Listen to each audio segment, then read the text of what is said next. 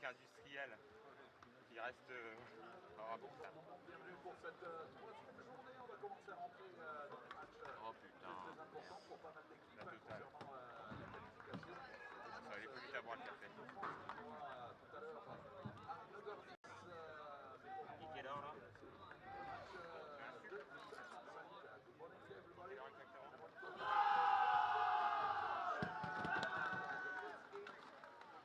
On refile une petite fichette de café s'il te plaît. C'est dérange pas?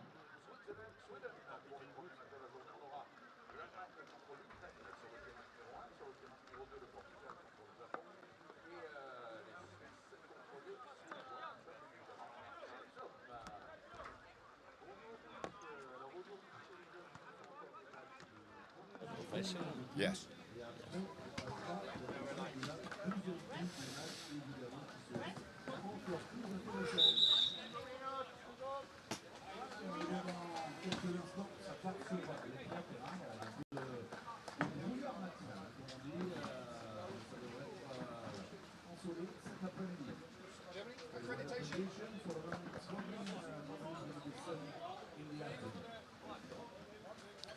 Good morning, everybody, and welcome to Pitch 2 at the World Championships 2022 in Saint-Omer, northern France. We have one of the two final games in Group Men's A this morning. For us, we have Portugal versus Poland, Portugal, forgive me. An absolutely crucial game in this group. We'll get to the facts of that in just a moment, but we have on our left the Japanese senior men's team in white boats, white buoyancy aids and black helmets. And to our right, the Portuguese men's team with red boats, red and green boats, red buoyancy aids and black helmets. These two senior men's teams hoping to qualify out of Group A by coming first or second in the group. The other teams in this group are playing on pitch 1 at this moment. That's Germany versus Ukraine. Ukraine, a wildcard entry to the group. Germans the dominant team in the group, so in front of us Japan and Portugal vying for playing out the battle between second and third place. Absolutely crucial. Teams are lined up, the referees are ready. Referee Donzelli from Italy will throw in the ball. The second referee, James Mitchell from New Zealand, and we're ready, we're off. One player from each team makes a charge for the ball. For Japan it's Takada, but he's taken to the ball by Asunciao. Referee calls a foul. Japan get the first battle in. They have the first possession of the game. Can they make it count? These two teams both defeated by Germany. Both these teams beat Ukraine. That means this is the battle for second and third. And the crucial piece of information that I can feed you is only the second place team in the group goes through. The winner of this game will qualify through. The loser of this game drops down, and the highest they can come in the championship is 9th. Both of these teams have the ambition to come higher than 9th. They really want to win this, and that is the opening salvo. Igawa for Japan scores the first goal, absolutely slams it in. Less than a minute gone, and Japan take the lead. Portugal just can't wait to get this game started, but referee Donzelli calling them back. You can see everything must hinge on this. These teams have known that a place in the second round is in their grasp, but it depends on the next 20 minutes. They know it. They'll have been up early this morning preparing, talking about it, trying to settle their nerves and yet build themselves up. Portugal coming attacking Asunciao again. Recycles to Bento on the point. They mustn't let this first goal rattle them. Bento driving. Can he find a gap? He's found a lovely inside push to Asunciao. He's dropped the ball. He's been fouled though. Shot comes away. He's going to get a free shot on the about the 6-metre line. Closer in. It's 4. It's more like 4 metres. The referee's going to let him take it from there. Very, very close. There's a deliberate foul warning for number 2, Igawa of Japan. So the first deliberate foul has been marked against him by referee Mitchell. That could be crucial later in the game. Portugal know they mustn't let that first goal rattle them. They've got to dig their way back into this. Loads of time on the clock. Plenty of time for them to come back into this and win it. But if they do anything silly now, Japanese can go ahead. Is that the something silly? Ball retrieved very, very gratefully by the captain Kimura for Japan, and they're going to come away. So at the moment, Japan with that 1-goal lead. Oh, nice bit of skill. Flips the ball out the back to take the pressure off himself, and Japan get another clean piece of possession. 2 minutes gone and already it's breathless. You can feel the tension between the teams. They know what's at stake. It's massive. Win this game, the worst you will be is 8th. Lose this game and the best you can be is 9th. That is brutal, and that is how it works.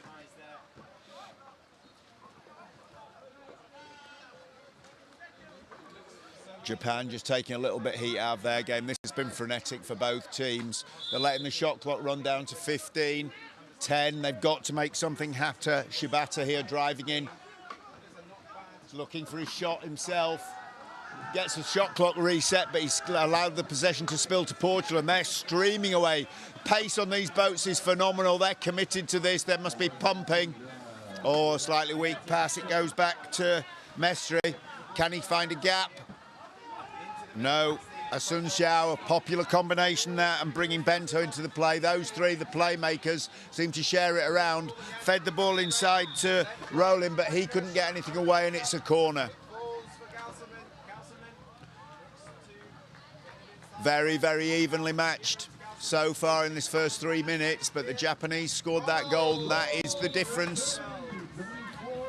Sun Xiao, Mestre, trying to feed it back to Sun Xiao, but doesn't make it. Picked off beautifully by Takada.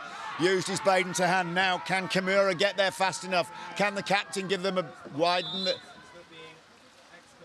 He can.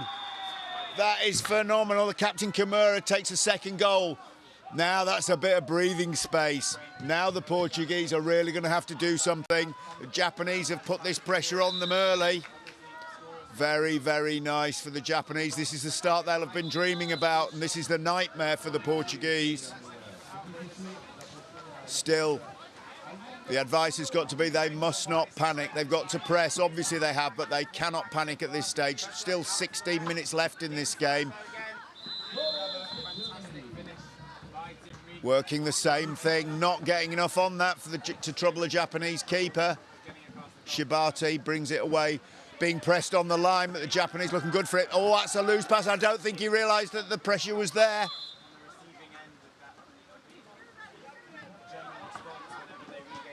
Oh, that's off the bar from Rowling. They're getting closer. Is that a rangefinder? We'll see. Huge amounts of work going on the left side of this defence.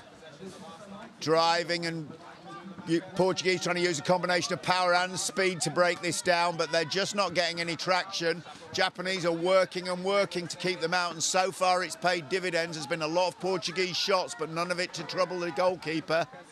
Shibata bring the ball away. Teased the thought that he was thinking of a long shot at the open goal, didn't take it. Recycles the ball now with Igawa. Shibata. Oh, you can almost feel the Japanese having a little breather there. Just pass the ball around. We're 2 ahead. Steady the ship. Superb leadership. Very fond of running the shot clock down to under the 15-second point before they execute the play, the Japanese. Fine, as long as they don't make a mistake. Had a reset from the referee. There'll have been something going on in that zonal defence we couldn't see from here. And that allows the Japanese to just scrub a little more time off the clock. That 2-goal lead feeling pretty good at the moment, and they'll hope they can extend it. Igawa passes the ball, threatens the inside pass, but no, Shibata running the clock, hoping they can get another reset. They'll have taken 2 minutes off soon. Igawa, Shibata just playing this ball safely around, accurate passing. Inside now, this is how they scored the first goal. Can't get it away this time, brought down by Portugal. I think a third goal would have hurt them too much.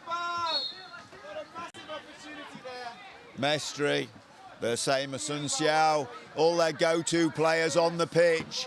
Sun Xiao takes a long shot, thinks he might catch the keeper, Shibata unawares, but he doesn't. Shibata takes the option of pushing it out for a corner. I don't think he needed to do that, but he's obviously happy to just ride this. Portugal, pressure. So far, he's been master of everything they've thrown at him. Maybe he's confident just to defend corners. Rolling. Sun Xiao. Very, very much the playmakers for this. Reset for the Portuguese. I'm sure they'd rather have a goal.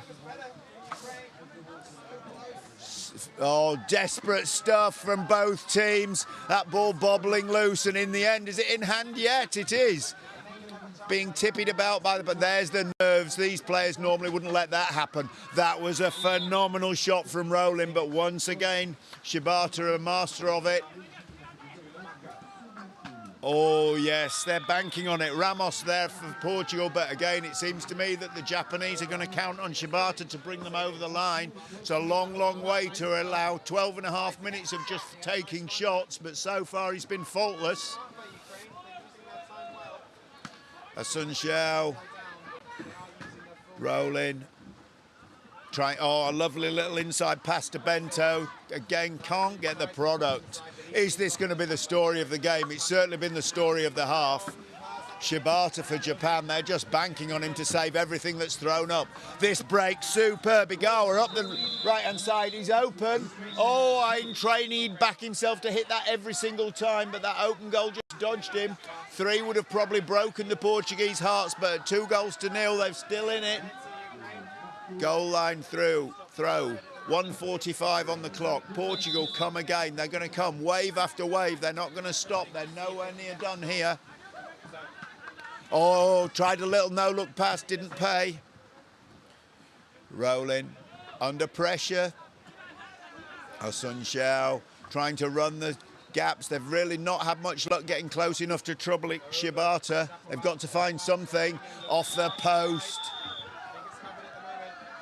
Rolling there, hoping for a corner. Referees having none of it. Now Japan break again. Oh, that's optimistic. Underestimated the speed of the Portuguese opponents there. That was a very optimistic long shot. I suppose you can be optimistic when you're 2 goals to the good. It really does feel as if the Japanese team is almost happy to just bank on their defence, and so far it's been good. Very long second half it's going to be for the goalkeeper, but he seems up to the task at the moment.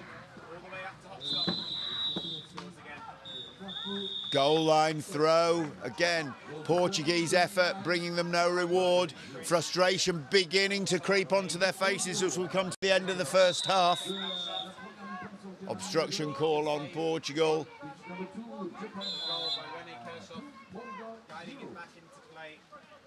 Deliberate foul warning for number 2 of Portugal, Sun Xiao.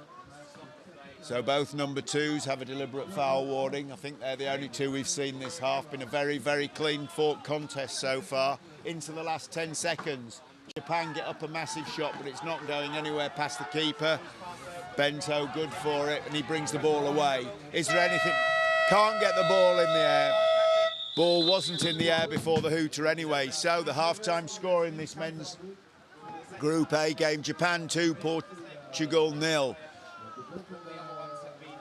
Very, very tight, absolutely crucial. On the pitch, behind me, the other score in the group is Germany 10, Ukraine 0. So the Germans will top this group. Ukraine will bring up the bottom at 4th. So definitely we can confirm at this point the Japanese and the Portuguese battle for 2nd and 3rd. And obviously in that battle at the moment, Japan lead by 2 goals to 0.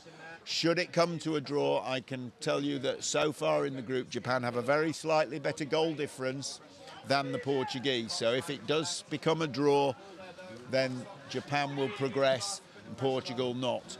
Obviously that means that the Portuguese need 3 goals now to progress to the next round. 3 goals in 10 minutes. A big ask. I'm sure the coach for them Ribeiro is going to be giving them everything he can. This is where he has to turn the fortunes around.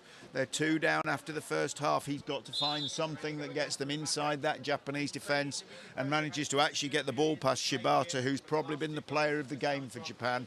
They're banking on him scoring. So if we name check the Portuguese team we're looking at, number 1, the captain, Assunção. Number 2, Pedro Assunção, the big player, playmaker for them. Number 3, Rolin. Number 4, Bento. Number 7, Rolin. Number 8, another of the playmaker trio, Mestre. Number 9, Ramos. Number 10, Correa. Obviously, the coach looking very calm there. He's got to get something across that helps them. We swing across to the Japanese team and we name check them. Oh, they're looking calm. Their coach has done his job before breakfast. They've done exactly what's been expected of them, and they are number 1, Shibata, number 2, Igawa, number 3, Takeda, number 4, Yanagi, number 5, the captain, Kimura, number 7, Takeda, number 8, Ito, number 9, Ichida. Coach Nagahara must be very pleased. This must be exactly how he hoped they'd execute it. Portuguese go to the second half knowing they need 3 goals to go through. His Japanese team have looked unassailable defensively and they've taken the chances in attack perfectly. As a coach, what more can you ask for? That is just superb. We're lining back up.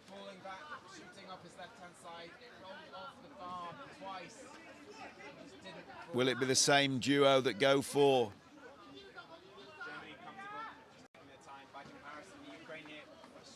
Very, very tense. Portugal going to have to find something here. Referee Donzelli calls the teams up. He's ready to put the ball in.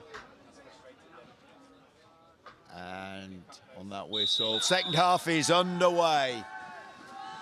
Igawa, Assunção for Portugal, gets there well first. His adrenaline's pumping. He's got his job to do and he's delivered.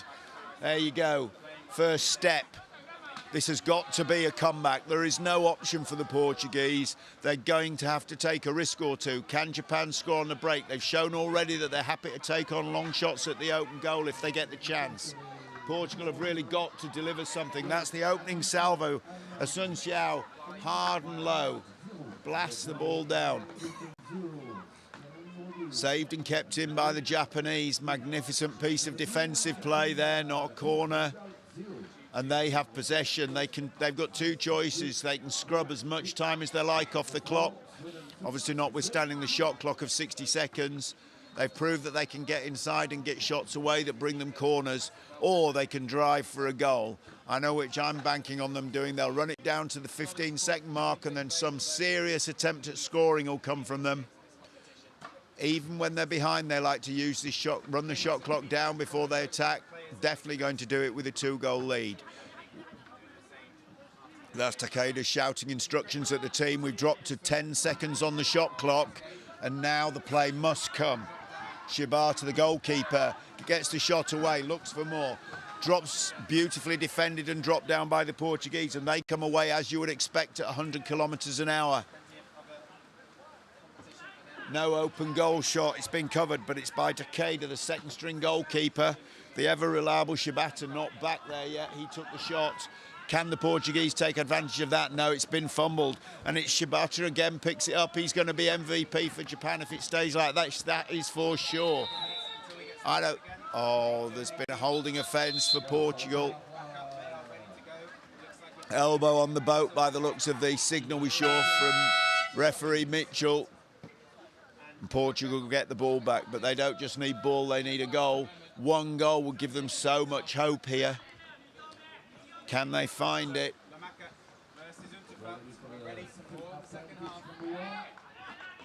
Ball pops free. That's a fumble, and that's Japanese ball. This is what's inevitable. Portugal absolutely have to press. Japanese can just take as much time as they like with everything they do. 1 goal would change that dynamic a lot, but at the moment, the 2-goal lead just means the tone of this game is being dictated by the Japanese completely. 46 seconds on the clock. Again, their traditional method here will be to run the clock down to about 15 seconds. Nice inside pass, still not forward enough, surely, to try something. But he does. Kimura not on the game plan there as far as I can see, takes an optimistic shot, and now the Portuguese are at them, and Kimura's still out of the game, rolling, retrieving his paddle. He's behind the entire play. That's a long, long ball over for Asunciao. He takes the speed up and he's found the way to beat Shibata. Is that the game, the goal that gives us the game we've been dreaming of? 2-1 to Japan now. A little speed off shot finally beats the Shibata. He'd got back, he'd covered his goal. He's been faultless, but that one just caught him out.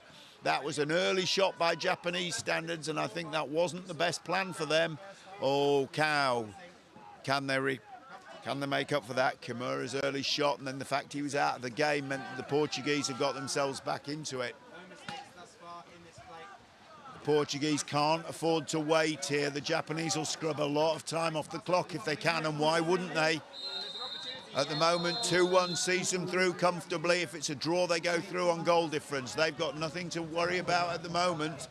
They can't afford to let Portugal get another one. 6 minutes. At some point, we're going to see Portugal decide to press this. Not yet, they're waiting. And as we would expect, Japan recycle the ball down to 10 seconds on the shot clock. They must know that. Pops the ball at the top to Takeda. Takes the tackle. Still on the ball. Can he get a shot away? That's a shot clock penalty. Yangi will have to be careful, makes it hard but not impossible for his Portuguese opponent to get the ball. He doesn't draw a foul. Long ball goes forwards. Oh, that's unlucky. That's Asunciao, gets the ball in his hand from his brother Asunciao, but cannot get it into the goal. That was really a very, very good chance. It's been tipped away for a corner, keeping the Portuguese hopes alive. Bento, big hit but blocked out. Shibata back on station, caught out by the slow shot. The firm stuff he seems to have been on top of. Let's see what happens. Going to see a lot of corners here. 5 minutes of corners would suit the Japanese down to the ground. As long as they don't have to take a restart throw, they're happy. The tried and tested playmaker combinations working for Portugal now. Bento, Asunciao. Ramos. Can Ramos find something? No, back to Asunciao. Playing beautifully, sticking to the task and with discipline, getting a shot clock reset and a free shot right inside there. It's Asunciao. Looking to do it himself. Changes the option. Oh, that pass out to Ramos could have paid, but it didn't quite get to the target. Japan coming away, and oh, they've had to take the ball off the back line. Coaching staff won't be happy with that. Whoever actually drifted over the back line with the ball, they'll be shaking their heads. Great chance to break, goes begging, and Portugal will keep pressing this attack. Bento. Inside, rolling. And that's it. That's the delivery. Fantastic. 2-2. 4 minutes remaining, and we're tied at 2. Told you before, this isn't good enough for Portugal. They need to win this game. They can win it by 1 goal and they will qualify. Now the Japanese nerves have got to be jangling. They had a 2-goal lead and they were looking wonderfully comfortable. They were confident, they were strong, everything was going right. And suddenly the Portuguese have snatched 2 back. Now they can't make a mistake. Now they don't have the luxury. This is exactly, they will still qualify with exactly where it is. Play on that, number 2, Igawa. Looking for a chance. That's not it. Was that the hint of desperation? Now it's, oh, that's phenomenal play from Bento on the line, making space for himself and then using it to clear. Oh, there's been some good play from Portugal. They've deserved to equalise, and they have. Now they've got the ball, 3 minutes to go, time on the shot clock, and they need 1 goal. 1 goal will change this completely. Oh, again, trying a bit of trickery there. Bento, an underarm shot to show the nose. Look, take the weight off, beat Shibata before, but that time the underarm drawn down. 2:50, full shot clock, everything going for them at the moment, Portugal. Can they get this goal? Asunciao takes his chance. Again, This is the never-ending battle now between the Portuguese strike force and Shibata in goal. He has been so good in there. Can he bring his team home? 2-2, not the most glorious scoreline in canoe polo, but for Japan right now, they would wait for that final whistle. Portuguese driving everything, riding everything. It's a Sun Xiao again. Back out to Bento again. Rolling again. These men working and working and working for their result. The ball's inside. What an absolute battle royal. The referee settled it in favour of Shibata. He was fouled. Japan coming away. All sorts of argy-bargy going on up the pitch. Gives the ball to Portugal. Quick pass inside. No, the chance fell to Rowling, but he could not deliver. Again, Shibata in goal saves the day. That's it this time. Disallowed goal. The Portuguese get the ball in the net. Timeout from the referees. Ball was in the net. I saw a disallowed goal signalled. The shot was up by Ramos. What is going to come from this? This is phenomenal. This is absolutely nail-biting stuff. 1 minute 40 on the clock. Ball in the net. Definitely seen disallowed goal. Definitely the refs are conferring. Which way is this going to go when they come out? Are they going to call it as a goal? Are they going to call it as a disallowed goal? Has there been a foul that could result in a sending off? Anything could be happening here, and it is crucial in this game. It's crucial in this group, and it's crucial for the fortunes of these two fine canoe polo nations. How is it going to pan out when the referees come out of their huddle? We can only wait and see. There's so many possibilities here. It's impossible for me to second guess this. I've seen 3 things could potentially happen here, and there are probably a 4th one the referees are dreaming up right now. Big conference between referee Mitchell and Donzelli down in the bottom corner. As you can see, the team's not certain which way this is going to drop, but with 1 minute 40 on the clock, this is clearly a crucial decision. Teams marking each other, both teams ready to deal with whatever result, and that's a free throw to Japan, so they clear their lines. We're tied at 2, Japan on the ball, 1 minute 30 remaining. Don't take your eyes off this. I know it's misty here, I can hardly see it, and I'm live pitch side, but oh, Japan try a little clever flick, and that did not pay. That absolutely didn't work for them, and now that Rowling couldn't find his pass, Japan come away. So now the ball, long ball up to Kimura. He's the captain. Can he deliver? Can he hold on to it? That's Kimura. Igawa. These go-to forward men, they're banking on these men being strong enough. He threatens to shoot, but that's just a fake. They've opened it up. They won't take a shot unless it's a guarantee. It's a huge risk taken. Nothing doing there. Kimura gets the shot away. Rowland's just grateful to put it off for a corner, but with 40 seconds to go, this is still all to play for. I remind you, Portugal must score now to qualify. Desperate for timeout. Japan taking as long as they dare to take this corner. We go under 30.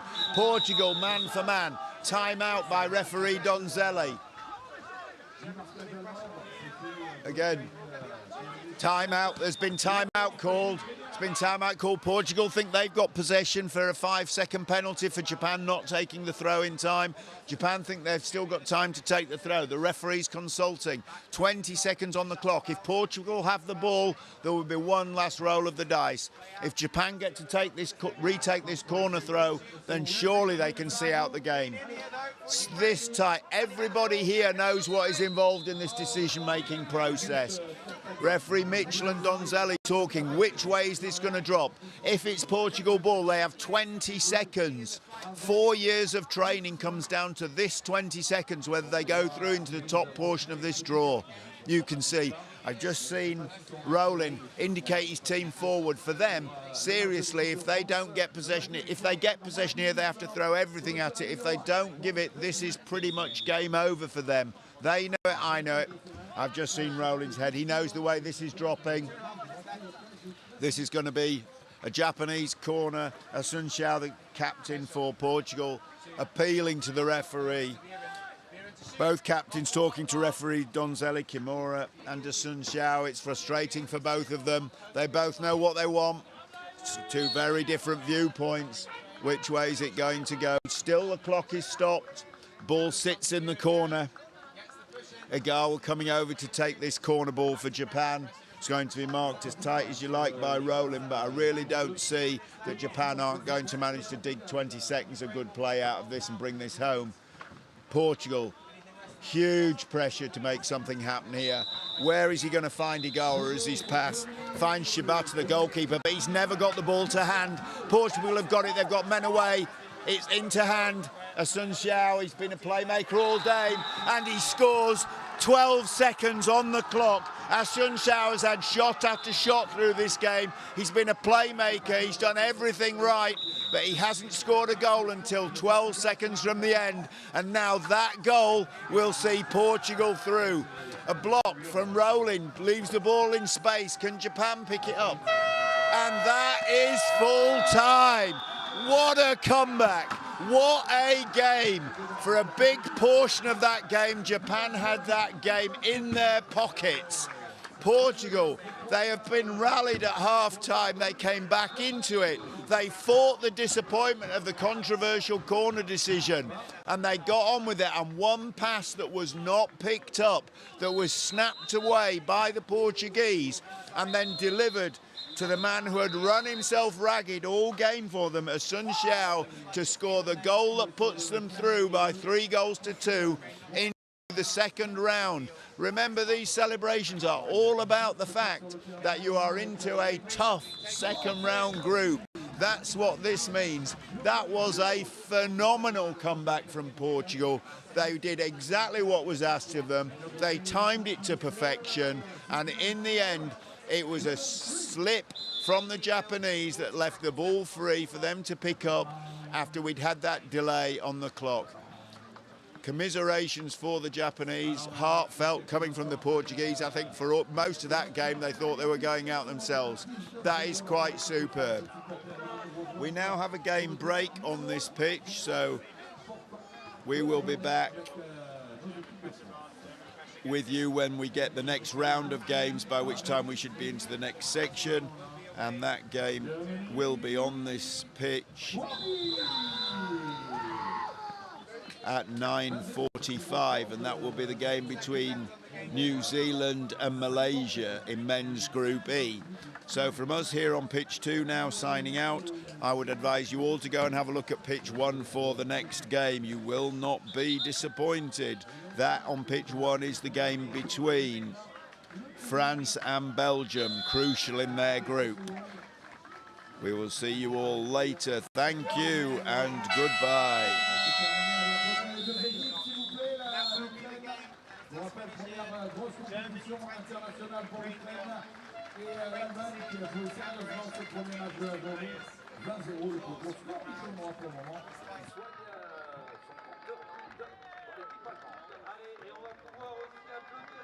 L'équipe de France qui arrive sur le terrain numéro 1. Allez, allez, allez, allez.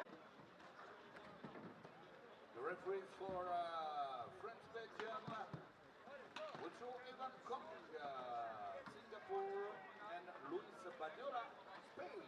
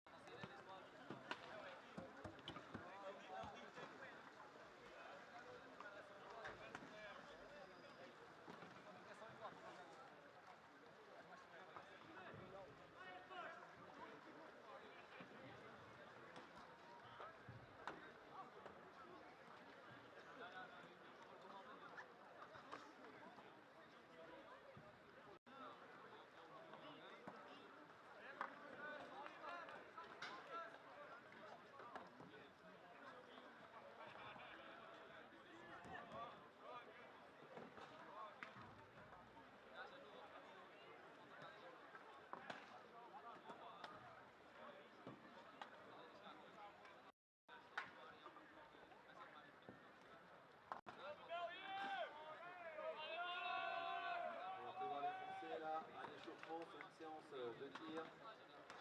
Le gardien Christophe Delat qui s'échauffe. Je rappelle, De Baptiste, je rappelle qu'il avait marqué 3 buts simplement hier face à la Pologne. Baptiste, il est en forme. Allez, on aura besoin de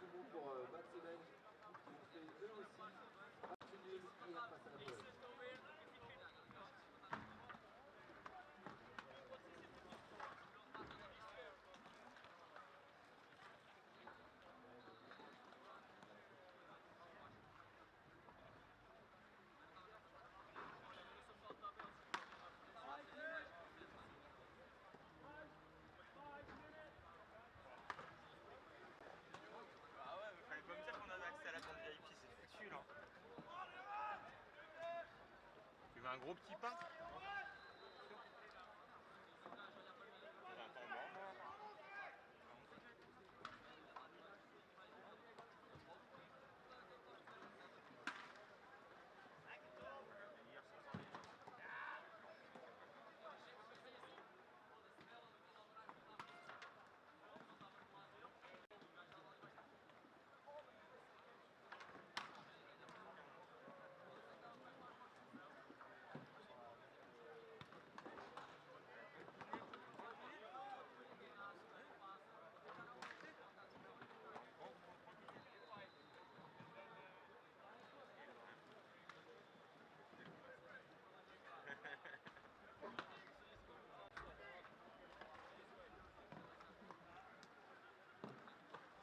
Pour avoir de nombreuses personnes sur cette tribune numéro 1 là, pour ce match de la plus haute importance entre la Belgique et la France pour les deux équipes. Bien trompé, mais pas trop Comme longtemps. disait Thomas, match nul jusqu'à présent dans ce pôle pour toutes les équipes.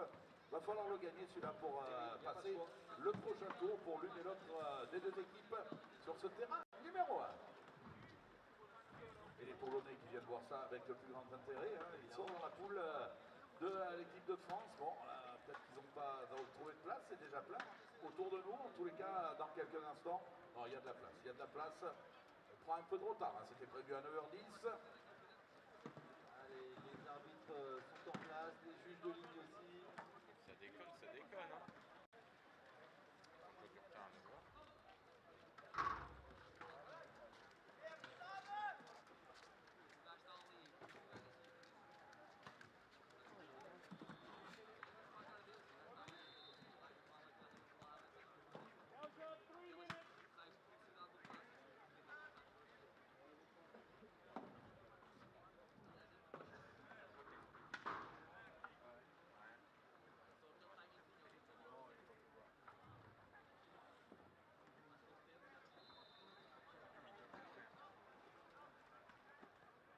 Allez, c'est déjà parti sur le terrain numéro 4. Yeah, we're playing pitch number 4, Taipei, USA.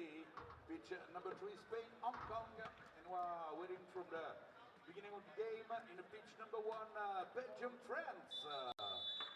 Really important game for Belgium and France.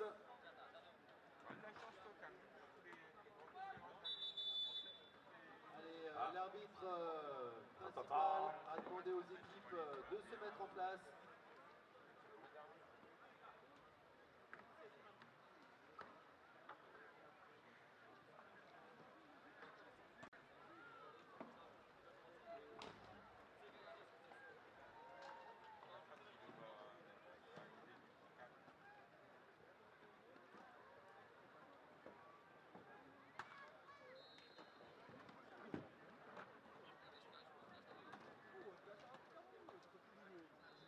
Allez, on est en train de placer les joueurs voilà, sur leur partie de terrain. Dans quelques instants, on va voir ce match capital pour les deux équipes, hein, pour la Belgique et pour l'équipe de France, sous nos yeux à vivre sur le terrain numéro 1.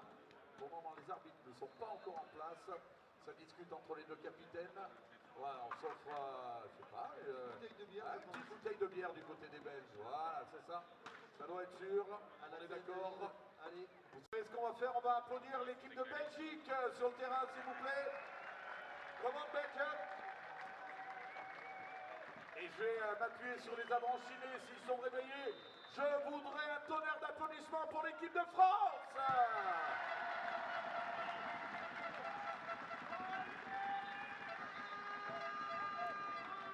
Peut mieux faire, mais il est 9h10 du matin quand même. Hein, on est d'accord. En tous les cas, un bon match aux deux équipes, à la Belgique et à l'équipe de France. Ça va démarrer dans quelques instants.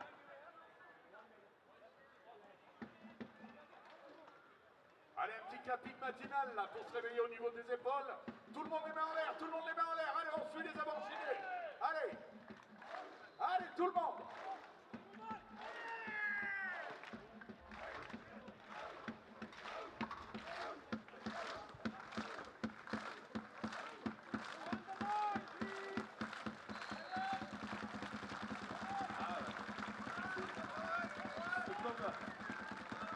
Yes, c'est parti pour ce match n'a plus autre importance. Et oui, c'est comme dans la vie, il y en a qui sont en risque, les autres moins, hein, on le sait. On espère qu'on va trouver le bon tempo côté équipe de France pour venir à bout de cette belle équipe de Belgique. Attention!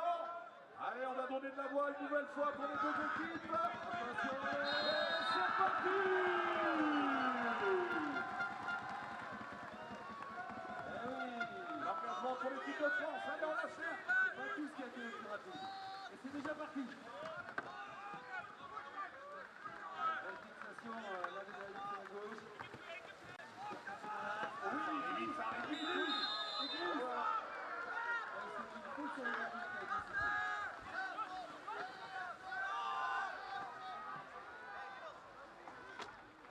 Allez. Ballon relayé. Je vais t'entraîner, faire un petit dimanche. Pour l'équipe de France. Attendez.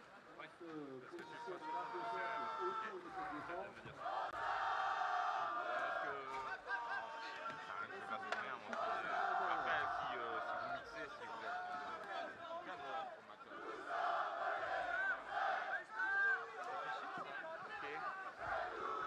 Qui fait chier? Hop, hop, hop, allez, Pardon? Il n'y a pas de mots. Ah.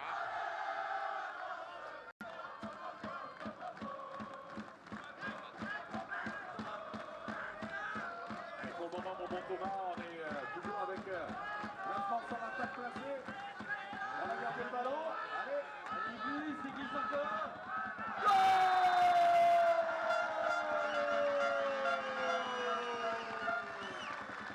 David Lunet. Allez, premier but pour l'équipe de France. Voilà, l'écho de l'avancinier derrière, c'est parfait. Des fois que vous ne savez pas qui a marqué, il y a d'abord Thomas et après les avanciniers. On y est. Allez, 1-0 donc pour l'équipe de France.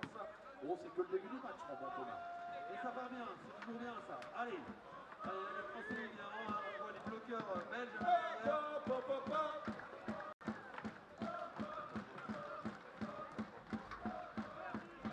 Allez, c'est la première attaque de l'équipe belge, hein, Thomas, du match. On va voir comment ils s'y prennent pour venir bouger le bloc défensif français. On en a deux qui essaient de pour le moment. Ils sont assez loin de la cage de notre gardien. Ils ont pris deux blocs internes. Là, ils essayent de se positionner. Ça part en périphérie. Fin de tir une fois et ça ressort.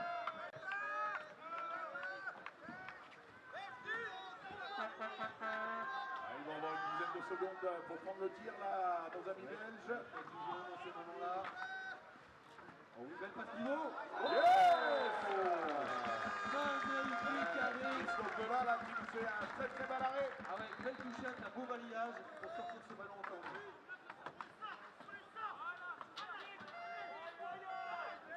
Deux belles équipes hein, sur ce terrain numéro 1 là.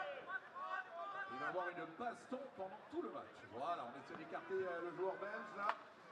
Il a joué pour lui-même. Ça revient, attention. Allez, belle fixation là, attention. Et c'est un corner.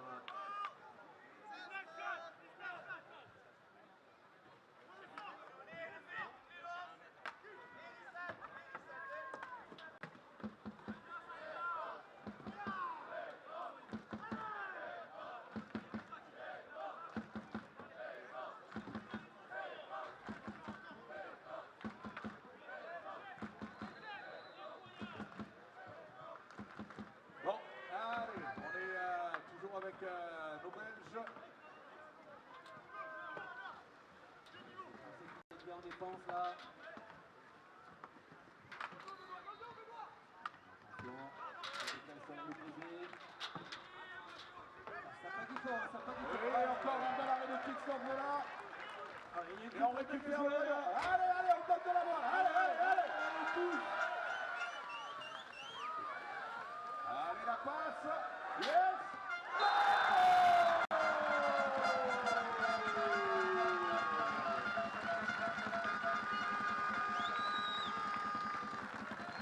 Christophe Bollard. Magnifique contre-attaque, il a super bien joué la contre-attaque avec son coéquipier David Lunet.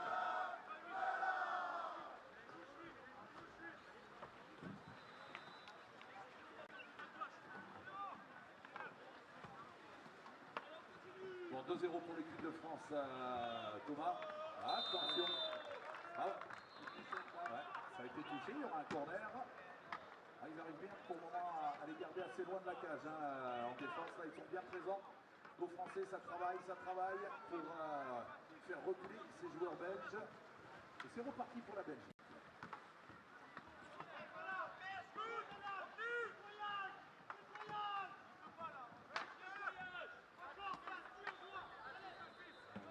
L'effort physique à des défenseurs français pour reculer au niveau belge.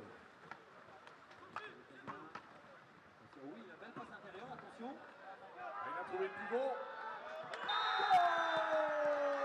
Goal for Belgium. Réduction du score. Très belle action des Belges. Et un magnifique but du pivot Tom Ligue. France 2, Belgium 1.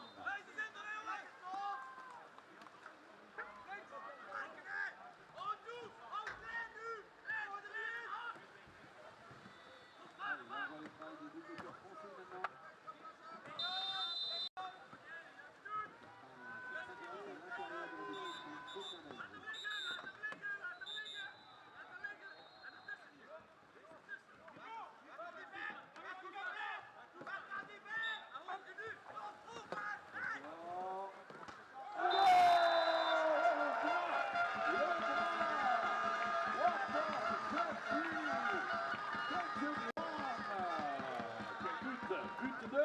Baptiste Cotta. Yes! Ça y est, on est dans le tempo. Voilà, un but magnifique. Il avait deux pagaies. Il a bien fixé pour aller aligner son tir sur le poteau droit. La magnifique but de Baptiste qui mène le score désormais à 3-1 pour la France.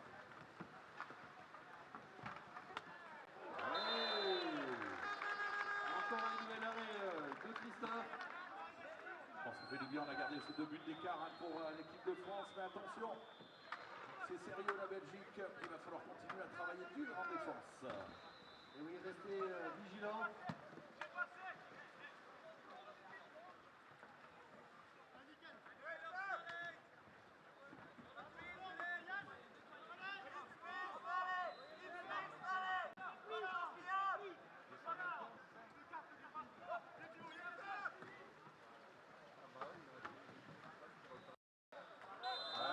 Le tir qui passe au-dessus. Alors oui, il y a un corner apparemment. Ça Alors je ne l'ai pas vu, ça a pas non plus, mais toute petite. Les arbitres sont mieux placés que nous. Un peu de voix quand même.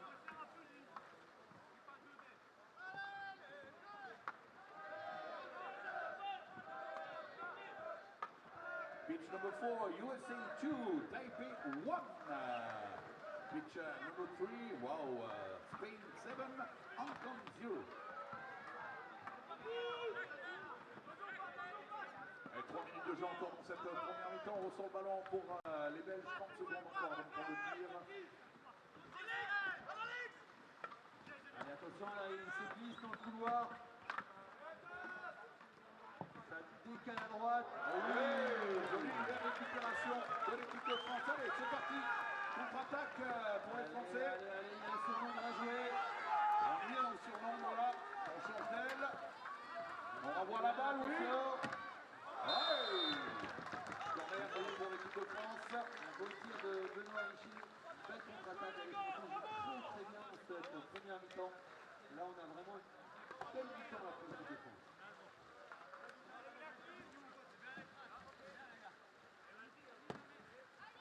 Deux minutes encore dans cette première mi-temps. Corner pour l'équipe de France.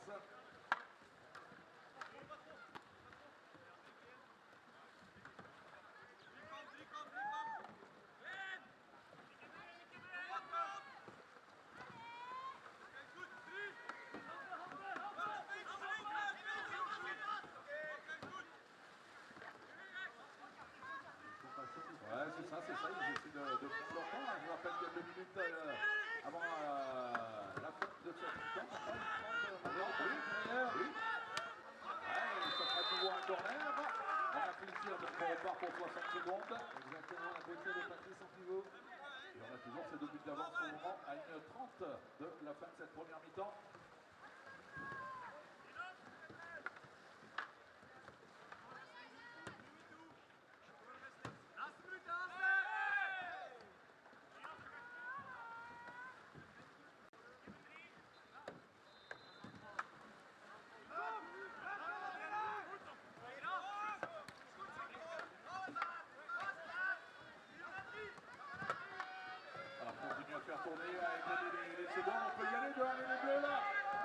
50 secondes. Allez, allez, allez, on y va les supporters. Allez.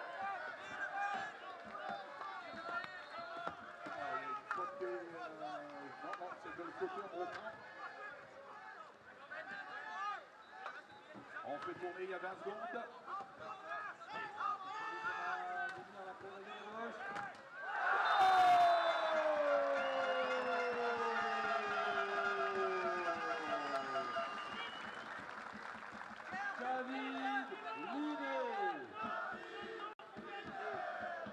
France 4, Belgium 1, 4 maintenant à 30 secondes de la fin de cette première mi-temps. Alors on a eu 4 magnifiques buts de l'équipe de France à tous les motos rentrants. Quelle précision des Français ce matin.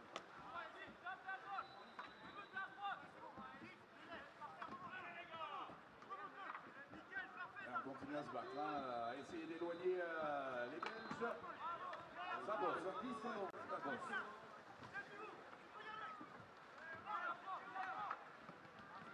Ah, perte de balle pour les Belges, attention. Ouais, bien. Et on peut les applaudir. Voilà, qui sauve la patrie, là on a 3 buts d'avance. Applaudissements pour les deux équipes, s'il vous plaît. Bon, Thomas, 81, une partie du job est fait, il reste 10 minutes à venir après ce petit break qui sera maintenant de 2 minutes et une trentaine de secondes. 3 minutes de pause. Et là, c'est vrai qu'on a fait une mi-temps exceptionnelle.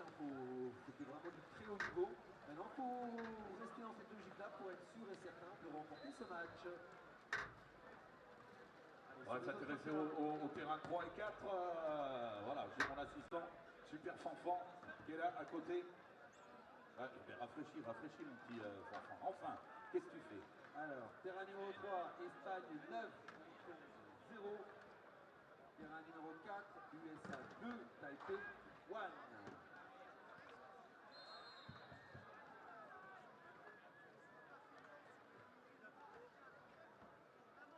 C'est reparti terrain 3 et 4. Hein, l'Espagne qui déroule et les Américains qui font un bon match face aux Asiatiques de Taipei.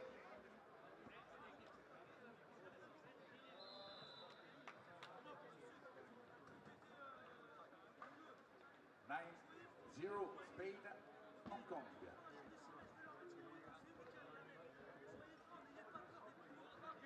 Le plus gros score, on l'a vu tout à l'heure, c'est l'Allemagne qui l'a réalisé face à l'Ukraine avec un 20-0 en ouverture de cette troisième journée. Alors pour le moment, nous, on a un programme établi jusqu'à 13h. Et puis après, on va mettre les résultats des poules pour savoir qui jouera quel match. Ça sera un programme qu'on vous donnera cet après-midi, tout à l'heure, à l'occasion de cette troisième journée. Et on va avancer comme ça dans le tournoi vendredi, samedi et dimanche avec, je vous le rappelle, les finales pour les U21 samedi et les finales pour les seniors. Ça sera dimanche. Et il faut savoir que la CAPSO, donc la communauté d'agglomération de Saint-Omer, vous met des navettes gratuites samedi 20 août et dimanche 21 août. De 11h30 à 20h pour le samedi et de 8h30 à 18h30. Toutes les 15 minutes, il y aura une rotation avec un départ de la gare de Saint-Omer et du parking de l'Europe. Voilà, vous êtes informés. Aucune raison de ne pas venir nous voir, mais laissez bien vos voitures à l'extérieur. Au niveau des parkings, autour, c'est un peu compliqué. On aura ce service de navette toutes les 15 minutes samedi et dimanche. Je vous rappelle pour les supporters français, on aura de nouveau un France-Belgique sur le terrain numéro 3 chez les moins de 21 ans. Garçons, allez, sur le terrain numéro 1, ça va. Et j'ai rien entendu pour l'équipe de France qui revient sur le terrain là.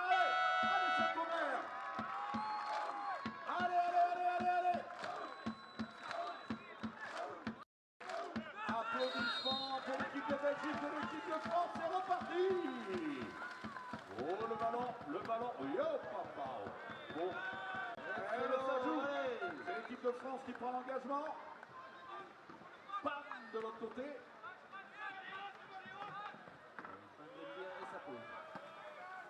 Ah, on a décidé de faire tourner tranquillement. Allez, faut lancer la limite sur le terrain numéro 1.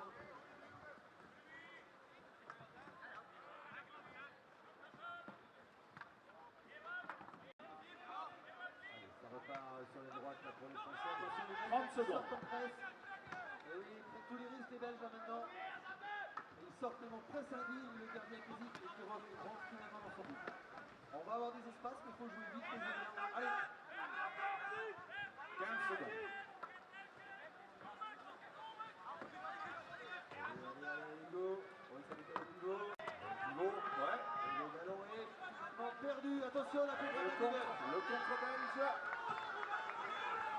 Il est passé devant, allez, on fait l'effort. Ah, joli la passe. Ah ouais, franchement. Magnifique passe. Quelle passe. Et un beau, bel contre-attaque, beau but de Ewood Dickobower. Belgium 2, France 4. Ah, c'était précis, hein. Vraiment on va remettre un petit coup d'ambiance là pour nos bleus, s'il vous plaît, le public de Saint-Omer. Allez. Allez, allez, allez.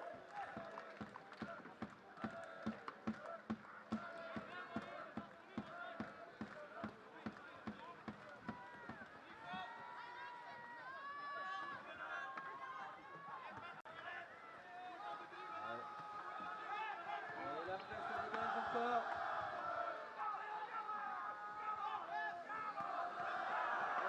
Attention, attention. Ah, on a récupéré le ballon.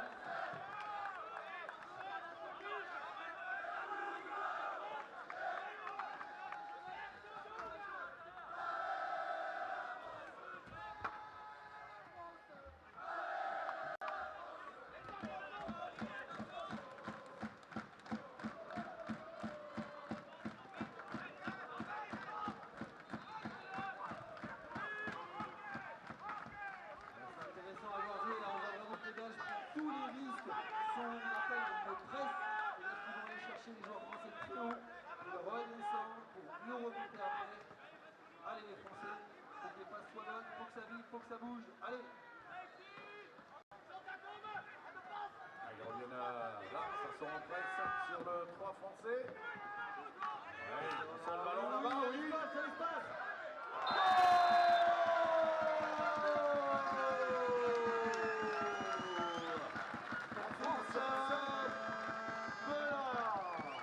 Magnifique but de Christophe Lopet de Christophe. Le Belge était convaincu qu'il allait tirer fort. Et juste un tout petit tir qui passait sous la panier du Ah, le petit quartier de poignet était magique. fort en défense. Allez, 5-2 maintenant hein, pour l'équipe de France face à la Belgique. France 5, Belgium 2. On a pris 3 buts d'avance. Bon Omer. Et là on fait tourner. Et ça maillote hein, sous là. Je peux te dire que ça n'a pas d'effort tout de suite. Attention. Il y aura donc faute à la panier. Le ballon sera donc redonné à l'équipe de Belgique.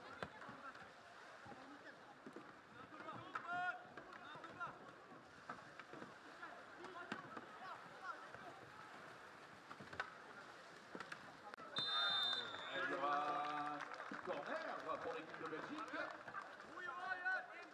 Un tir à mi-distance, hein, comme ça, quand on n'arrive pas à rentrer au milieu, ben on essaye, quand il n'y a pas ce fameux coup droit, on essaie quand même de prendre le tir.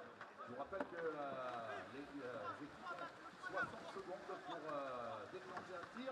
Wow, joli bel arrêt de Christophe de là. Ah oui, superbe, ça a été rapide. Hein. Ah ouais, là il a divisé très rapidement et moi Dickobower, heureusement Christophe était vigilant et a pu toucher ce ballon pour mettre en corner.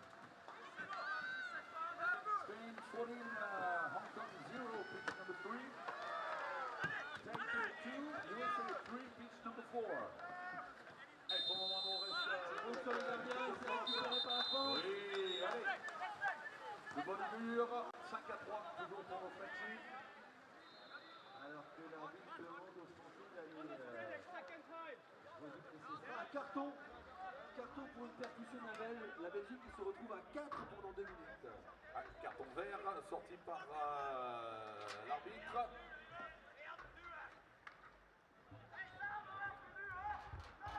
Le numéro 8 belge qui sera sorti pendant 2 minutes. Allez, ça va être... On va faire tourner le ballon, hein, tranquillement. On va égrener ces secondes. On continue quand même à travailler au centre de la défense belge. soyez pas surpris, on a le droit de pousser comme ça le joueur à l'épaule pour qu'autour il n'y ait pas d'autres bâtons, que ce soit pas dangereux. Mais on a tout à fait le droit. C'est juste que le ballon soit à droite du joueur. C'est ça. Attention, percussion dans l'axe. Voilà, c'est ce qu'on dit. Là, c'est pas poussé à l'épaule, il n'y a pas d'appui. Voilà, attention là, David sur la gauche.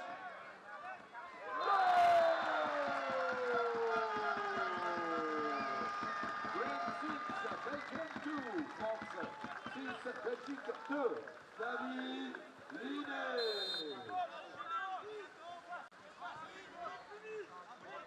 Qui ça veut, on respire un peu mieux. On respire un peu mieux, mais bon, restez sérieux, il reste 4 de jeu là, dans cette deuxième mi-temps. Ah oui, ça décale bien, attention. Et les Belges sont rentrés à 5, ils ont encaissé un but.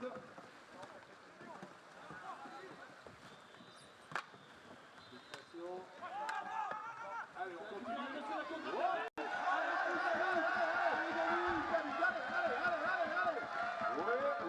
Ouais. Encore.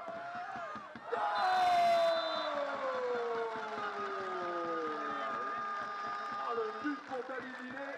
Oui, David Linet. Je ne sais pas combien il a marqué de... Ouais, je sais pas combien il a marqué de buts dans ce match, mais ça commence à être pas mal pour David Linet. La France 7, Belgique 2. David en a simplement marqué 4. Bravo. 4 buts de David Linet.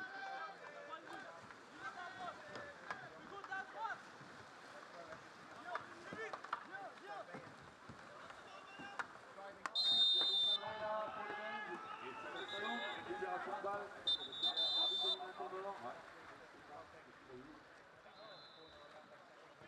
Il hésite entre un corner et une sortie de but. Regardez la différence maintenant. En étant individuel strict là. Voilà, chaque mec va chercher le poteau. Tous les risques, je vous rappelle que malheureusement pour la Belgique, s'ils perdent le match, Ah oui, ils n'auront plus que les matchs de classement, ils ne passeront pas dans la prochaine poule. Le prochain niveau pour ces championnats du monde. 3:30 à jouer encore dans ce match. Voilà, la poussette à l'épaule, on a le droit. On va essayer de gagner, tranquille, revenir. Ils l'ont récupéré là, avec un Yves.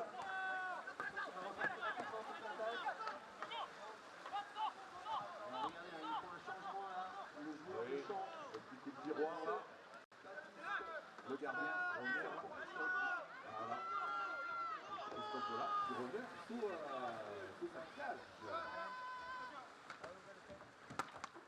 Oui, double arrêt là. Double contre à la paillette. Et on se retrouve avec un corner pour la Belgique.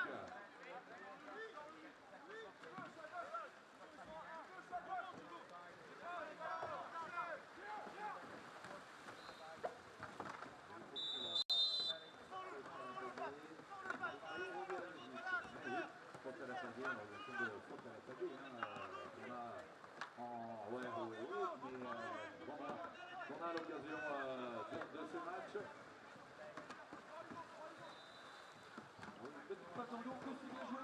Dommage, il oublie le ballon. Il n'a pas dans le dos, pour continuer, Québec. On a besoin de souffler un petit peu. Ils ont encore une quarantaine de secondes avant de prendre un tir, les Belges. Oh, le mouvement.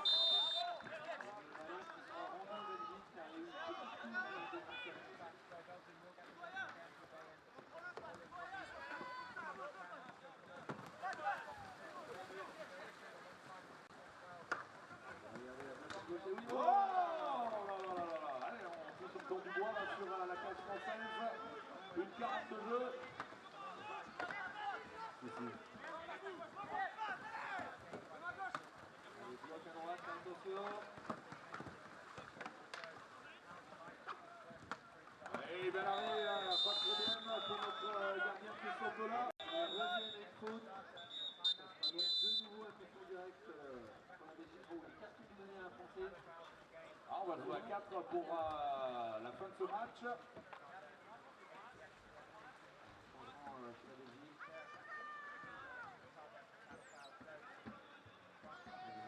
Les défenseurs français qui se mettent devant le 17.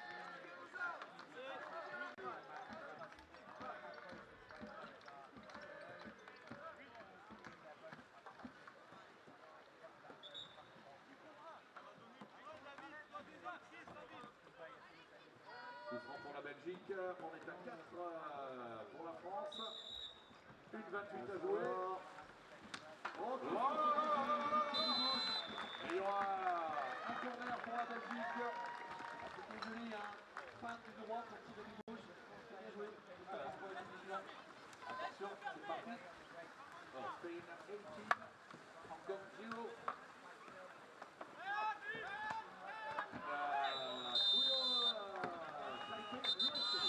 Turnover parce que les arbitres un signal, une pause dans le sens de Polo. On va un turnover pour remettre les deux équipes en place.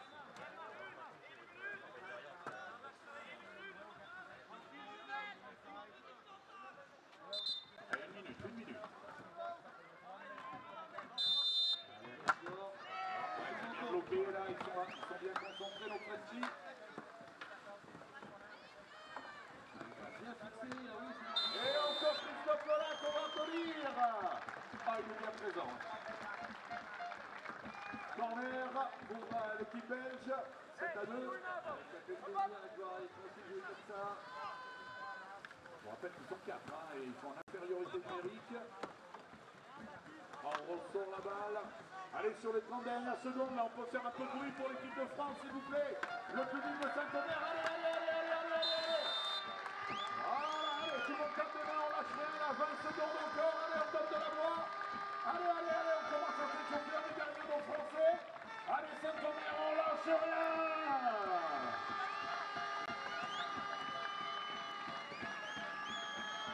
5, 4, 3, 2, 1. Applaudissements pour l'équipe de France. Il a fait le job, mon bon Thomas. Eh oui, ils sont passés en faisant un très beau match, 7 à 2 face à la Belgique. Et je vais vous demander d'applaudir également l'équipe belge, le public de Saint-Omer. Voilà, belle équipe belge. Et nous, ben, ça passe pour la prochaine poule. On est content, on va pas gâcher notre plaisir. On se dit non, il ne va quand même pas passer ce tour, mais un match qui est à jouer. On ne sait jamais, en tous les cas, la France a fait les choses par le bon bout dès le début. Ils sont premier poule. Ils passent devant la Pologne, puisque la Pologne a été match hier contre la Belgique. On va se retrouver avec les prochains matchs maintenant sur ce terrain numéro 1. À 9h45, on aura Hollande-Autriche. Terrain numéro 2, Nouvelle-Zélande-Malaisie. Et terrain numéro 3, Grande-Bretagne-Lituanie. The next team is pitch number 1, Netherlands-Austria. Pitch number 2, New Zealand-Malaysia. And pitch number 3, Great Britain-Lituania. Je rappelle pour les supporters français, on pourra encourager l'équipe de France moins de l'entraînement. Garçon, terrain numéro 3 à 10h20.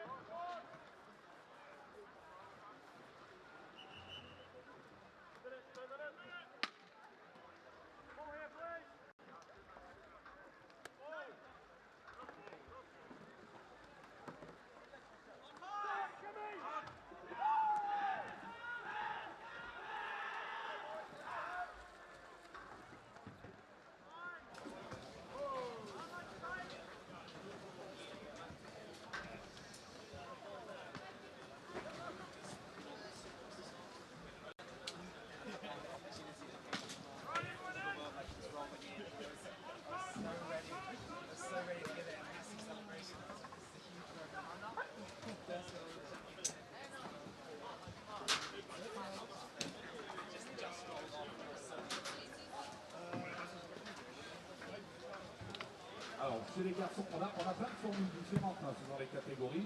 Pour les seniors, c'est les garçons. On va maintenant avoir 6 pour les équipes qualifiées. Et dans ces poules de 6, il y aura 5 matchs. Et on sortira les 2 meilleurs de chaque poule pour avoir nos demi-finales. C'est ça. Et finale derrière. Donc, on repart pour un autre mini-tournoi pour l'équipe de France et toutes les équipes qualifiées comme l'Allemagne, le Portugal, je crois qu'ils sont... To Mickey. Carl Massarotta here commentating at the 2022 World Championships in Canoe Polo, Saint-Omer, France. Up this morning on pitch 2, first up we have Malaysia in the gold versus New Zealand in the white PFDs. Captains just coming out to exchange gifts, and we'll be underway shortly. Results so far for these teams have been a little bit of a mixed bag. Pretty even, actually. Both teams drew with Austria, Malaysia drawing 3-all, New Zealand drawing 2-all with Austria. And both from the same pool playing Netherlands and both going down to them.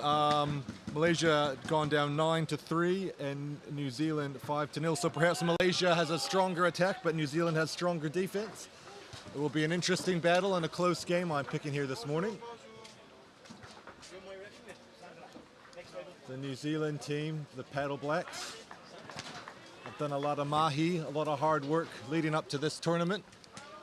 And here we are, ready to go. Duncan versus Amirudin on the charge. Duncan from New Zealand, Amirudin from Malaysia, and we're away. The ball hits to halfway. It's going to be close. Amirudin may have it, but he can't control the nose of his boat. Duncan draws the foul. Illegal boat tackle, must not make contact with the opposition player, must control the nose of your boat. Taylor and McDonald coming into the defense, two big lads compared to the Malaysian side. Fiso to Duncan. No options there. The ball will be recycled to Fiso. Duncan inside working against Haikal. Here's Patient driving on the right, back to Fiso, swings to the other side to Duncan. He has a shot on goal, but pushes it high. He had Taylor in the middle for a feed, elected to shoot. Wasn't a bad option, just sent it a little high. Anyway, the New Zealanders, the Paddle Blacks, don't score on their first possession, and Malaysia will come down now. Ball wide with Haikal. Haikal dribbles on the left. Nothing on, turned down. A split point of Asfar and Nakiyudin. The Malaysia team, from what I've seen, like to drive deep and fast. Sort of a four-person numbers. The Malaysian guys, don't be fooled by their smaller stature compared to the New Zealand team. They can all shoot the ball very, very well. Ball lobbed into the six, does not pay off. Patient recovers. He outlets to Fiso. Duncan on the break, but no fast break opportunity here. Amirudin putting a lot of pressure on Fiso. Fiso has a dunk.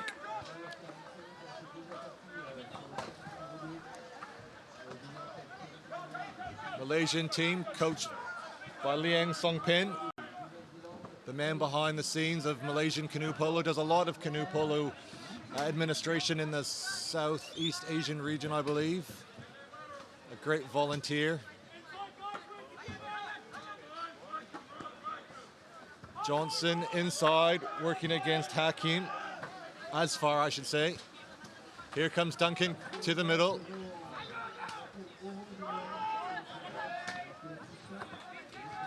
"15 seconds on the shot clock.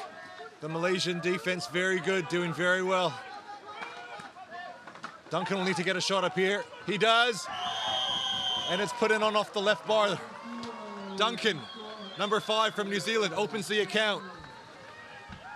Nakiyudin, the keeper from Malaysia, got a piece of that, but it was just out of his reach. Takes the Paddle Blacks up 1-0.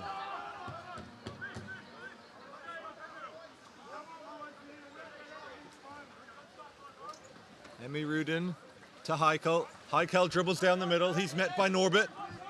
Passes wide. Nakiyudin has a shot.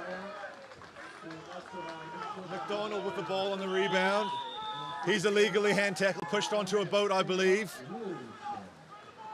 He'll outlet long and wide to Norbert. Norbert has Fiso on the fast break. But Marshall tackled well. Great work by Haikal. We have a legal paddle foul, though. The rest are playing advantage. I did think there was a paddle over Norbert's cockpit area within arm's reach. Johnson will recycle. Patient with the ball, finds Fiso. Reese inside. Reeson Johnson working. Here comes Patient. He's got to get, but Fiso can't quite get on the ball. The Paddle Blacks just need to settle down and keep a good grip on that ball. Jade has made space inside. Can Patient get around the back? Patient comes around the top instead. Paddle Blacks with 3 men inside. Patient will recycle. They need a shot here. Norbert might unleash. He does, but well blocked by Hazig. Hazig recovers the block he made. Well done to him. Malaysia on the attack. As far. Long pass ahead to Haikal. Haikal puts a shot up, but it's well kept by Patient. Norbert with the ball. The Kiwis up 1-0. Reese going in against Asfar. Making good progress there. Asfar recovers and shuts off the drive though. Fiso. Back to Patient. Patient has space. Patient feeds to Johnson. Johnson fakes. Looks. Decides there's too many paddles to go through. The Malaysian have very good paddle blocks. Good hand-eye coordination. Good patience there shown by Johnson. Good maturity. Fiso to Norbert. Norbert likes to shoot it. Oh, the ball slips out of his hand. And we have a 2-on-2.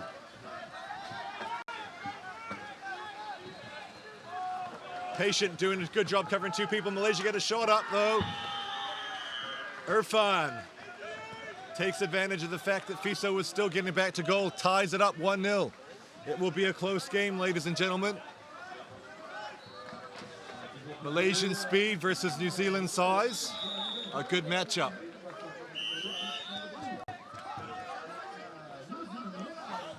Haikal fired up.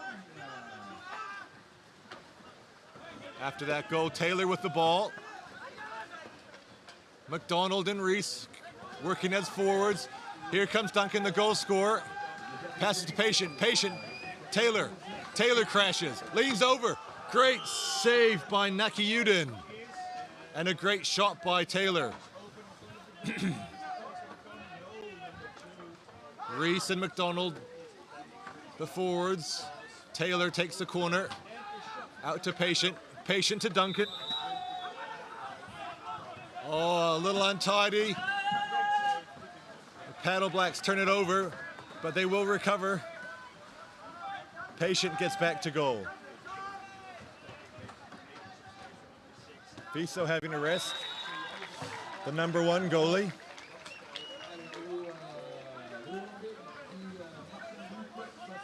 Hakim with the ball to Haikal. Haikal wide to Nakiyudin. Back over high to Hakim. Down the middle for Haikal. Pushed by Duncan on Haikal.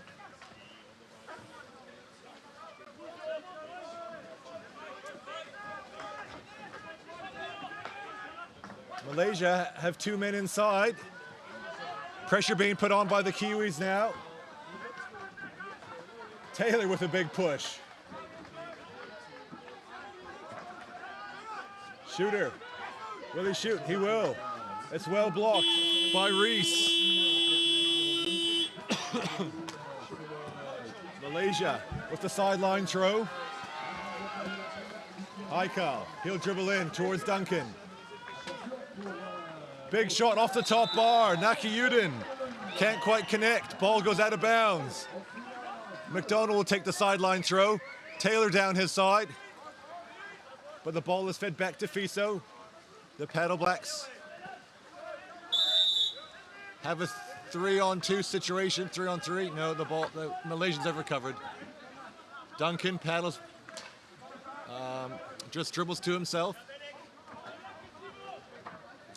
Taylor and McDonald, 2 big men coming inside. Can they make the hole a gap that the Paddle Blacks need? Certainly Taylor's got a lot of space with him now. Can they get him the ball? He's dangerous from here. Haikal coming in. Recovers. Taylor has the ball. He finds Patient on the far side. Patient winds up. Great save by Nakiyudin. Haikal celebrating his teammate. Great emotion shown.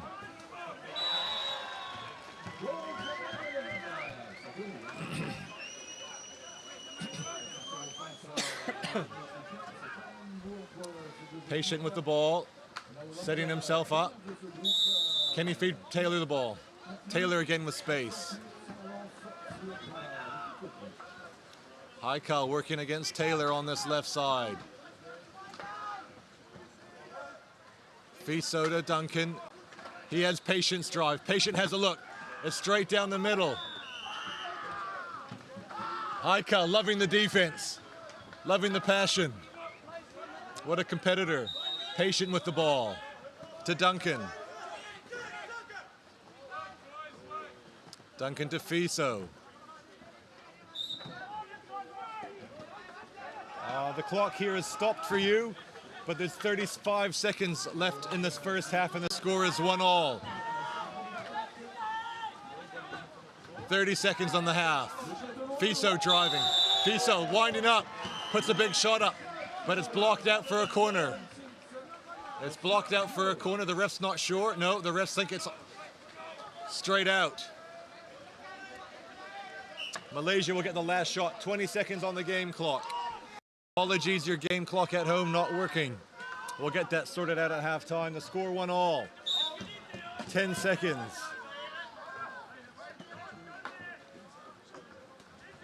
Big shot. Blocked by Duncan. That'll see us to halftime and we'll get this clock sorted out.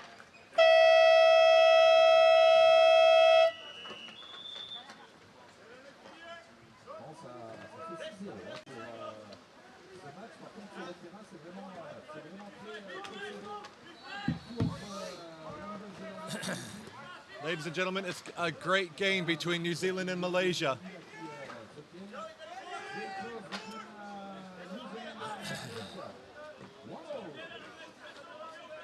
Yes. Song Ping having a chat with his gentleman. Andrew Candy, the New Zealand coach manager, also having a word. Let's take a moment to thank our sponsors. We've done a great job setting up, contributing to the setup of this facility. Nice big nets everywhere set up. Scaffolding for the video equipment. Tents for the teams. It's a huge undertaking. Water stations for players to fill up their water bottle or to wash the fresh produce they might be having for lunch. I saw a gentleman washing a cucumber in one of the water stations yesterday. But our sponsors, the French government, the International Canoe Federation, ICF, the Fédération Française de Canoe-Kayak et Sport de Pêche, FFCK, the Communauté d'Agglomération du Pas de Saint-Omer, CAPSO, the Region Hauts-de-France, Department de Pas-de-Calais, the Office Intercommunal du Sport de Palais de Saint-Omer, the Canoe and Kayak Club of Saint-Omer, and the National Agency of Sport. 1 minute to go. We'll run through our gold and silver sponsors. Our gold sponsors are Brasserie La Goudale, Eiffage, and Yupin Sports. Our silver sponsors, Arc, Connect, Vortex, and Groupe L'Entrepreneur. You see they have some cars here advertised today. Our bronze sponsors, Golf Saint-Omer, Habitat Hauts-de-France, Logico Bois, Lourdel, NFL Bureautique, the Saint-Omer Challenge, Caisse d'Épargne, Decathlon Longinus, France Express, Infranio, La Malle Paysage, Nordpiper, and Matin Business. Thank you to all our awesome sponsors. Anyway, 30 seconds to go to the second half.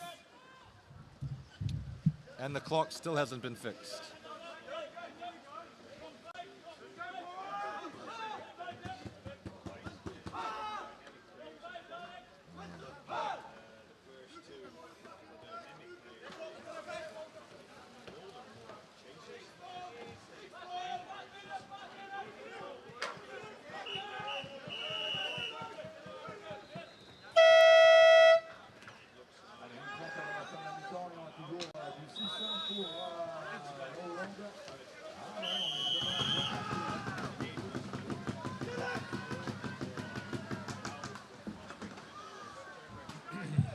Sorry about that, still working on the technical difficulties.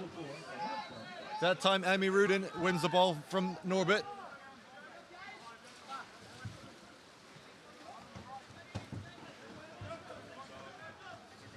Sorry about the scoreboard. It's the second half here. 9 minutes 30 to go in the second half. The score is tied 1-1. New Zealand versus Malaysia. Here comes Asfar. He finds Irfan. Irfan finds Nakayudin. Man inside Haikal. Well blocked. Double tap by the Kiwis. Fiso breaking away.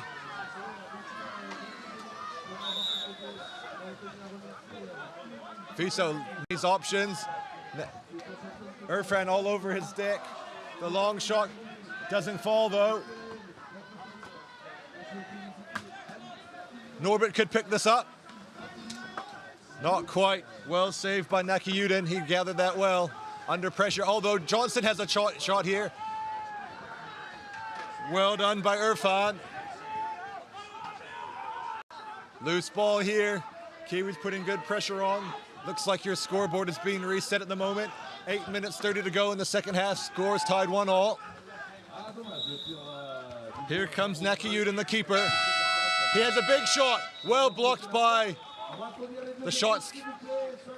Was counted, was before the 60-second shot clock.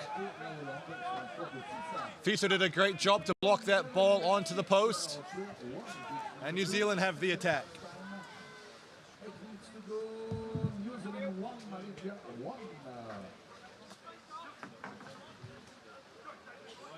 So I'm not sure what's happening with the on-screen scoreboard. 8 minutes to go, 40 seconds on the shot clock. Here comes Norbert. Norbert to Taylor. Taylor's gonna hit Fiso. Fiso will have a look here. It's a big shot off the top bar and it's counted. The refs are gonna double check though. Timeout called. The refs will check with the line judge. She's not sure. The Kiwis on the baseline think it was a goal.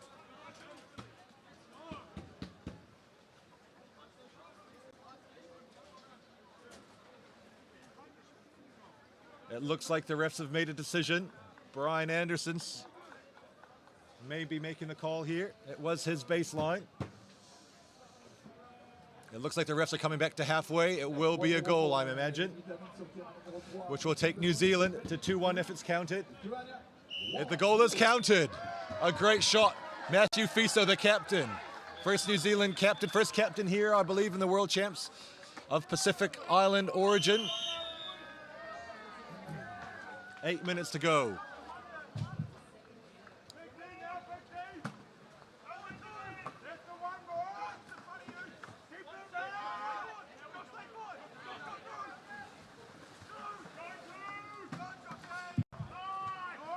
The big New Zealand defense keeping the Malaysians out this half.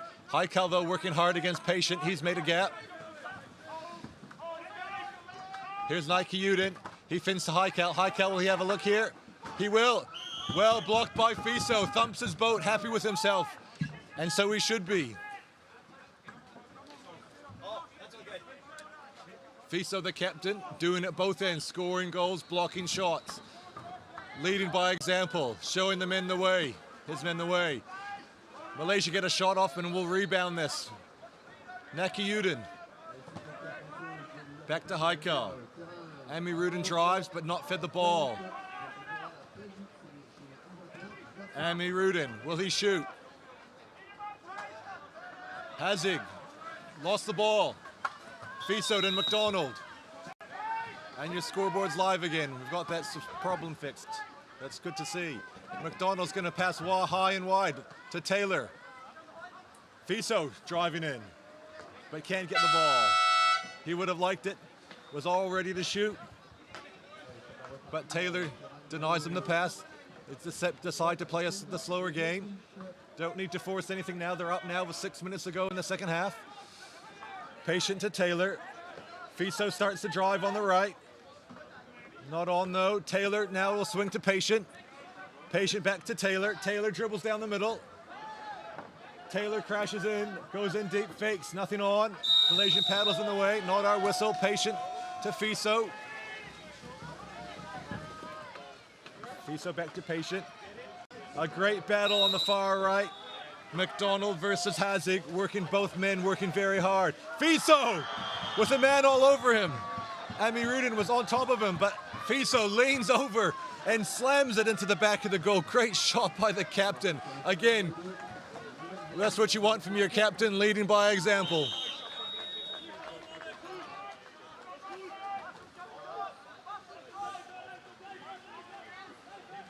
Kiwis up 3-1, 2 goals to Fiso, 1 goal to Duncan. We have an illegal holding foul here. Duncan on Haikal. Haikal will have the ball underneath. This may be dangerous. No, Malaysia decide to play on from where they were. A big shot. Irfan with a great shot.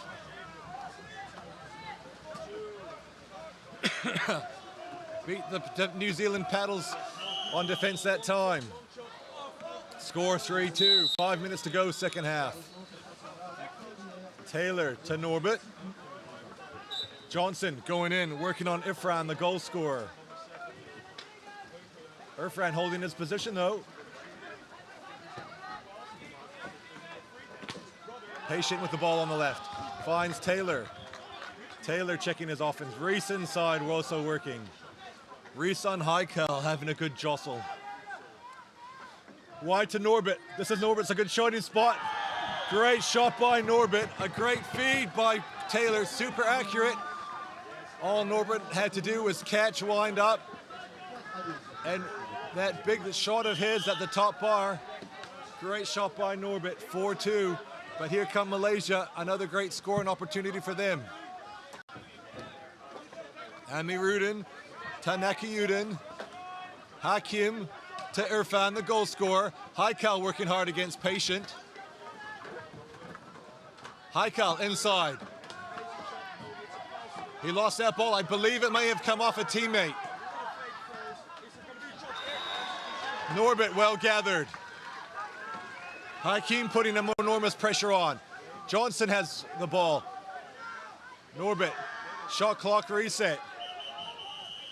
A foul there.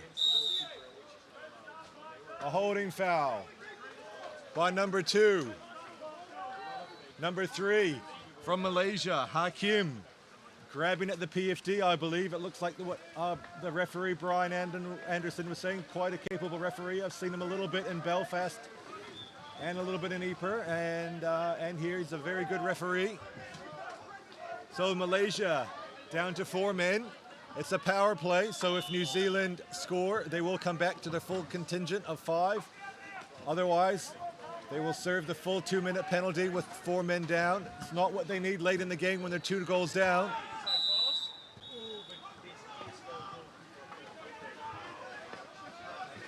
Reese and Johnson inside. Johnson working against Asfar. Asfar holding his position for the time being. Fiso, the goal scorer, he's got 2. Patient to Fiso. Fiso dribbles. Norbert had a dribble, but it was Fiso just maybe fumbled it and dribbled too early. 20 seconds on the shot clock.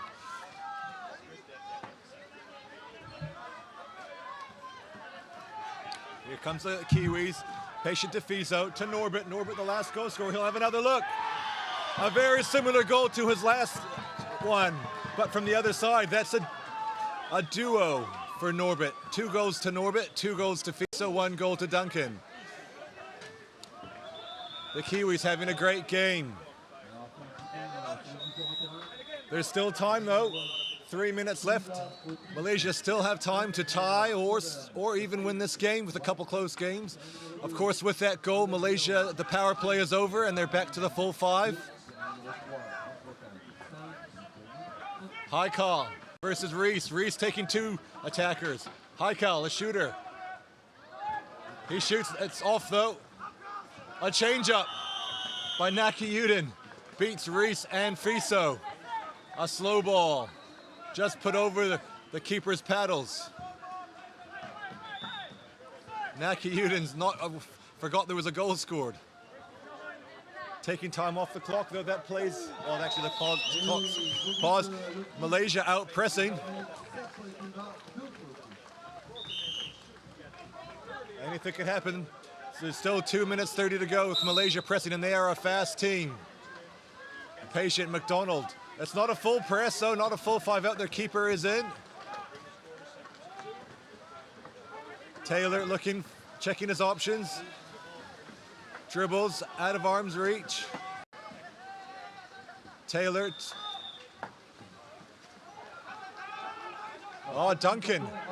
A paddle foul pulled off the boat, perhaps, of Ami Rudin.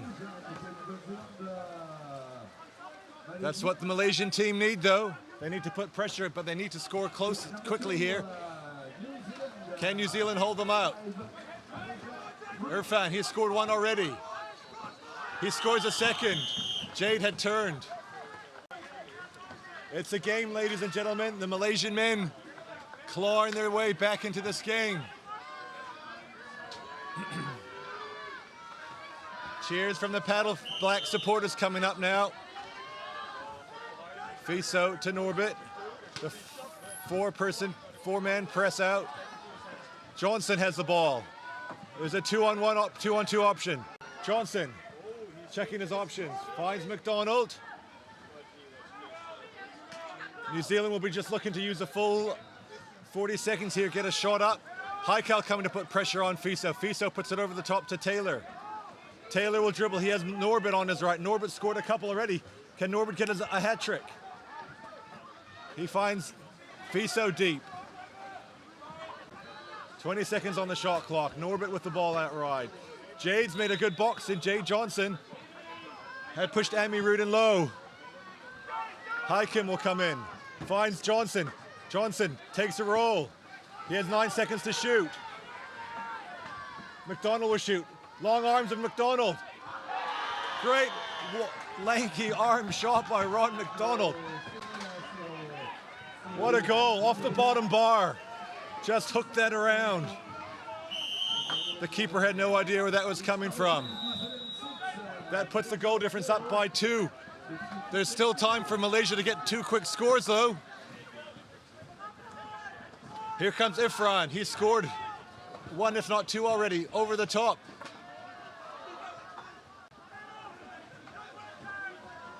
A great score again. Haziq, great ball movement and patience shown by Malaysia to move that ball. 30 seconds. Malaysia need to turn this ball over and then score to tie this game up. Otherwise, the Paddle Blacks will come away with the win. It's been a real good game to this one. Norbit's beating his player. Not seen. McDonald has 2 on him. Patient sitting deep. 20 seconds to go. Patient might just put this to McDonald. McDonald back in Patient's lap. 10 seconds. Taylor with 5 seconds. He'll just hold on to this. This should be the game. Back to Patient. That is the game, ladies and gentlemen. The Paddle Blacks hold on to the win. A courageous last quarter effort by the Malaysians to make it close, but the Paddle Blacks win. 6-5. On the other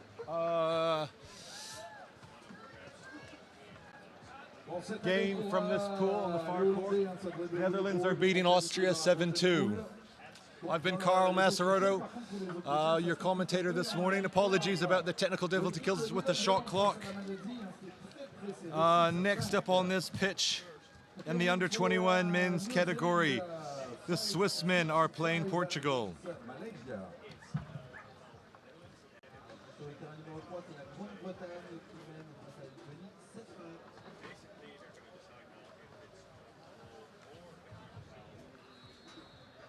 It's number 3, Great Britain, 7, Lithuania, 1.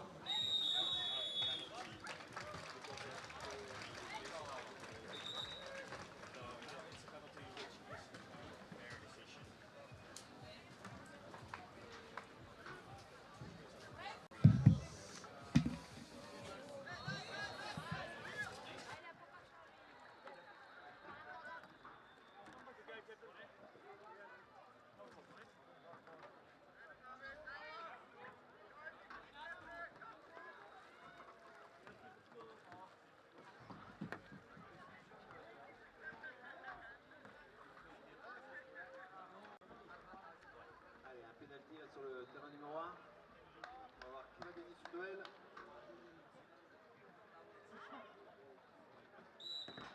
Et le gardien qui a dévié, mais par contre à la reprise de tir, il était un peu délié. Face aux Hollandais, ça fait 8-2. Netherlands 8 or 3-2, pitch number 1.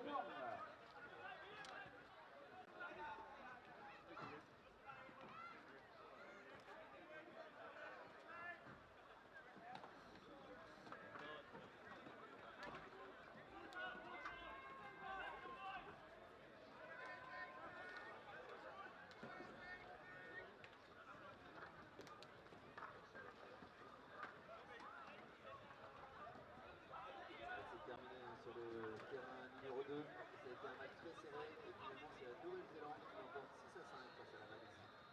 Et c'est terminé également sur le terrain numéro 3 avec la victoire de la Grande-Bretagne face à la Lituanie.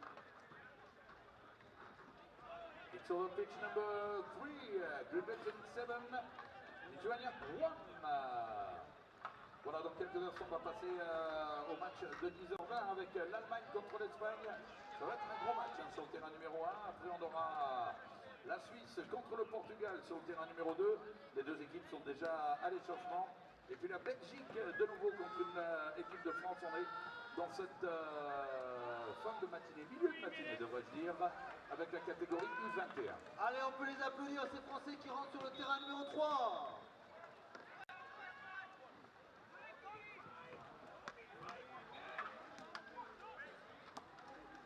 On accueille le public sur le terrain numéro 3 là-bas et on va applaudir l'équipe de France qui rentre à l'échauffement sur ce terrain numéro 3. Voilà vos applaudissements, s'il vous plaît, le public de Saint-Omer.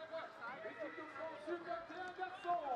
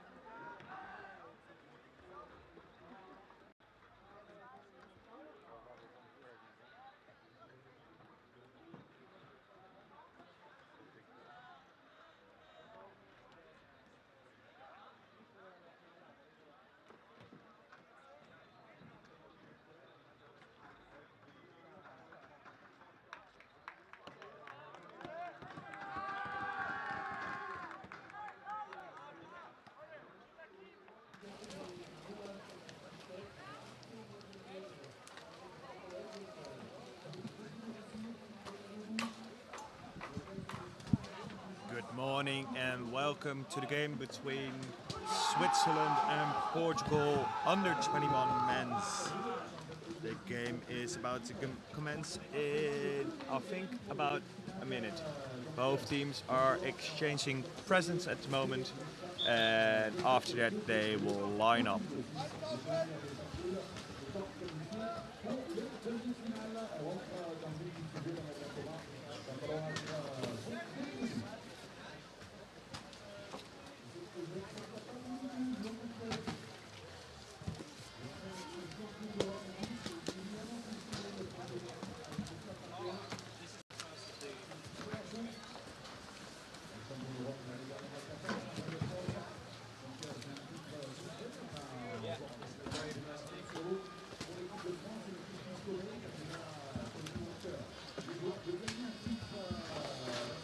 It's Switzerland playing in white on the left side of the field, and it's Portugal playing in green on the right side of the field.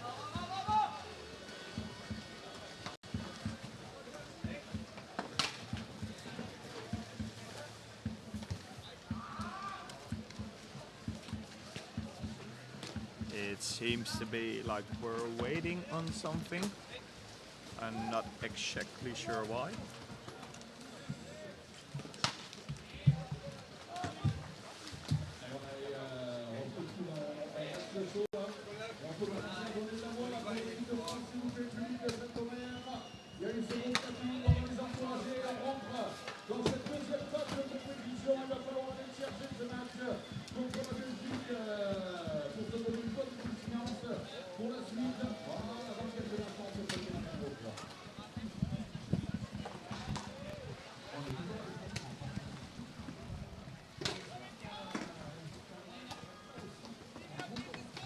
Let me get back to you in a couple of seconds. I'm gonna try to find out why this game is delayed.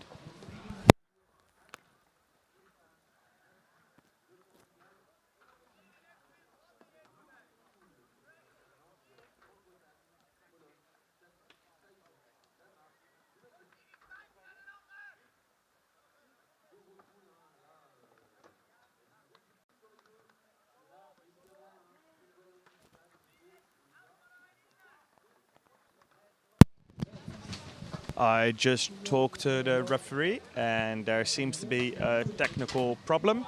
The scoreboard is saying New Zealand men against Malaysia men. That was the game that was live on this pitch before this. And if they can't change it on the scoreboards, it's going to be put in the system as that game. So they really need to change it in order for this game to start.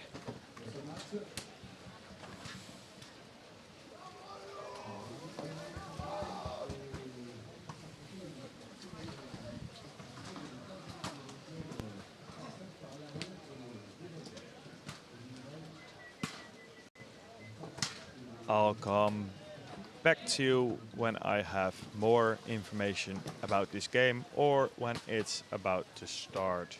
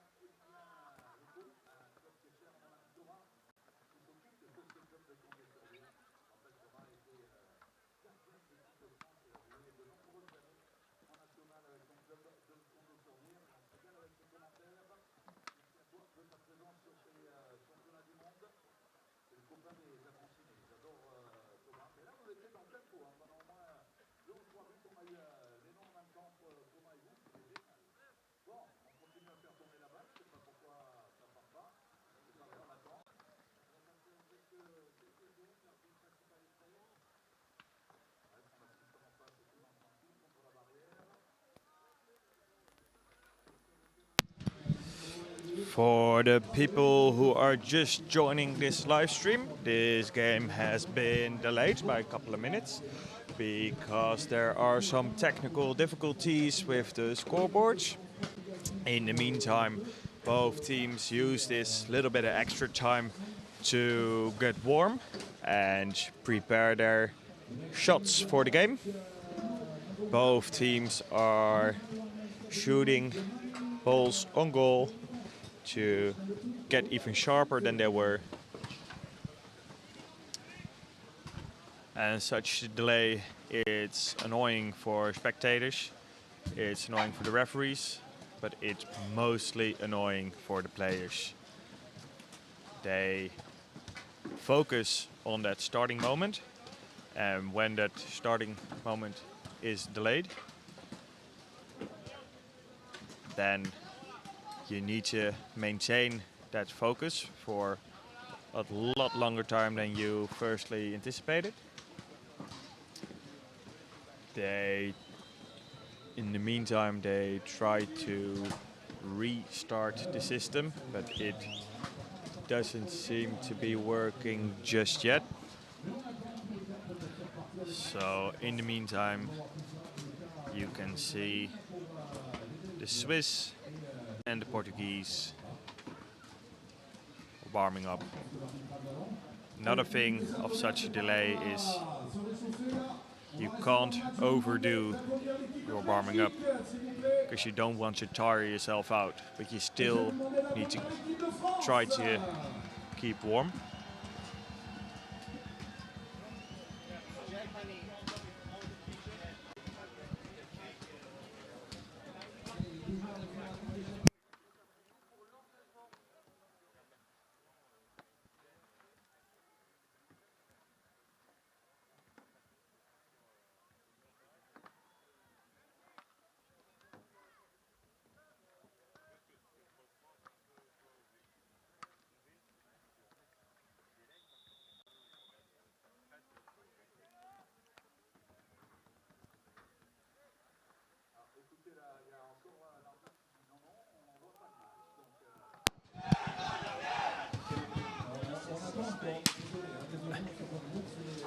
I've heard that multiple pitches have this same technical difficulty, but there seems to be that there is a solution coming. I'm not sure what the solution is, but on another pitch they have given the 2-minute mark, which means that in 2 minutes their game will start, but I'm not sure about the game on pitch 2.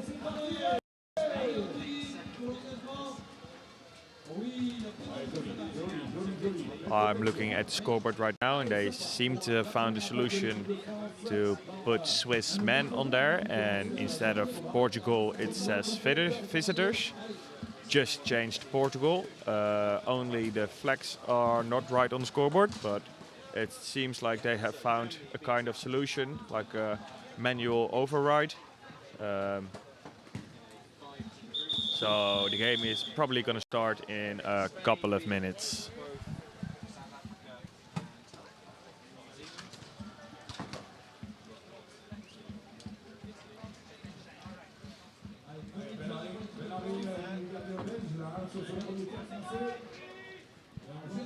Yeah, the referee just gave the signal to the players, go line up quickly because we're already behind schedule.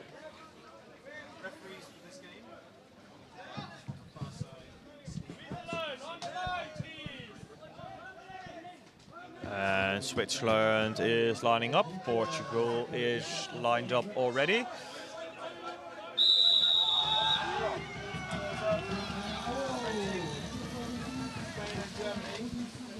It looks like for Switzerland, it's number 8, their captain, Vögeli, going for the ball. And for Portugal, it is number 2, Pedro Abreu.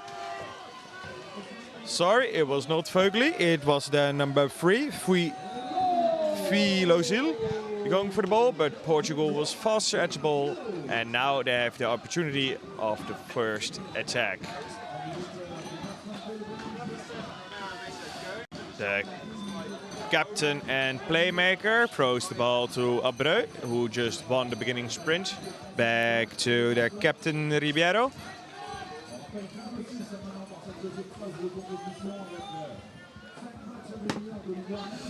Ribeiro going in, drifting in with the pass to Abreu. I've seen that combination between 5 and 2 a couple of times now, but this time it seems to be working really well. Assist for Ribeiro, goal for Abreu, and a 1-0 lead over Switzerland for the Portuguese men. That's a good start from the Portuguese, and in the background you see some Portuguese fans shouting for their team, motivating them.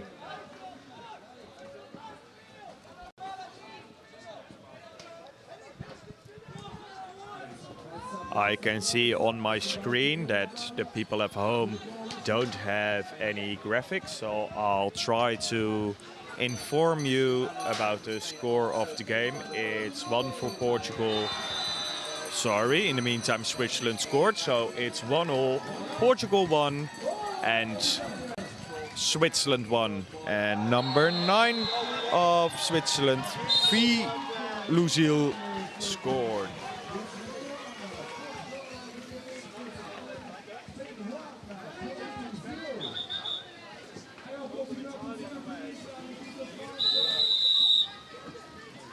And Abreu back to Ribeiro. Excuse me for my silence. I was trying to get the graphics to work.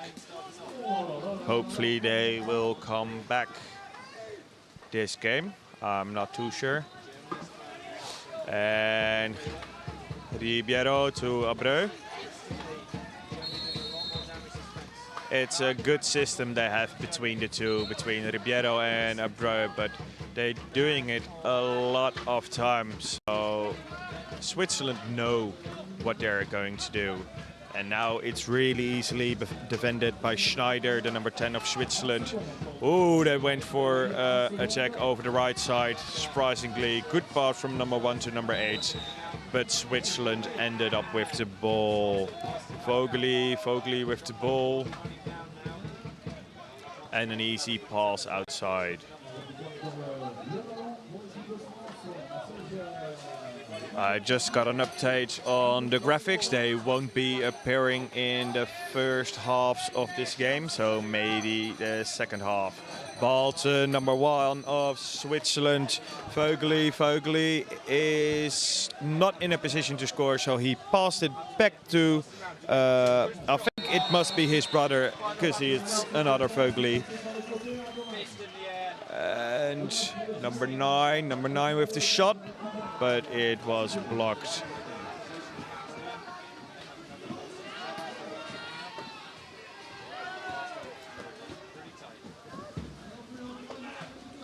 And I'm looking through the team sheet. It appears to be that there's 2 sets of brothers in this team for Switzerland. I see 2 Vogeli brothers, 1 and number 8. And there are also 2 Lucille brothers. In the meantime, Portugal back in attack. They seem to have switched that combination between 5 and 2 because both are playing as a winger now. And the ball goes to number 1. Number 1 drifting in, passing it back to Ribeiro, the captain. And again, that combination between 2 and 5. And the Swiss are really working in their defense to get this Portuguese man out, because they're scared of that inside pass. Oh, but there was a foul committed by the Portuguese, so now there's a fast break opportunity. The pass is a bit too long, but they managed to get it, and this pass after that is way too short and on the line. Oh, the number 3, Yuri Lucille. The pass should have been a bit further and not so close to the line. It was just too hard for that other player to maintain possession. Oh, good block from number 8 and number 2, Abreu, passing it back, but the pass was not secure enough. So now another fast break opportunity. The youngest Philosil brother going for it. And Vogeli on the left side. Is he going to pass it? He shoots it. But he shoots it through the post into the goal. A really nice goal from Yuri Philosil.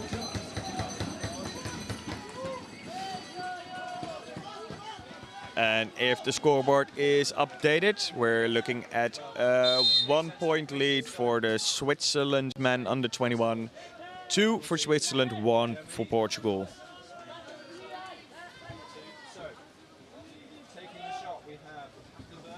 Oh, and there's a double block on the left side. Is the attack going to end there? The ball going to number 1, Jose. Jose with the shot, but a really nice block from Vogeli, the goalkeeper. Now the ball is in the hands of number 7, Stauffer. But Stauffer was on the goal line and he drifted over it, giving a corner to the Portuguese. Number 8, Marsh, is going to retrieve that ball, giving it to number 1, Jose. Jose passing it to their captain, Ribeiro. And now the Portuguese are setting up with duo at the ball, giving it to Jose. Jose with the shot, but a block from Vogeli. Really nice block from that goalkeeper. And now sprinting after the ball to not give away a corner. And a nice pass to the number 10, Schneider. And is it going to be a fast break opportunity? It looked like number 1 wanted that ball from behind him, but they didn't give him. They're setting up a regular attack. Ball to Schneider. Schneider with the pass to Vogeli. Ooh, and a block from the Portuguese defense, not giving away a corner. Is this going to be a fast break against fast break? No, it looks like the Portuguese are slowing this game down a bit. The Portuguese really need to score a goal to equalize this game, because the Swiss have a 1 point lead.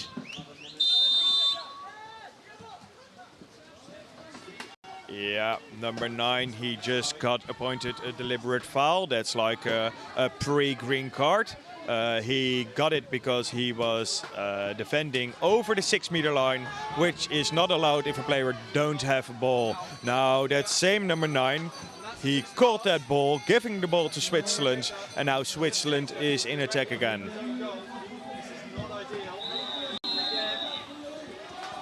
Oh, number 7. He tried to do... Oh, he still is in possession of the ball. Number 7, Stauffer. He took a bit of a risk. He thought he was quicker than his opponent, throwing the ball a bit in front of him, but then his opponent thought, oh, I can get that ball. But luckily enough for the Swiss, Stauffer was just quick enough to maintain possession. Now shot clock is running down to 24.3 seconds. 20 seconds left on shot clock. A nice attack is coming. Are they gonna go for the right side like you're seeing now? No, you're passing it back to the middle. There seems to be a bit of a gap on the right side. And a shot from number 9. It's the younger Philosil brother, I think. I'm not really sure. I think he's younger. And a really nice goal for the Swiss. Bring the score 3 for Switzerland and 1 for the Portuguese. Now Ribeiro with the ball, passing it to his mate number 2, Abreu. Ball to Jose. Jose, back to Ribeiro. And now Rodriguez is lining up on the right side of the pitch, but there was committed a foul. So it was a keeper foul, so now Swiss are in possession of the ball. And there's no fast break opportunity because of that number 8 chasing the ball. That number 8, his name is Marks. And now the Swiss are in attack. There is 1 minute and 15 seconds left to play in this half. And the shot clock is down to 45 seconds.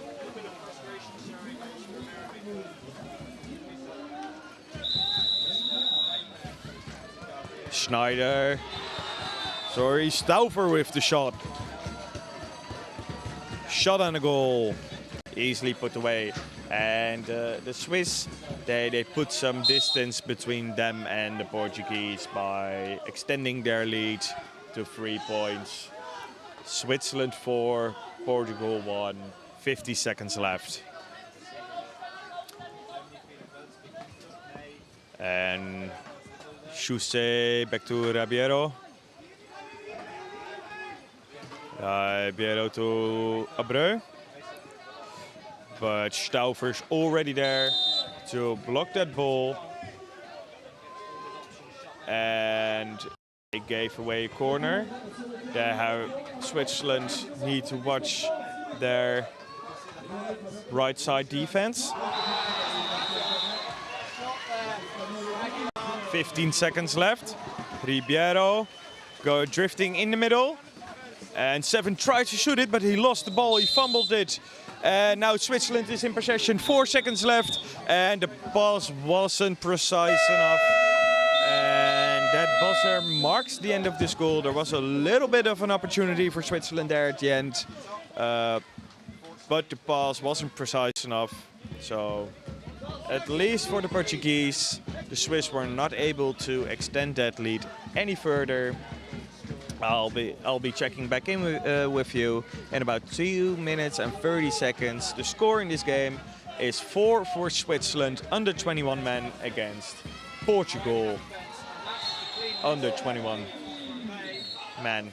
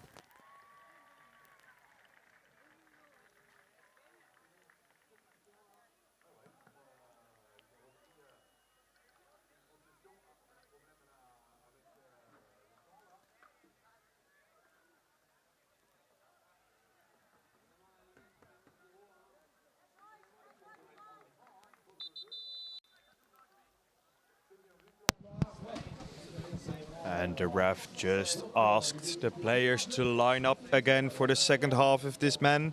Let me remind you of the score again, because I think the graphics don't work yet.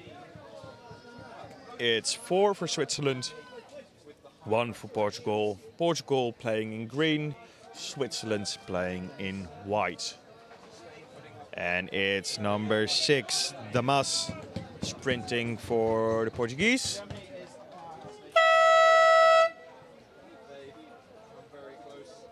And it's number 9, Philozil, sprinting for the Swiss. And Portugal was a bit sooner at the ball. But the Swiss managed to get it through an epic start of this second half of the game. I think maybe number 9 from the Swiss hurt himself because he sprinted straight back over the back line to be substituted off. But he seems to be okay now. Good job from the number 9 of Switzerland getting that ball.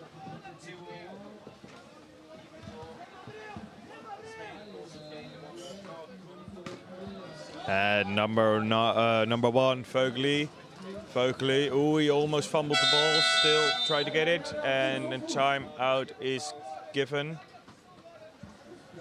I'm not sure what the problem is.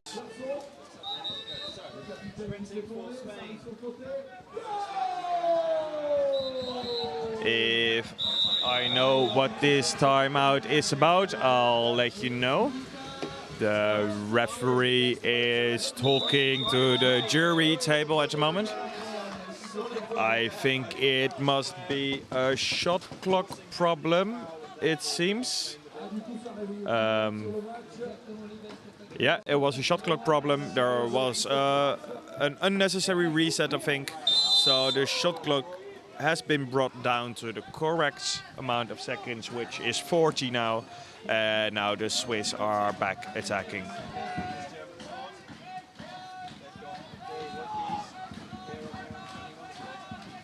And a pass to number 3 to number 8 to number 10. 10 with the really hard shot, number 10, Schneider.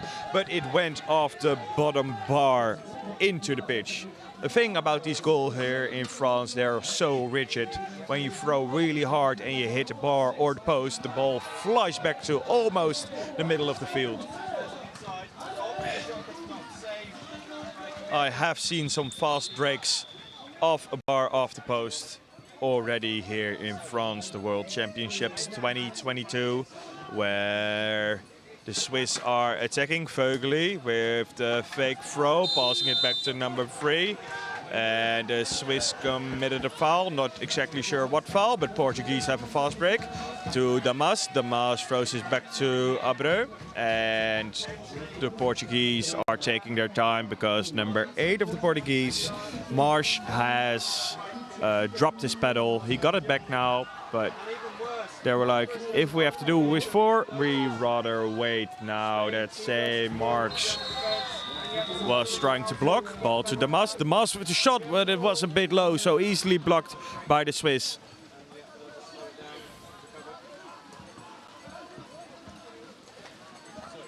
I think from last year, the Swiss really improved their games. It's much more fun to watch this year than last year. And one of the brothers with a pass to Staufer, but the pass was not caught, so now the Portuguese are in possession with Abreu on the ball. Abreu passing it to his mate Ribeiro. I think those two are the key players of the Portuguese under 21 men's. And Damas with the pass to Jose. Jose to Ribeiro. Ribeiro back to Jose. Is he going to shoot it? Is he going to shoot it? Oh, he tried to, but it was blocked by one of the Vogeli brothers. And now is it going to be fast break on the far side of the screen? You can really see number 3 going for it, but he's not fast enough for the captain Ribeiro. And now something interesting is happening. It's leaning against leading, and there was a head on the boat, and number 8 seems to have a bit of pain in the back of his neck. At least there was some really sportsmanship-like behavior, because they were like both, oh, sorry that I hit you. And the injury doesn't seem to last long, because they're playing on the both of them.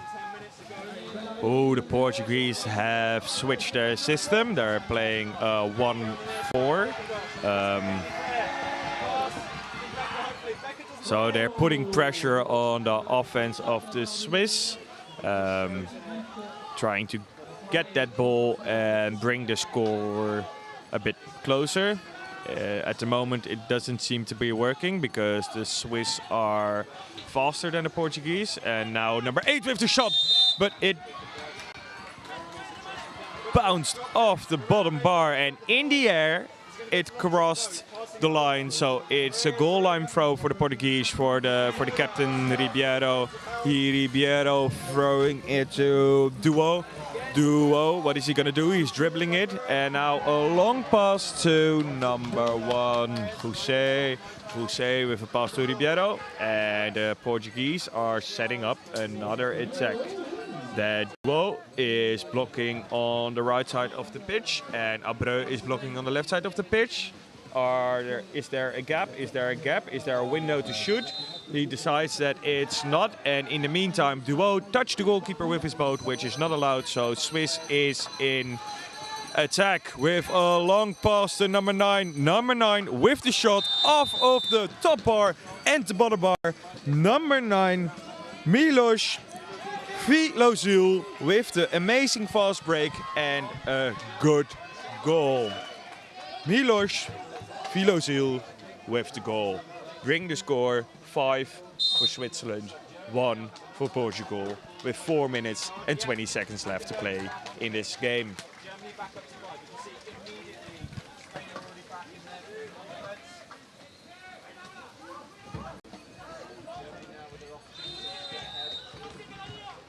Oh, that shot was way over the goal. So now can the Swiss do another fast break? Number 8 is already there. Stauffer going really quick on the left side. But number 8 tried to shoot it himself. Vögeli, the captain, I think as a captain you want it to pass it to Stauffer. He was working so hard. He was almost there.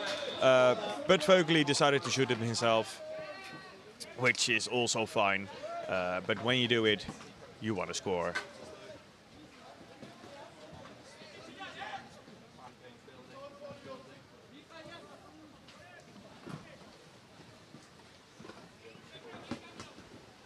The Swiss are just running down some time. They're ahead in score, so there's no need for rush.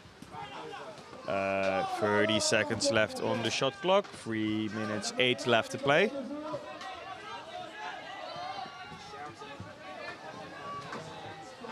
This looks like a bit of the Portuguese attack system. There's one playmaker in the middle, there's a guy on the left, there's a guy on the right, and then the game goes from right to middle to left, and once in a while they take a shot. Vögeli, is he gonna get there with his hands? He does. He was faster than Duo with his hands, and he shoots it.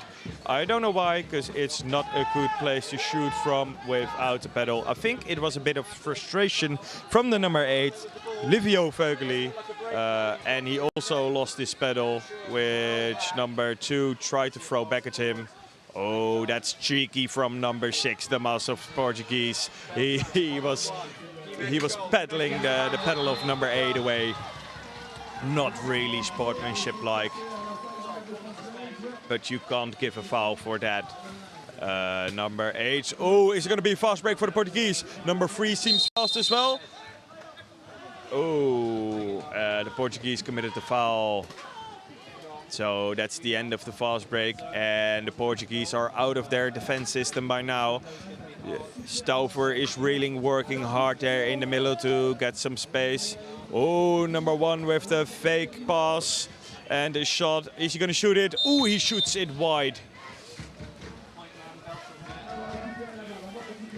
1 minute and 30 seconds left in this game with a score 5 for the Swiss. 1 for the Portuguese. Is Portugal going to score another one in the last 1 minute 20? Ribeiro passing it to Jose. Jose shoots it, but it was blocked by the Swiss goalkeeper. Really nice block, and he boxed it almost to the 6-meter line. Quite a bit of force behind that block.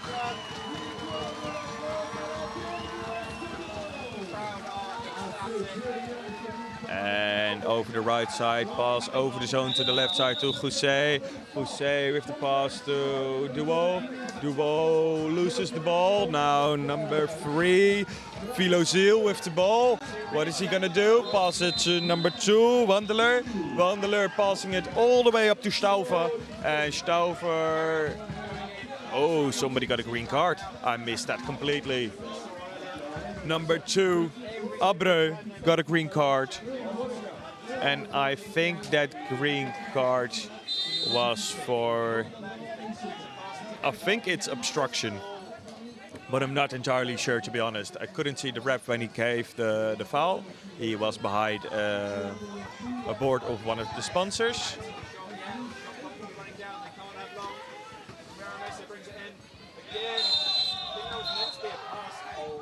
27 seconds left to play when the Portuguese commit another foul.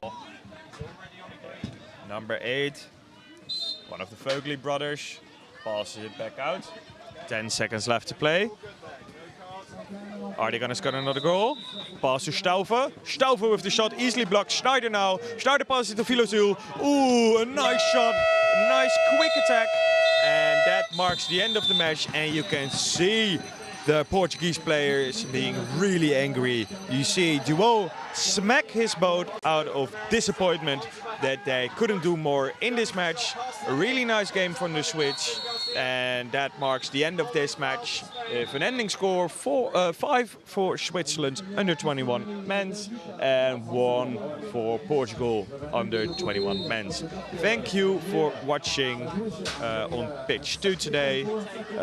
My apologies for the delay, but it seems to be fixed by the next match.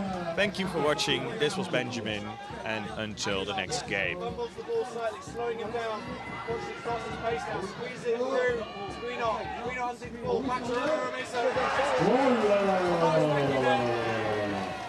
Germany, very happy with that, just that could have been close.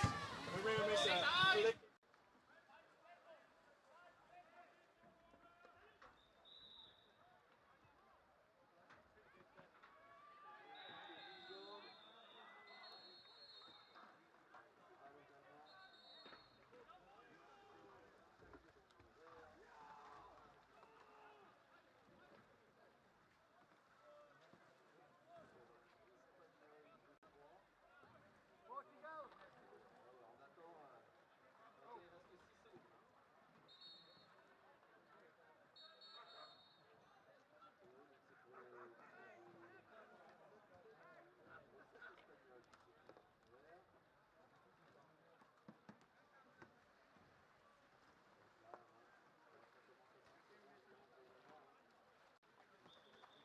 Ils ont la balle, ils sont chez eux et ils ont une supériorité numérique pour terminer ce match.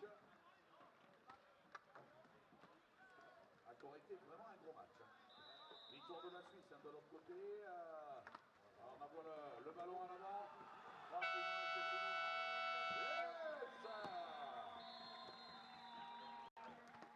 A win for Dutchland. Dutchland 3. Spain 2. Alors dans cette poule, pour l'instant, ce sont les Suisses, les Allemands et les Français qui sont en tête. Et là maintenant, ce sera encore un match de moins de 21 ans et de l'autre poule.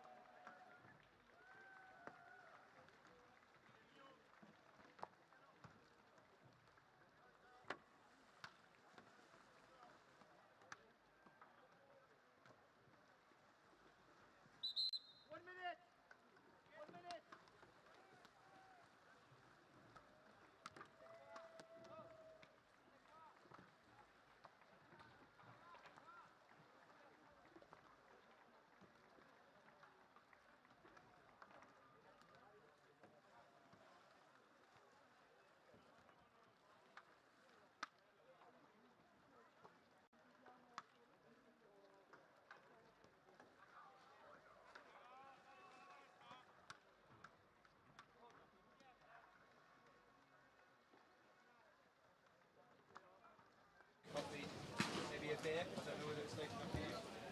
Or one of the people who's more than happy to have a beer.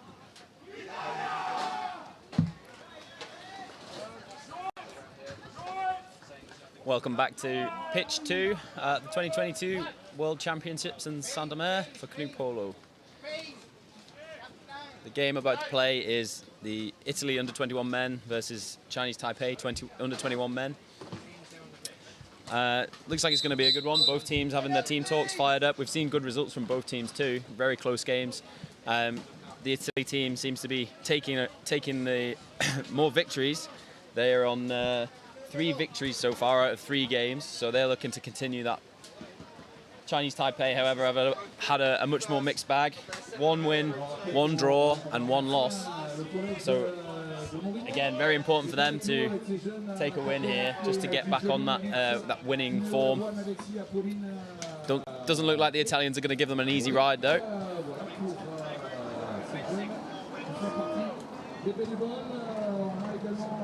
So it looks like number 2 for Italy, Uvara, going up against number 6, Chan from Chinese Taipei. Really close sprint. Chan takes the ball though. Looks a little bit dazed there, Captain Chan. Sends it back up though, and then the team supports. They're looking for that first attack.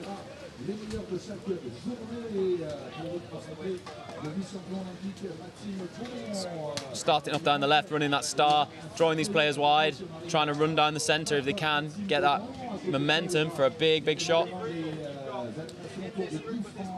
Doesn't really pay off, so they send it back out, recycle.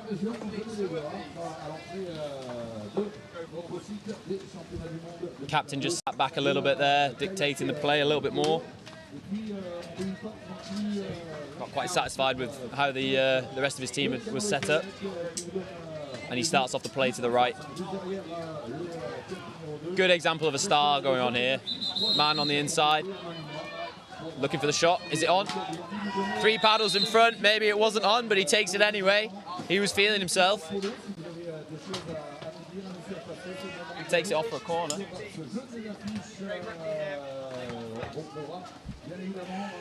Ball comes round again for the star. Good defense from the Italians. They're not letting those players get inside anymore. These Italian players are dropping their outside edge and then lifting their knees so that the Chinese Taipei players can't just drive over them, creating a speed bump.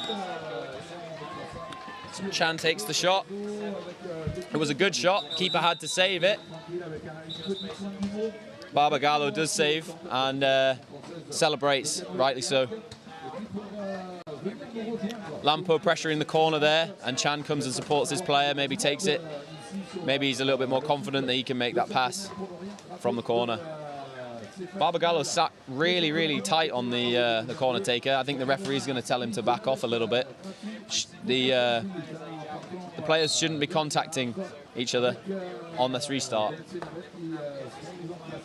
Great ball inside from Chinese Taipei. Chiang takes the shot after sitting and waiting. Looks like it's a corner. They'll take that. Good result, really.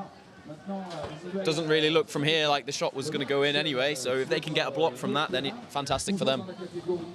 Chan again in the corner, Barbagallo pressuring. Can Barbagallo get the block? He gets a touch, and it drops into Italian possession. That high pressure on the corner really paid off. And Barbagallo straight up the pitch, no waiting around. He's got that ball, passes it off. Goal. Ruggiero sprinting up the other side. Barbagallo passes across the zone. Ruggiero finishes.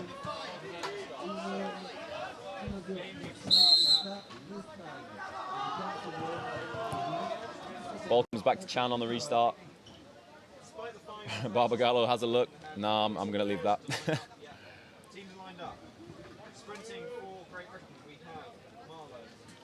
So Chang taking that outside. Chan comes in. Can he take the shot? No. Good passing play from the Chinese Taipei team there. Chen passes off to Chan. Back to Chen. Back to other Chen. To Chan. To Chen. He's looking for the shot. Passes it off. Chang to Chan. Good shot from Chen, sorry. But keeper foul. Keeper foul called. It's Italy goes to the break. They are fast. But it's also Chinese Taipei are fast too. Well held from Barbagallo there. Trying to squeeze the gap. Lampo threatening under the bottom right of the goal too, but just to draw a little bit of attention away from the shooter. The ball goes in anyway, so that's 2-0 to Italy.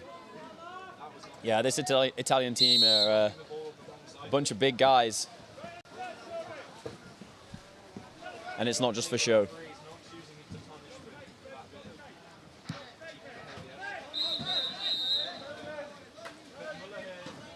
Chinese Taipei sticking to that star attack. They're going to keep that centre man in. Their biggest player probably, yeah, Chiang. Ball goes around the outside again. They just need to create a little bit more space, drop back a little bit from the zone, and then when they make the runs, they're getting a lot more momentum. They want to be starting really deep just so they're at max speed when they drive into that zone. Obviously there, they just drifted in, not much of an opportunity, and then they draw the Italians draw a foul. So Italy up again for the break. Takes a little bit of a bad touch there. Lampo passes, and then Chan manages to pick it up. Oh, we have a Chinese Taipei player under the zone. Italy takes the ball. Yu didn't manage to get his hands on that there, unfortunately for him, but it was a great position. And Badeka managed to rip the ball back for the Italians. Italy taking it easy now. They don't need to break. There's a zone set up in front of them. They're just going to test the sides. Test the sides, he says. Yeah, that's exactly what happened. Lampo with a huge shot from the right-hand side. I can see the wind up on his body. Big release.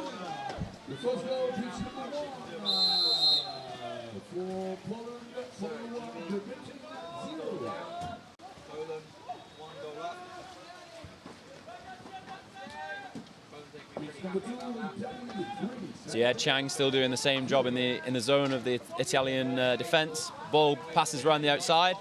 Chan's looking for it. He's over the top, passes it off. Ooh, Chang takes a shot. Big left-hander, hits the bottom corner of the bar and then bounces out of play. So sideline ball for Italy, and they're on the break straight away. Chinese Taipei managed to set up. They have Chan in the goal. Middleman Chen, he's trying to maintain that space in their own zone. Chang on the left, Chiang on the left.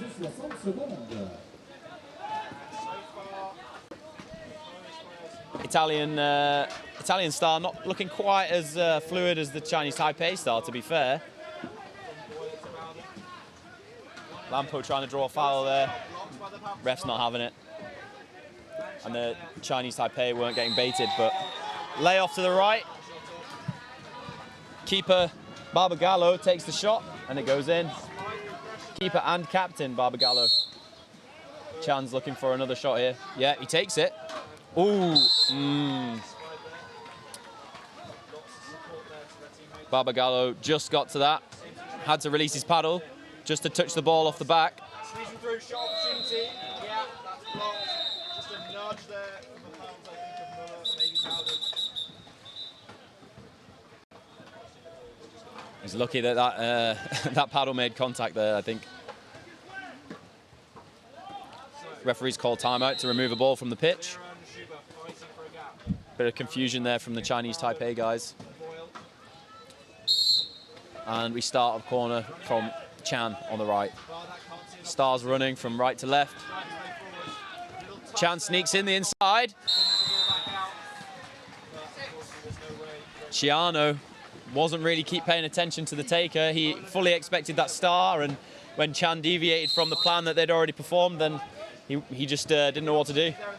Didn't realise. You have to be really aware when you're playing this defence. So, a bit of a knockback to Italy there, but they're 4-1 up, so not a concern really, but they're going to be frustrated with that. Clean sheet is always better than conceding. Big ball over the top. Luckily gets control of that one. He's going to take the shot. Looks to lay off. Yeah, laid it off. Great finish. Chiano redemption for him after letting the player through into the zone. He finishes the ball. Really good finish too. Quite a deceptive shot.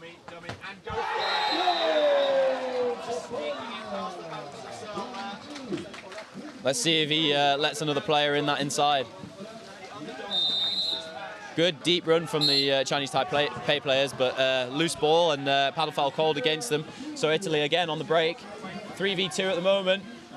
Number 1 from Chinese Taipei, Chen, is on his way up though. Can he support in time? Good pass across. Oh, unfortunate. Not a good pass across actually. Passes it straight to Chen. Now Chan on the ball. Lee in the centre. Yeah, looks to pass it off to Yu. And Yu bringing it up from the right. Back to Chan in the middle. Has to be said, Chiang is doing a great job there in the zone.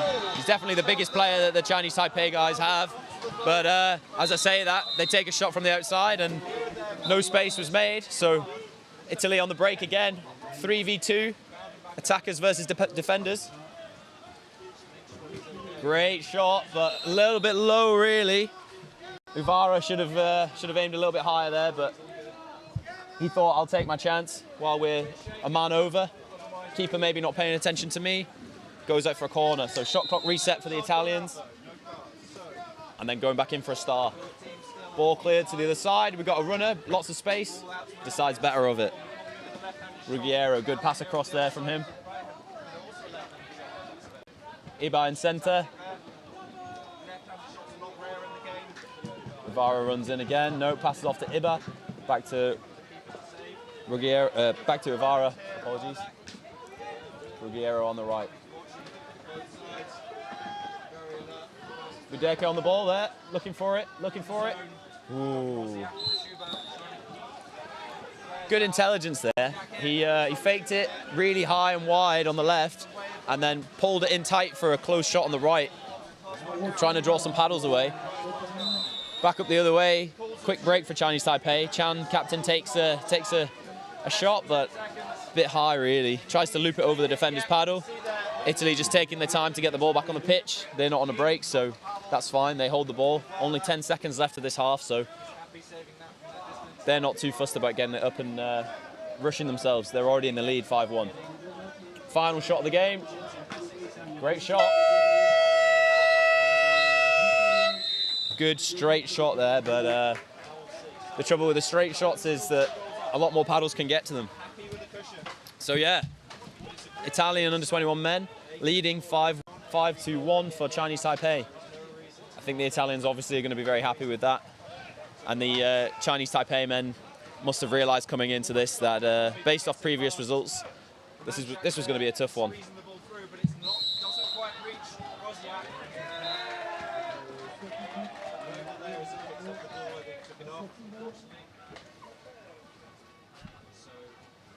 Only one mistake made by the Italians in defence there. That corner, Chan just dribbling in. Didn't actually run the star as they had done the previous, I don't know, 6, 7, 8 attacks. And it caught Shiano by surprise. The Italian goals have mainly come from breaks so far and some runs down the sides. So maybe the Chinese Taipei team needs to push out a little bit wider, hit those runners as they're coming in. This is a tough job though because there are 2 Italian men on the inside that they need to keep track of as well. They either need to push them out or prevent the ball from getting to them. Both risky tactics. Sometimes they think it feels easier to just sit either side of those inside men and just prevent the ball from getting to them. But then, as I say, that opens up the space on the sides of the defence for the attackers to run down and take these pretty unpressured shots.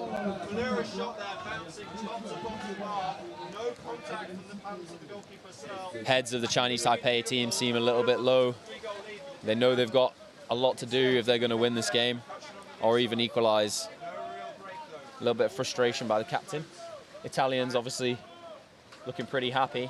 They know what they need to do. Just carry on, hold the score line, and they'll be happy.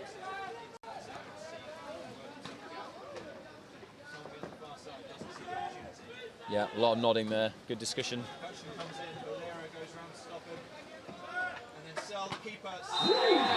Let's see if the Chinese Taipei team can start off on the right foot again. Start with the ball after the sprint start.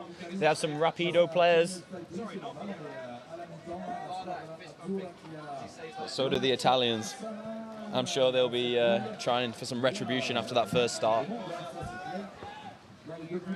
So it looks like Uvara lining up for the sprint for the Italians, and Chan from Chinese Taipei.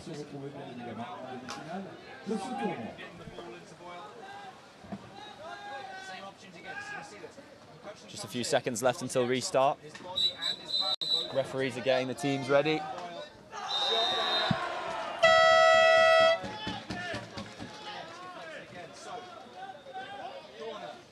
Uvara and Lampo looking to go. Chan and Chen on the Chinese Taipei side looking ready to go too. And here we go. Yeah, that's what I thought. The Italians weren't having that first loss of the sprint. Put some actual power down this time. Uvara gets there first. Uvara on the ball again, just in front of the Chinese Taipei zone. Lampo looking for it. Big reach out backwards, lying on the back of his deck, but no. Thinks better of it, Uvara. So ball plays out the outside. No players in yet for the Italian side. Uvara goes in.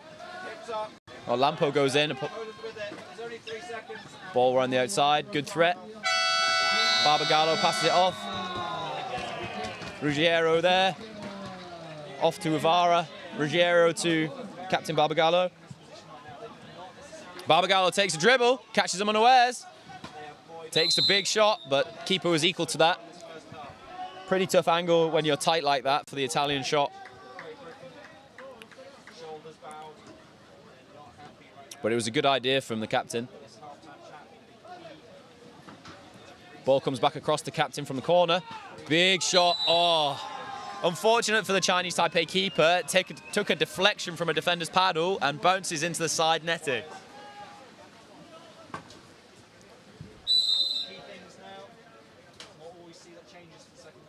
So scoreline probably, I think it's 6-1 now to Italy.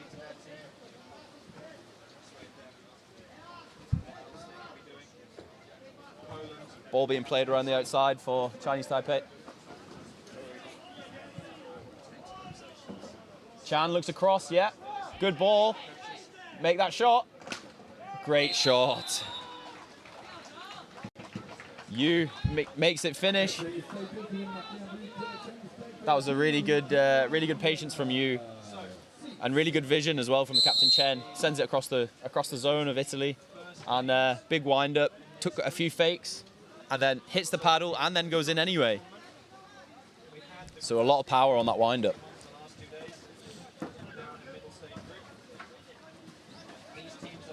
Good defense from the Chinese Taipei team.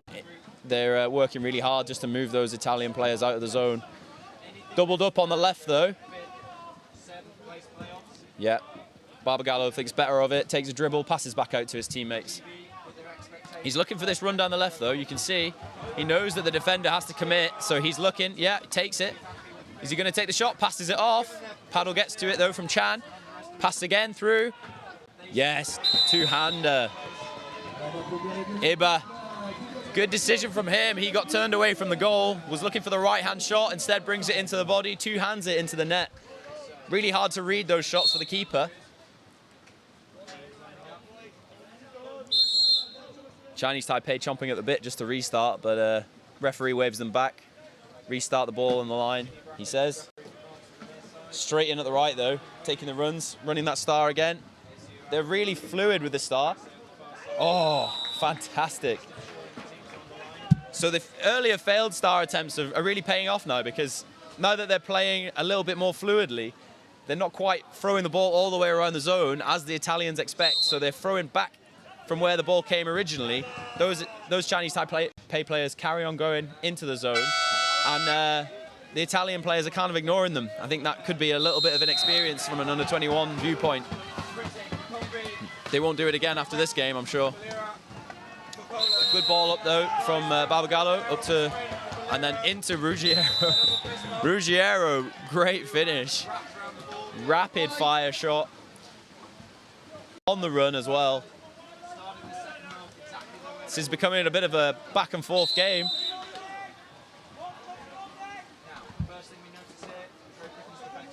So are we going to see any more switch-ups from the Chinese Taipei team? It seems to be paying off for them. Scoreline now 8-3 to Italy. Starter on the left this time, a little bit of a fumble, passes it off to Captain Chen. Chen takes a dribble, he realizes the timing's off, so he sends it off to the right for Yu. Yu looking for another one, but fumbles the ball. Nice passing. Drops it, Italians recover it, and Yu tries to go for a push, but accidentally scrabbles on the Italian's arm. Ruggiero on the ball here, Yu pressuring. Yeah, not going to give you that one, I'm afraid. Budeka passes off to Barbagallo. Ruggiero looking for the left-hand side run now. He had a lot of success from the right side. Let's see if he can replicate on the left. I don't think he cares. Budeka runs in. Good block there from Chen. From Chan, apologies. Chan recovers the ball. He's looking for a pass. His teammates need to work for him. Yeah, he sends it to middle over the Italian player. Chan picks it up. He's looking for another pass maybe, but nothing on really. Passes it off to other Chan. Chan takes a dribble. Good pressure there from Chiano. The Chinese Taipei team recover the ball, send it off. Yu looking for another run. Chan thinks better of the shot. Bit of a push there from Italy. Good pressure from them. And good passing around the back from the Chinese Taipei team. Chan takes the dribble in, looks for a shot. Maybe thinking about a pass. Yeah, big loopy pass over to Chan. Can he get a shot off? Good shot, but a little bit far out, and no longer had any momentum, so not much power on it. Chiano takes a dribble. He's under pressure immediately. Chen pressuring the ball, sends it up. Bit of a paddle swipe there from Yu. Good block though from the Chinese Taipei defenders. Chang looking for that block, doesn't get there. Chiano finishes, beating both the keeper and Chang, the defender. Timeout here from the referees. Looks like we might be getting a card. Yeah. Yu getting the card from Chinese Taipei team. Probably from that earlier holding offence underneath the goal. Referees obviously played on just to give the Italians the advantage, but they came back to award the card later.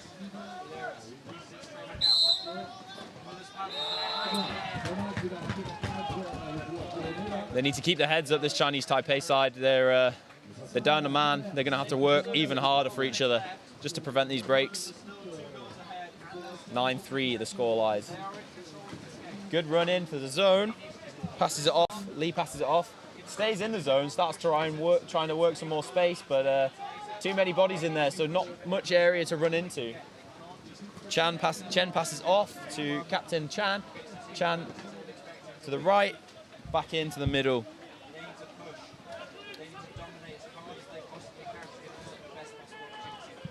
So Yang in the centre of the Italian defence now.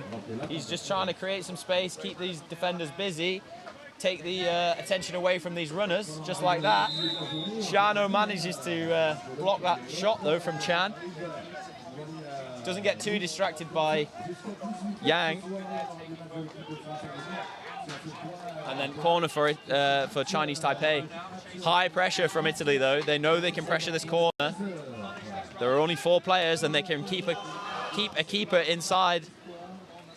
So Ruggiero takes the net, and big long ball out for Chan from the corner. Good decision from the corner taker, to be fair. Unfortunately, Chen doesn't realise that foul was called, so he tries to pass it off to his teammate. Italy recover the ball, and they're doing an attack 5 versus 4. Chen quickly recovers his paddle, gets off the back line. One of the fresh players gets on. It's Chang, their big zone player. He's working hard against Chiano. The boat control of these players is amazing. Yeah, not happening. Lampo decides not to take that. Passes off to Ruggiero instead. Ruggiero takes the shot, and good block from the defenders. That block came from Yang. So corner for Italy. Full reset of the shot clock. 2 minutes 30 left to go. Ball, big, long, wide ball over to Ruggiero from the corner. Iba taking a run down the right. Looking for a shot? No, decides better of it. Ruggiero takes the ball, passes it off to center. Is he going to take the shot? Lampo decides better of it too. Back out. Ruggiero down the right. He's dangerous from there. Back across the zone to Lampo. Looking for a pass on the inside. No, it's too late now. Yep. Chinese Taipei paddle gets to it, but he recovers. Big loopy shot from Shano, and really fortunate from the Italian team. Bounces off the top bar onto the Chinese Taipei boat and then off for a corner for Italy. So Chinese Taipei back up to 5 players now.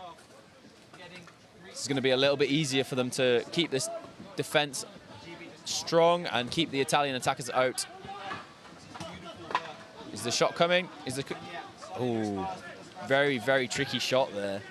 So Yang wasn't sure where to commit because he knows he's got a man on him, so he didn't commit to Lampo. Lampo faked right, faked left, faked right again, and then pulled it on the inside for an inside bar shot. Bounced off the bar though, and then Italian possession again. Ruggiero down the middle. Passes back off to Lampo. Iba's shaking his head, he doesn't want it, so Lampo takes a dribble down the center, pressing the other Italian players further into the zone. Baderka almost hitting a keeper there.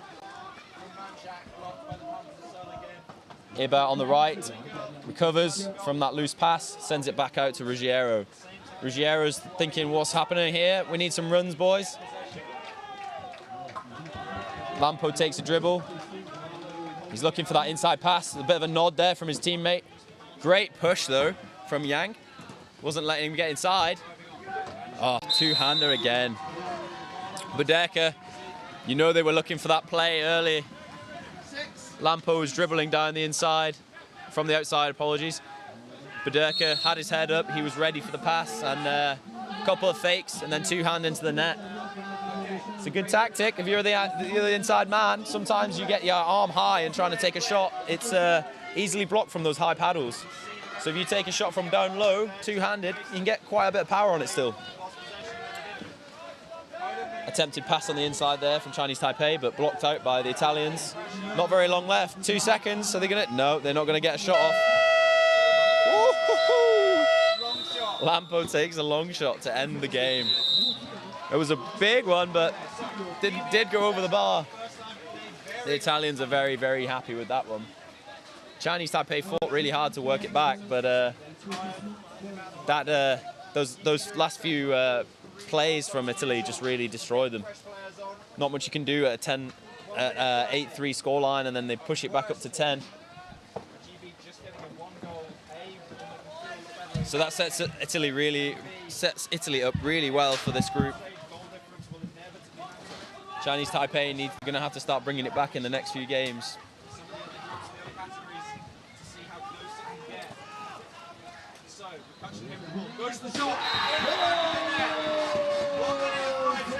That's all for pitch 2. I think we have a break now, so maybe skip over to some of the other pitches and catch what's going on. Thanks for listening.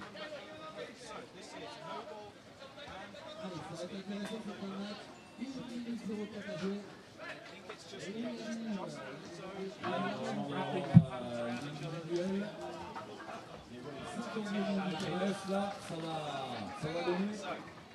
Les 5 sur là, du terrain, pas de perdu. Ok, c'est parti pour la mise.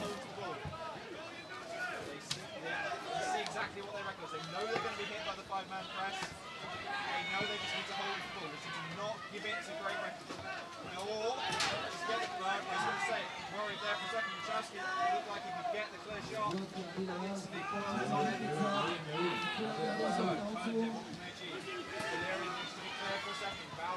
On him instantly.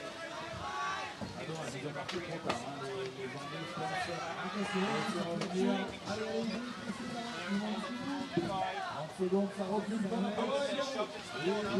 Again, same thing. Bounce the ball back out to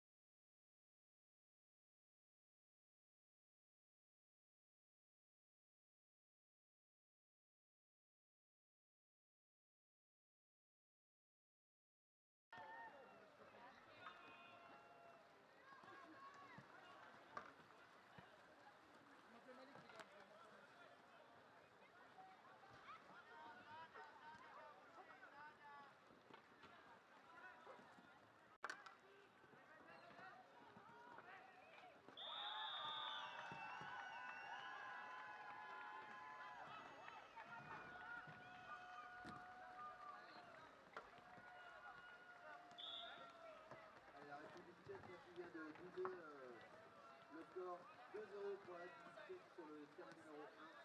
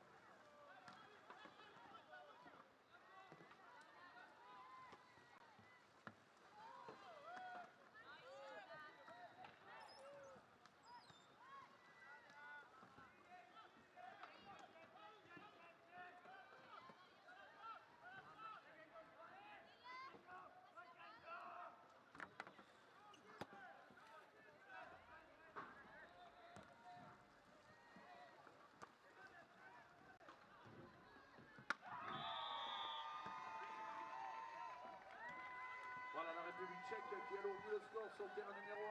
Czech Republic 3, Antina 0.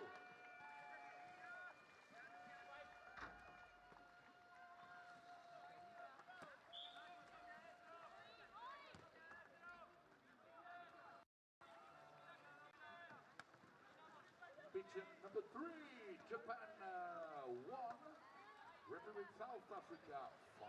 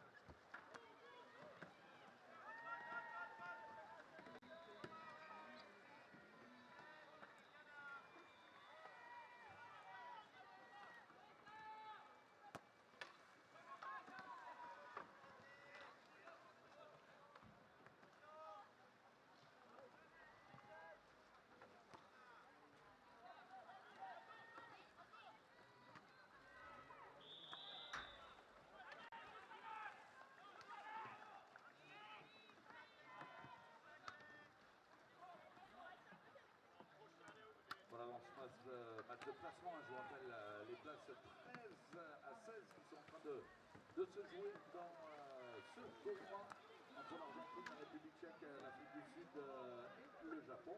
Pour le moment, avantage aux Tchèques et à l'Afrique du Sud pour le match 13 et 14e place. On va applaudir la République tchèque. Ok, victory for Czech Republic. Et on les retrouvera. Et regardez les coupes des Argentins, là, s'ils enlèvent tous leur casque, je peux vous dire que ça vaut des points. Alors que sur le terrain numéro 3, l'Afrique du Sud l'emporte face au Japon 7 à 1. Win for Republic South Africa, 7-1 against Japan.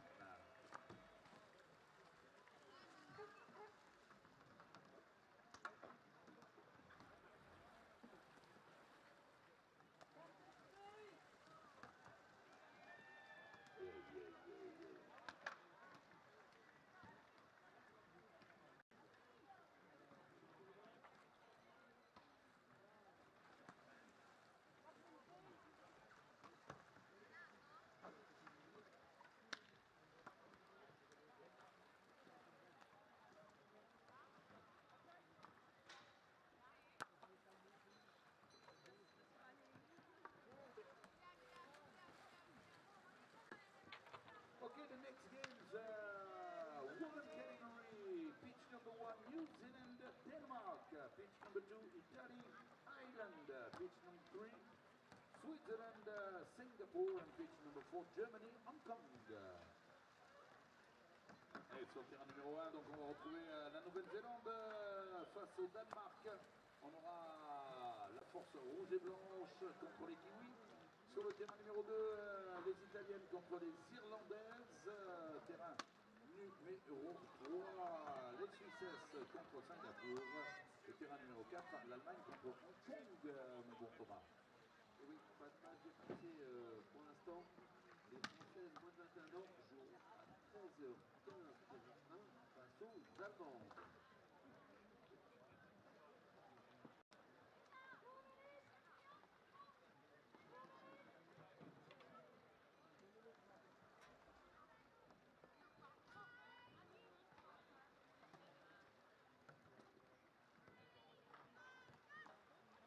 Allez, c'est parti, l'échauffement des Néo-Zélandaises. Généralement, c'est toujours Yes, go Kiwi, go!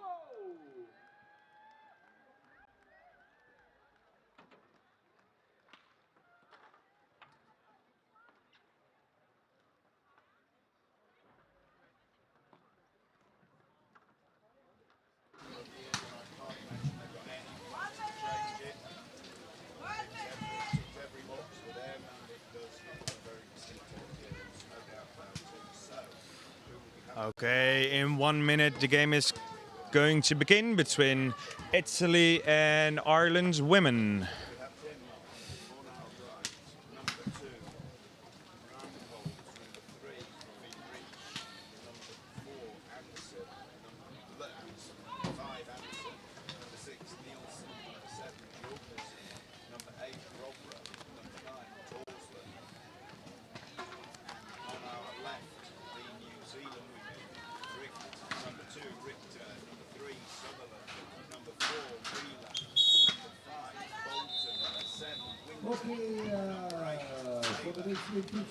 As I'm still trying to get my paperwork ready, both teams are lining up. Italy is already on the line, and Ireland is getting there now. Savoir à quelle place elles vont se retrouver. Malheureusement, les Irlandaises n'ont plus rien à jouer. Elles sont sorties de... Ireland is here on a wild card, so happy to have them. Numéro 2 pour l'autre groupe. Suisse, Singapour, Allemagne, Hong Kong, on fait le point. On vient vers vous tout de suite.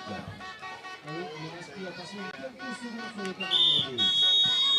And the match is underway with a nice and quick beginning sprint of the number 6 of the Italians.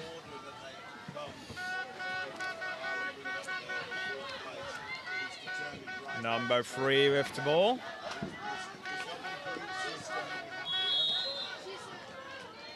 And the first corner for the Italian women.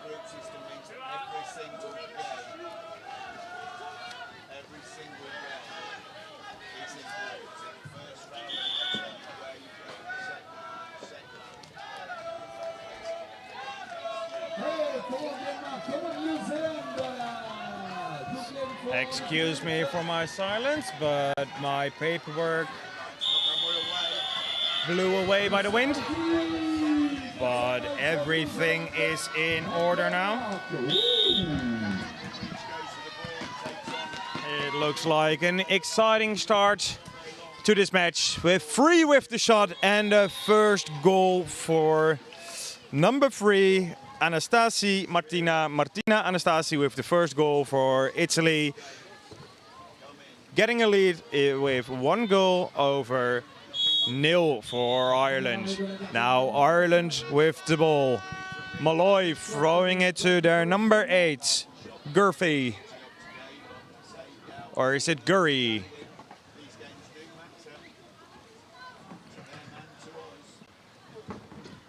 Number 3 on the ball. Wow, a really hard pass in, but their number 7, Power. Oh, I think Power wasn't able to catch it, and now Italy have possession of the ball.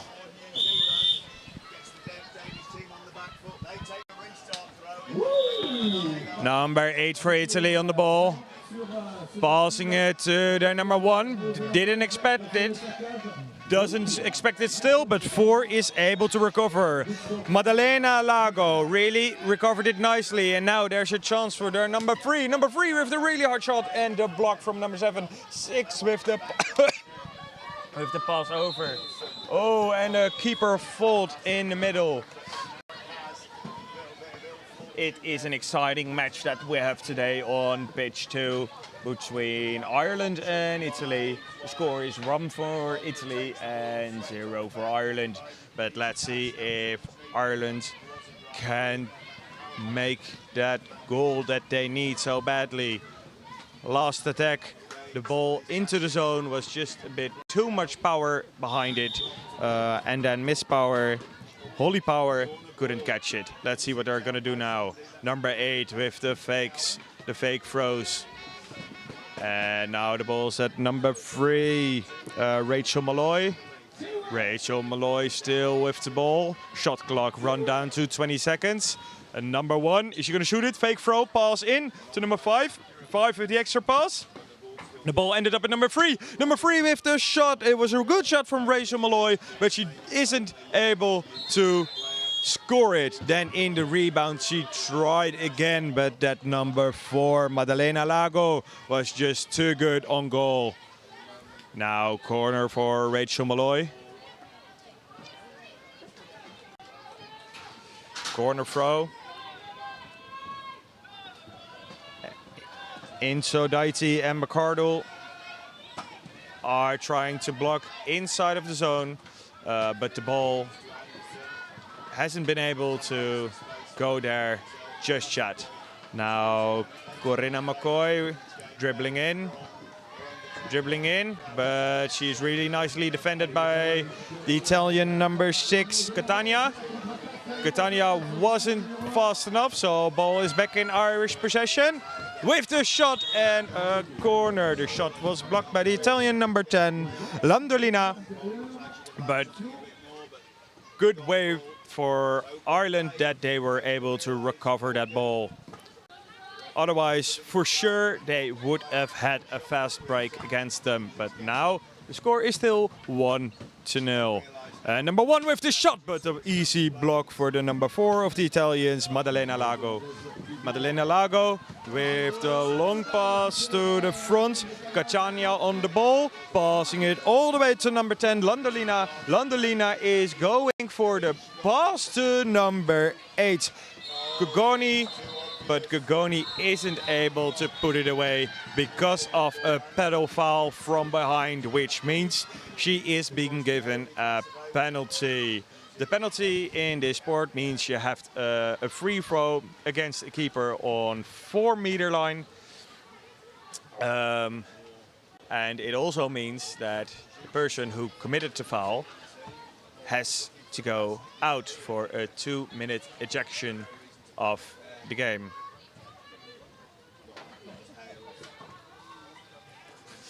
The refs are discussing, I think, about who are they going to give the green card. Because sometimes it all happens at once and then it's hard to decide who actually committed the foul.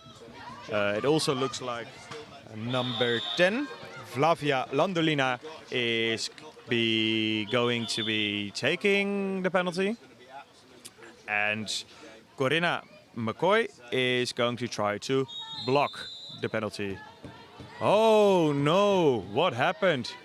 They changed their decision and it's not a penalty anymore, it's a corner throw. They decided that the person who blocked from behind wasn't far enough behind to commit a pedal foul, so they've been given a corner instead of a penalty. That's a bummer for the Italians, but in the meantime they have a nice attack, and number 7 with the shot, Chiara Trevisan. She shot a ball, but it was blocked by the goalkeeper, getting a corner out of it. And it's an interesting way for the Irish to defend. They are really wide, leaving a lot of spaces for the Italians. But conceding just 1 goal in about 6 minutes isn't too bad, so it seems to be working. And now 7 with the ball, 7 with the shot, but it was so low it went below the goal. Number 7 for the Italians, Chiara Trevisan with the shot and a miss, unfortunately, for the Italians. So, is Ireland gonna equalize the score? Number 3, Rachel Malloy, no, sorry, number 8 on the ball, but her shot was blocked. Number 8, Chiara Gurry tried to shoot it unexpectedly, but Italian defense saw it coming and blocked the ball, giving away a corner throw. Now you can see the Italians, especially Anastasi, the number 3, working really hard in defense. And they're gonna try it on the right side of the pitch. Number 1, is she gonna shoot it? No, they're gonna pass it to their number 8, to their captain. Number 3 with the shot, and number 3 with the goal. Rachel Malloy with the shot and goal. And Madalena Lago wasn't able to stop this one because it was so well placed. It just wasn't stoppable. Bringing the score an equal 1-1 with 3 minutes left to play in this half. Number 6, passing it to number 4, number 4 to number 3, number 3 to number 9. And 9 passes it out because the angle was just too sharp to shoot.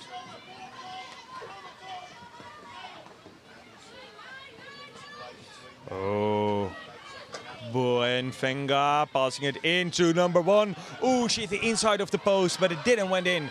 The ball is at the back line, so it's a ball for Ireland. Are they gonna do a fast break? Seems to be a bit tough because the Italians are really fast, and she is stuck in the corner there because one of the Italians is chasing her down. Pass to Corinna McCoy, but she loses her pedal in the process. I don't know why, but it didn't seem like Julia Buonvenga was doing anything wrong. And the ref didn't think as well because she let it play on. Now number 1 with the pressure. Prestipino with the pressure. And now Buenvenga again with the pressure. And it worked because the ball ended up at number 6, Roberta Catania. And now they go for a fast break. It's 3 against 1. It's 3 against 1. Let's see, ball to number 3. Number 3 with the pass, 9 with the shot. Ooh, I think Buenvenga, it wasn't her shot to take. I think actually Martina Anastasi should have taken that shot. She had a better angle and more speed. But good job of the Irish goalkeeper, Corinna McCoy, that she blocked that ball. Now Buonvenga,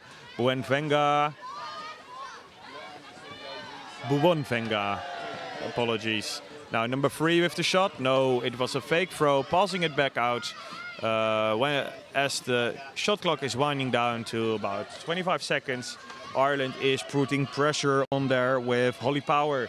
But, oh, that was a nice shot. Holly Power, she went to put pressure on that Italian player, but because when she did that, she left a gap right beside her, and Buonvenga, she saw it and she shot the ball really hard into the top corner of the goal, bringing the score 2-1 in favor of the Italians.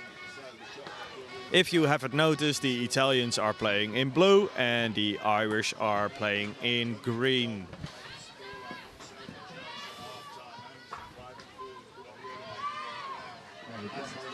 And now the Italians are putting a bit more pressure on the Irish with just 14 seconds left to play in this match.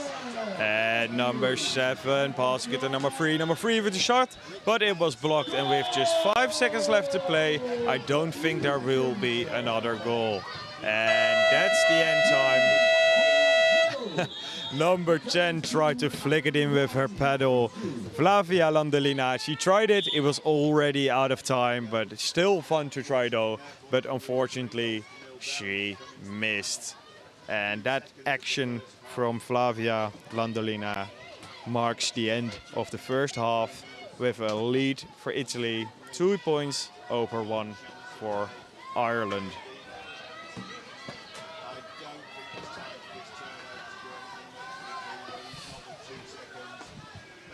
It would be interesting to see what the coaches are going to do about this. It's a really tight game.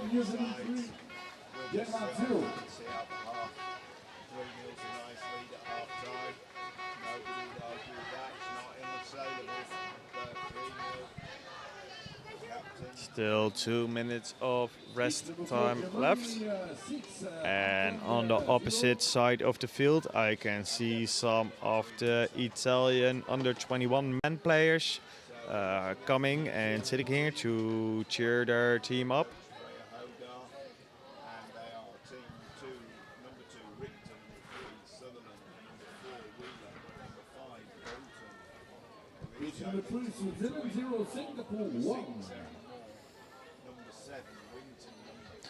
In the meantime, I want to thank the institutional partners for this event. And the first one is the government, the ICF, the FFCK, CAPSO for cleaning everything here, Région Hauts-de-France, Département du Pas-de-Calais, the OIS, the CK, CSO and the National Agency du Sport of France. And I want to also thank the gold partners of this event. That is Brasserie La Goudal, who supplied the beer at the event, Ivage and Jupin Sports. Jupin Sports, who provide the balls for every World Championship and European Championship for the last 5 years, and also supplying training goals outside of the fields on the small canal where the teams can warm up.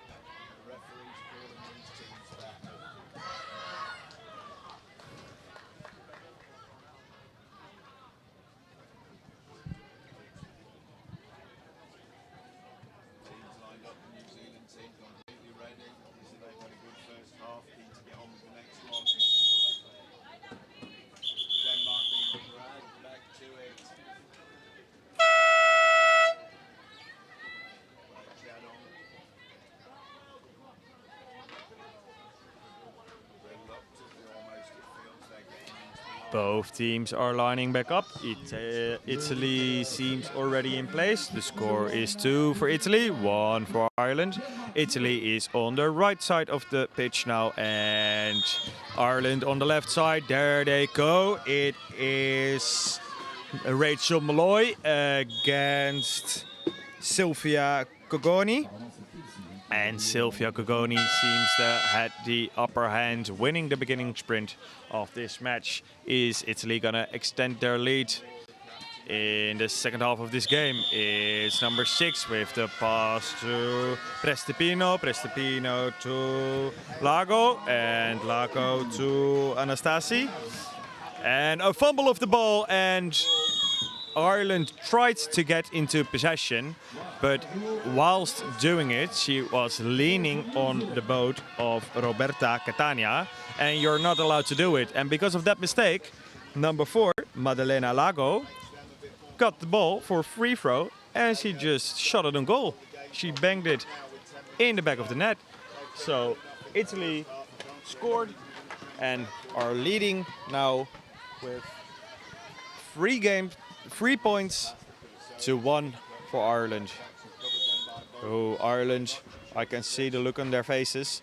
They look a bit devastated because they thought they had the ball. They got leaning against them, and then out of nowhere, beautiful shot from Maddalena Lago and a beautiful goal.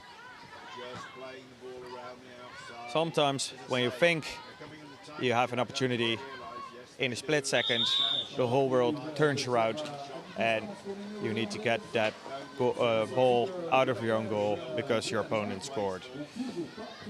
Oh, this looks like some good pressure for the Italians. Anastasi was putting pressure on Corinna McCoy. Oh, number 6 came in a bit hard. That was Catania on Malloy.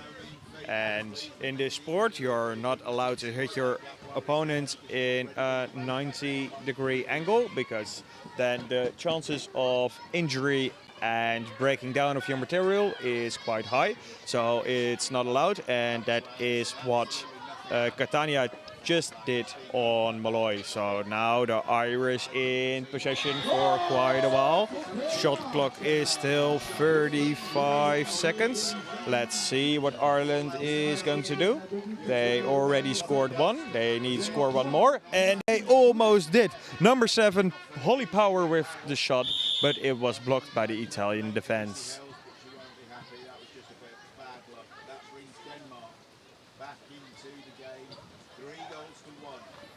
And they're building for another attack.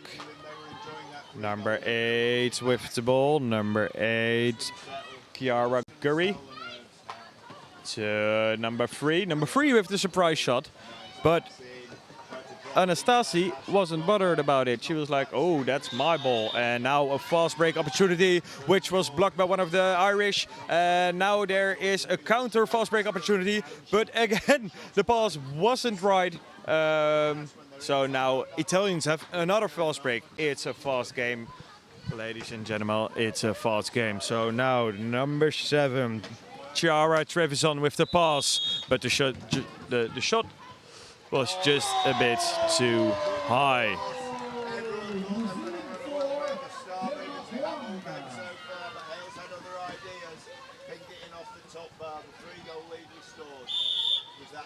I would really like for Ireland to score a goal to bring the tension back into this game. Italy has a comfortable lead of 2 points with 6 minutes left to play. I think the tension will be way higher if Ireland will score a goal, but there was a lot of pressure by Trevisan on the Irish attacker, and now Italy is in attack. Oh, Malloy putting pressure on the Italians, but the ball was just a bit too far.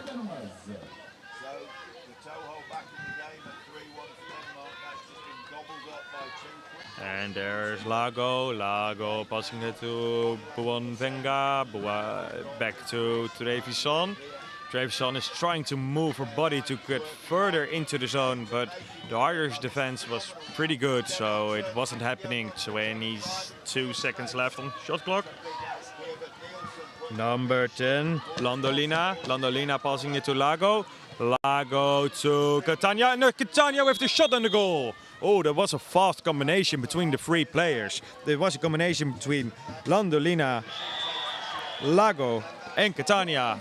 Catania being the end station of this attack and smashing it into the back of the net. Bring the score 4 for Italy and 1 for Ireland.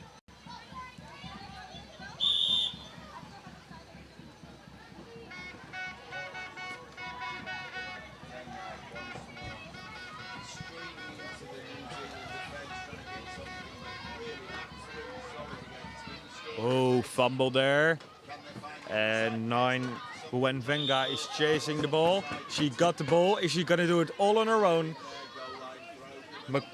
McCoy sprinting back to her goal. Number 8, Curry is trying to tire Buenvenga out, which is helping. Because at one point I thought Buenvenga is doing it all on her own. But the defense was a bit too good. 30 seconds left in the shot clock. Buenvenga with the ball, passing it to Landolina. Landolina with the pink blades. Oh, that was a fake shot, but she throws it outside of the zone. Anastasi, she wanted a bit more from her teammates there. It was like a disapprove, if not to her teammates, like, come on then. And now she decides just to shoot it over the zone because I think the shot clock was running down, and now she's complaining like, come on guys, I want a bit of movement, I want to have an opportunity to pass the ball to the left or to the right of me. And now she had to do it all by herself, or to people who way outside of the zone, so it's not really putting pressure on the defense of Ireland. Now number 7 working hard. It's a battle of 7s on the left side of the screen. But I think Landolina will go into that gap, and she's going to shoot that ball.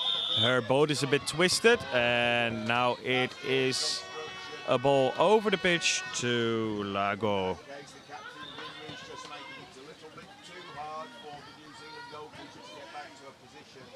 And the coach of Ireland is shouting to their players how they have to defend, and they're doing it pretty well. Ball to Landolina. Landolina with a ball to Anastasi. Anastasi with the... Oh, I thought she was going to give an inside pass, but good job on her for not doing it, because I think an Irish defender would have seen it and just easily blocking the ball. Landolina with the fake shots. Landolina, is she going to shoot it? Is she going to shoot it? No, it's a pass all the way over to Anastasi, and then into the middle to Trevisan, and a beautiful attack for the Italians. Oh, you just could see the goal coming. Amazing attack by the Italians. A lot of players were involved, a lot of good decisions, really hard to get it right, but beautiful goal by Chiara Trevisan.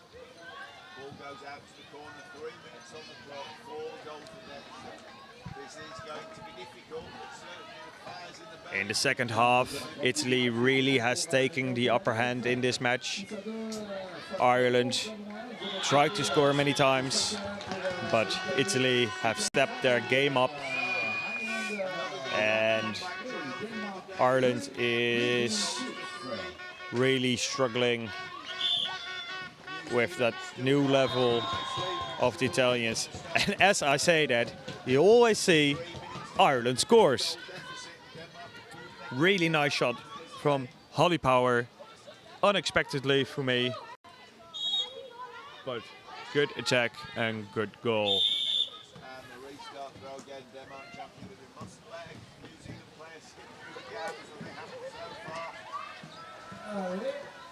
And number 1, Prestipino to Landolina.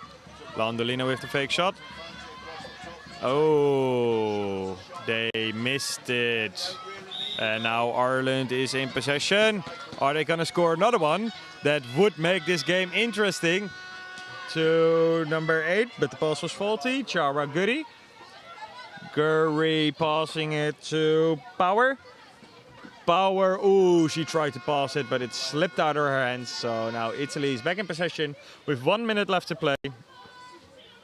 And no real rush for them to score a goal. I think Italy will play it safe and wait for another 40-like seconds to score a goal, because they just want to win this match.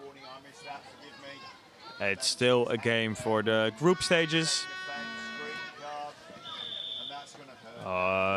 Boan Venga passing it back. You can see it actually in this attack. They're waiting for the end of this match to do one more attack, which is here, Boan Venga. Oh, she is really disciplined.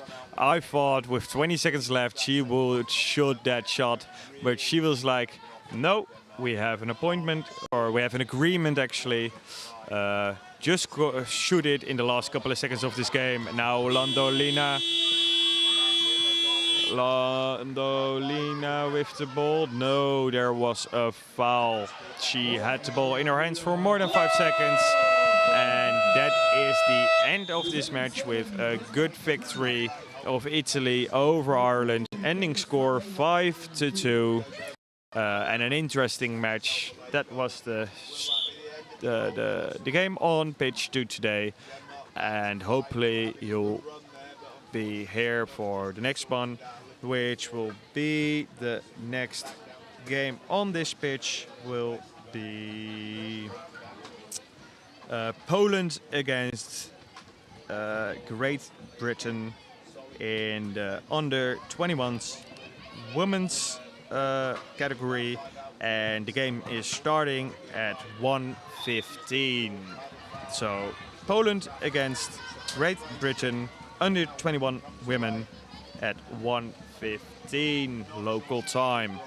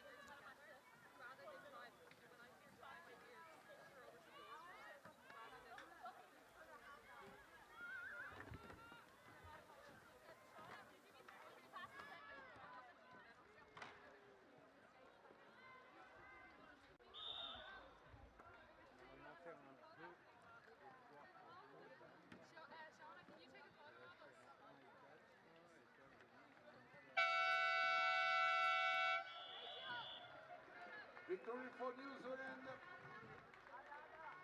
New Zealand 7, Denmark 3. And a game between Italy and Ireland. Italy 5, Ireland 2.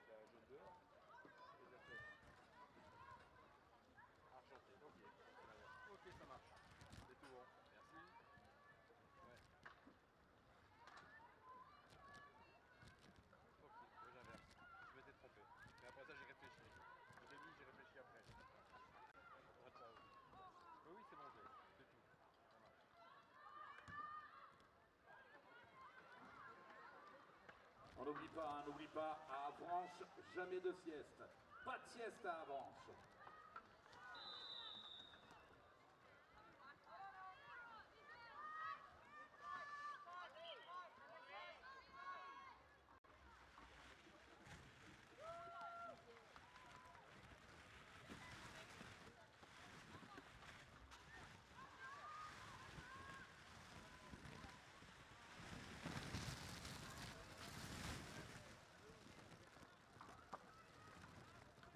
Ah ouais, c'est pas cool ça. Le 22 pour le numéro 1, entre les Pays-Bas et l'USA. Et ben là, 9, USA.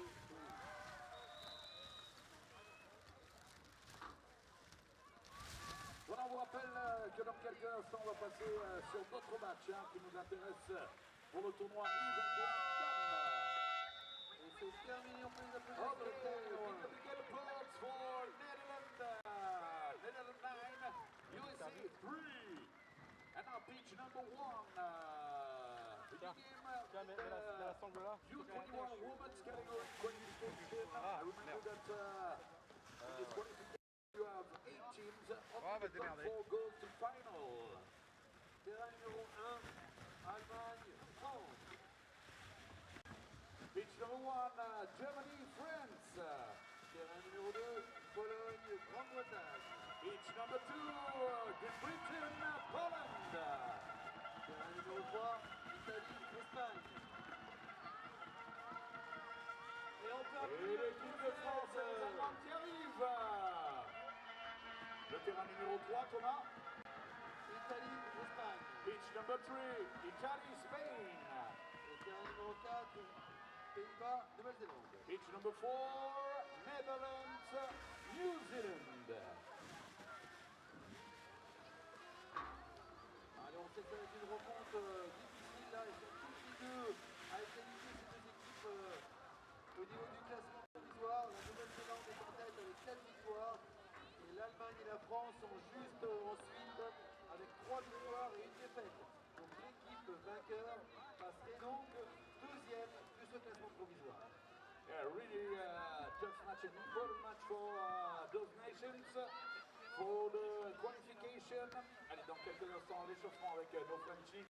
Et les Allemands, on a retrouvé les supporters français sur cette tribune numéro 1. On va se réveiller, pas de temps pour la sieste. On est là dans quelques instants. On sera derrière nos Françaises.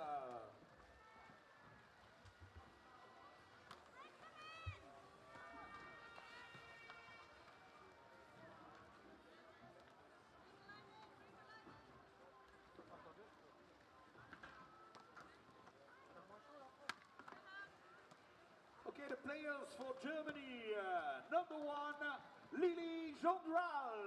Number 2, Annabelle Wolf. number 3, Annika Heikert. number 4, Hannah Kunz. number 5, Derek Kramer. number 6, Leah Kelling. number 9, Nina Aschenberg. number 10, Catherine Grunenwald. the coach, Thomas Jondral. Applause for Germany. Pour l'équipe de France, le numéro 1, Marie Abola, le numéro 2, Jeanne Cousin, le numéro 3, Anaïs Bonamy, le numéro 4, Charlotte Richard, le numéro 5 est capitaine, Laura Saliou, numéro 6, Lynn Meyer, numéro 7, Antigone Méro-Lyrien, le numéro 8, Camille Bretéché, entraîneur pour l'équipe de France. Nicolas et Jérôme. Voilà, on va applaudir les deux équipes, s'il vous plaît, les supporters. Allez, c'est parti, applaudissements pour l'Allemagne et pour l'équipe de France.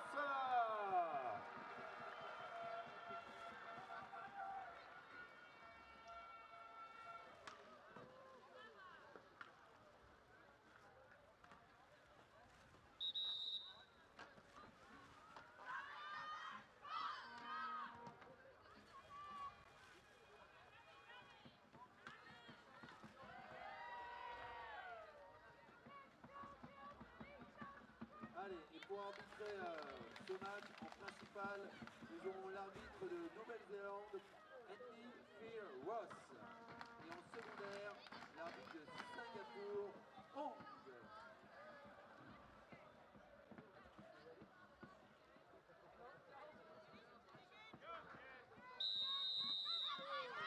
trophies for this team and Feroz and Pinterong.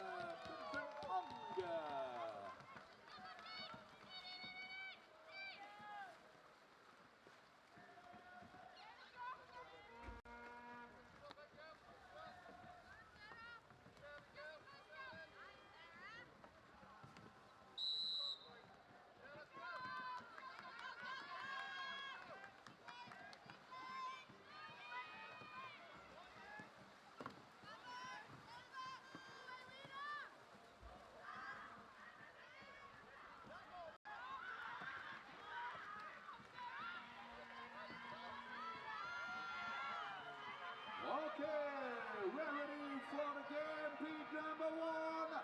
Make some noise for Germany. Et on donne de la voix pour l'équipe de France, s'il vous plaît.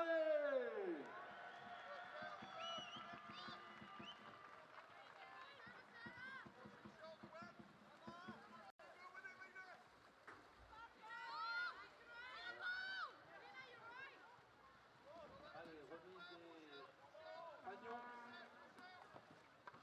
Et finalement, ça sera belge à l'arbitrage.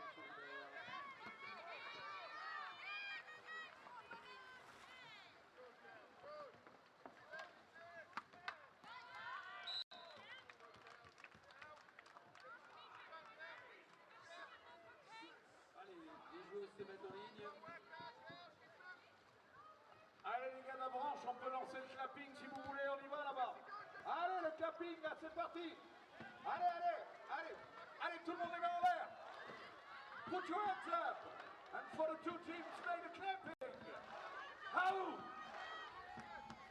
Louder, how? C'est parti sur le terrain numéro 1. Et c'est la numéro 1. Claudia qui part en engagement. Et le ballon est pour les Allemandes.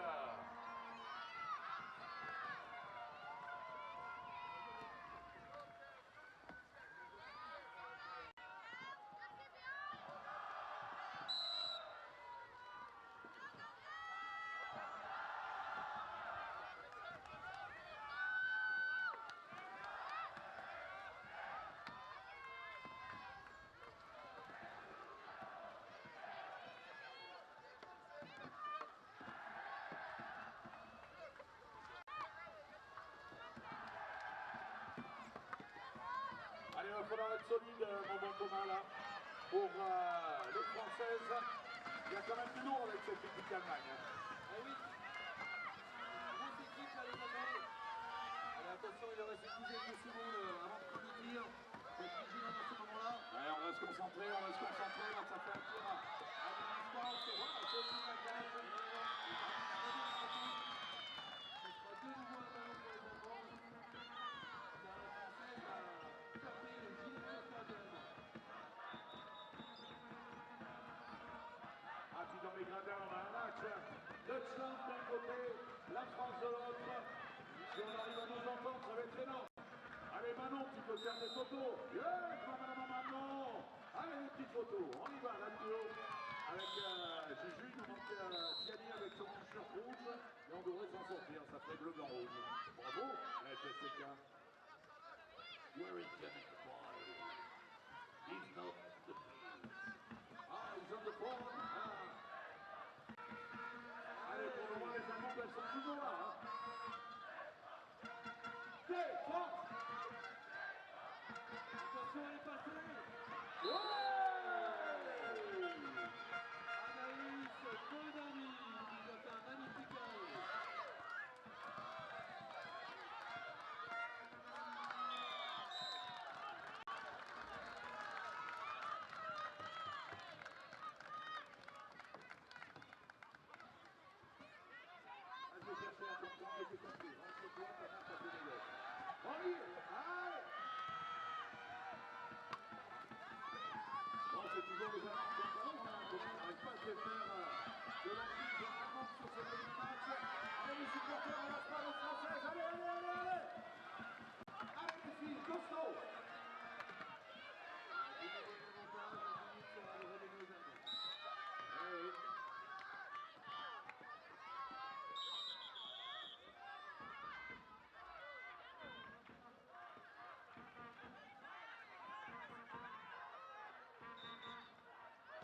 Attention à l'intérieur, la 3 là pour l'équipe de France.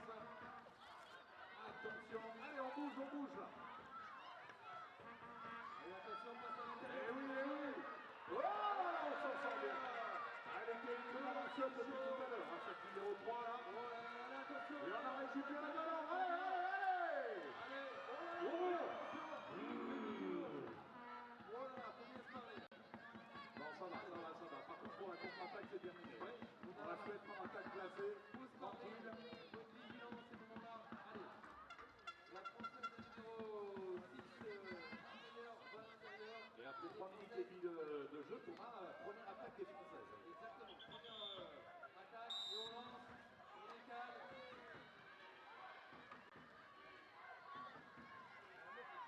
Allez, nouvel avantage pour la France, ce sera une minute de redonner aux Français. Il faut les attaquer, là, ces Allemandes, il faut les bouger. Voilà, elle n'est pas attaquée, donc elle y va, elle se lance. On met la balle là, on reste sur le même élan. Allez!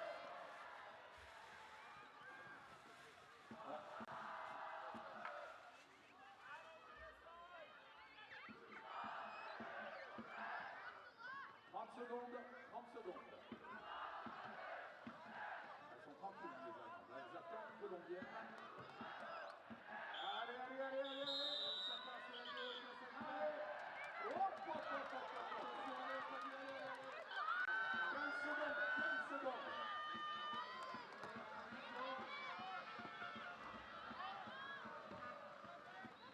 Voilà. Attention à y passer, la numéro 10. Heureusement qu'on se trompe. La bagarre là pour le ballon. Allez, c'est bon.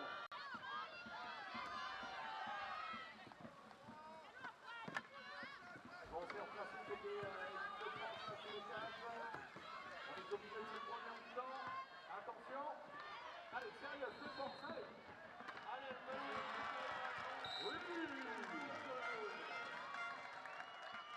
Ah, faut pas venir sortir la liste, vous la réservez.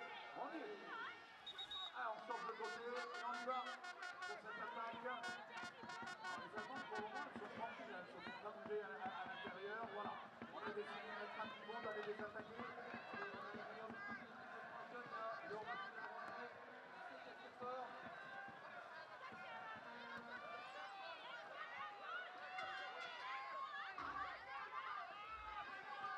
Allez, on les bouge, les Allemands là-bas. Voilà, on est au contact. On met le ballon chaud côté français.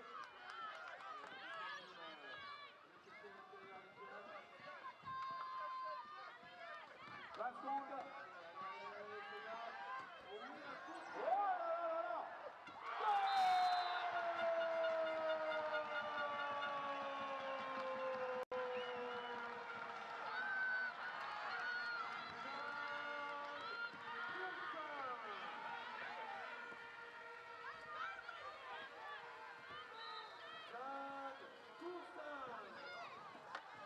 Allez, France 1, Allemagne 0, France 1, Germany 0.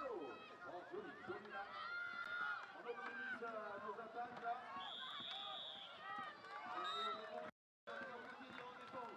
Allez, il faut les repousser, il faut les tourner. Oui. Voilà. Allez, on pousse là sur l'enveloppe. Allez, dommage. C'est dommage. Ouais, on est devant comme dit Fanfan. Allez, tout le monde tape des mains, tout le monde.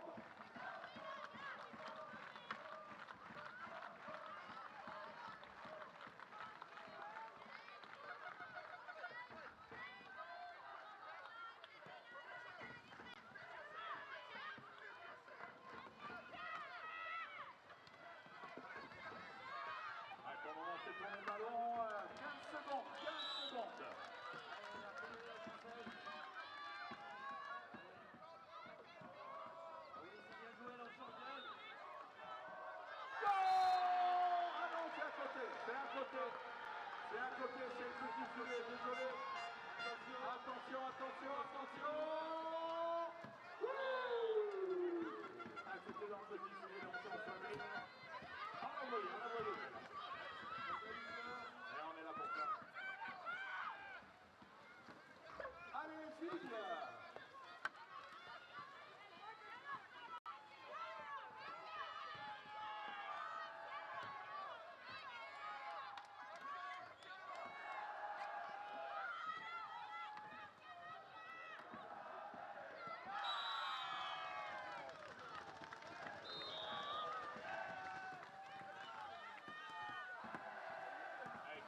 Corner, ça a été touché au départ pour l'équipe de France.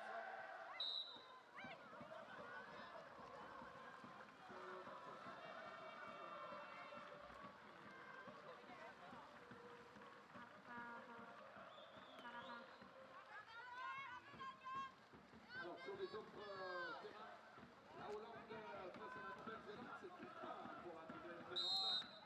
It's number 4, New Zealand 4, Netherlands 1, Italy 3, Italy 1. It's W, Poland 0, Great Britain 0. Ah, Poland 1, Great Britain 0. Allez, nouveau corner pour l'équipe de France. Une minute avant la fin de cette première mi-temps, possession de balle pour les Françaises. Voilà, on va faire tourner, on va essayer d'égrener des secondes comme ça. C'est bien.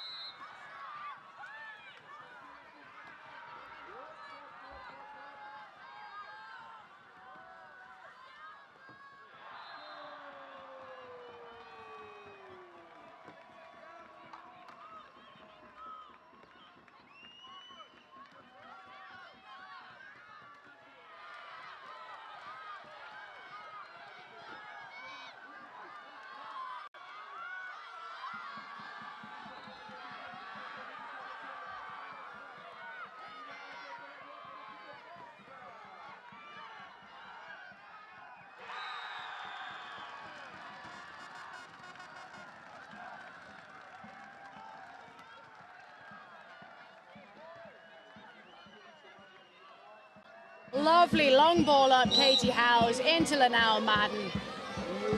Beautiful work. Right, we've got ourselves a game, guys.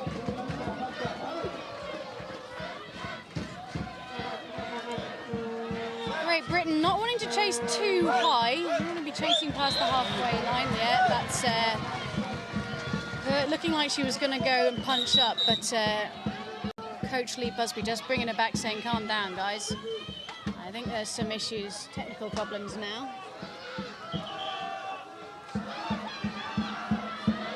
Referee Carmen Pelger just sorting the table out. You say, even hearing the call of play on, etc., is really, really difficult for the table on this pitch because we have the French national team playing right behind us. The noise is deafening.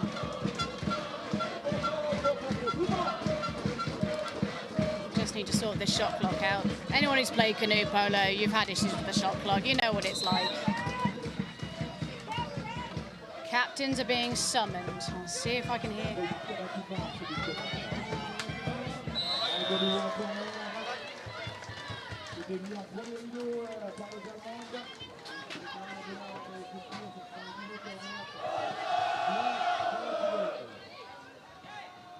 There's definitely some sort of technical difficulty. I can't quite see what it is. Unfortunately, the scoreboard is over the top of my head, so I can't see it.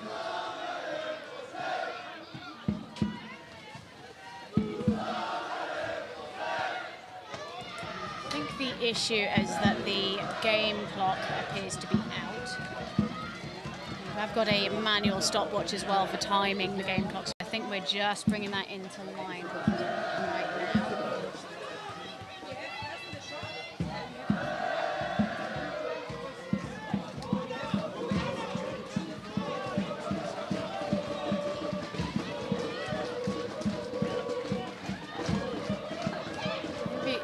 The racket you can hear behind me, but very much has a bit of a football pitch atmosphere. It's really very wonderful, especially after 2 years of not much polo at all. Catania had to happen behind closed doors almost, and being able to have this level of support just makes all the difference. It's not to say Catania wasn't good. Was truly excellent. The organisers did an amazing job, especially considering that they had to rebuild the venue after a tornado destroyed it. That was quite something. I'm sure you've all seen the footage.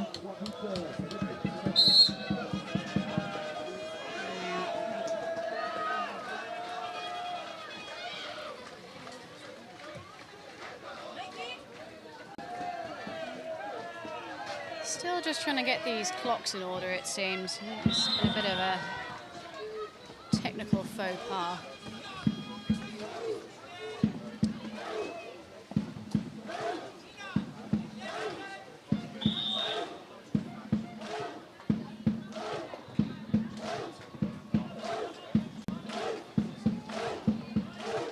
Just see yes, just testing the depth of the water there. It's about 2-ish meters deep in the middle of this pitch. Purpose-built venue. It's very fancy.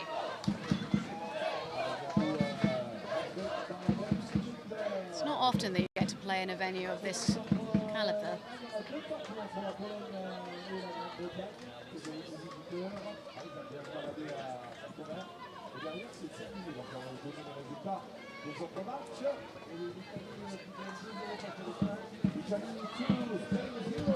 can see Eviak holding the Wisely ball. Wisely, obviously provided by Upin Sports, one of the main sponsors for this event. Heard on the grapevine that they contributed in the region of about €500,000 to this event. So we'd like to say thank you to our sponsors for making sure that this event was able to be run in the spectacular manner that it has been. Right, we're underway, guys. I'm afraid we've got a bit of an issue with the clock on screen. I can confirm that on screen, well, we have about 3 minutes and 35 seconds left. I'll try and keep you updated while we're waiting for the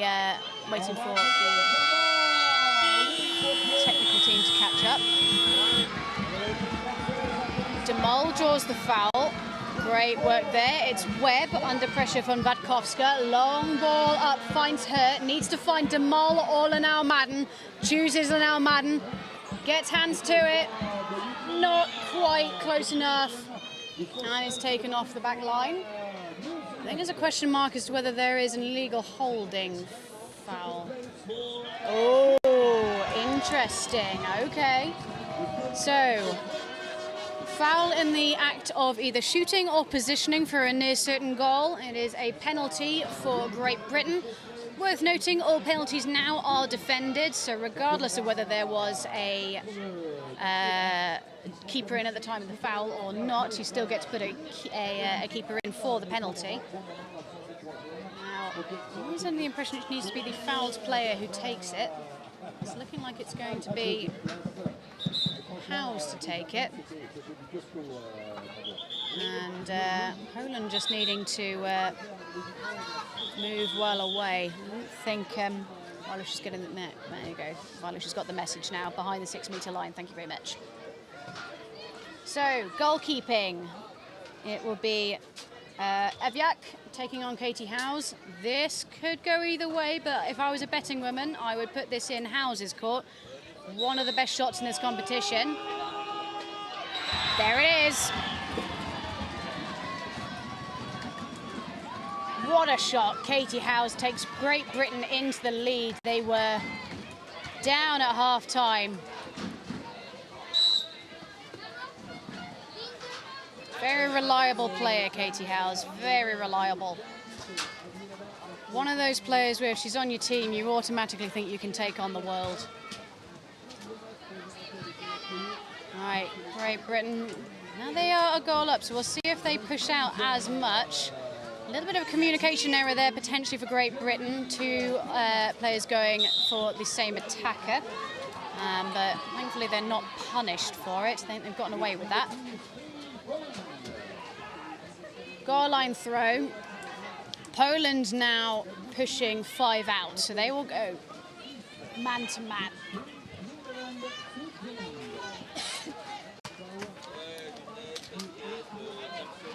Great Britain have got to move around constantly to try and create new passing opportunities. Hurt resists the bin but drops the ball. Vatkowska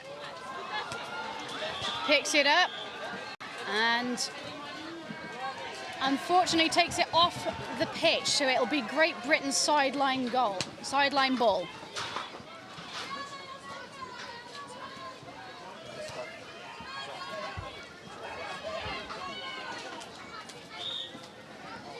And Poland still going man out, man on.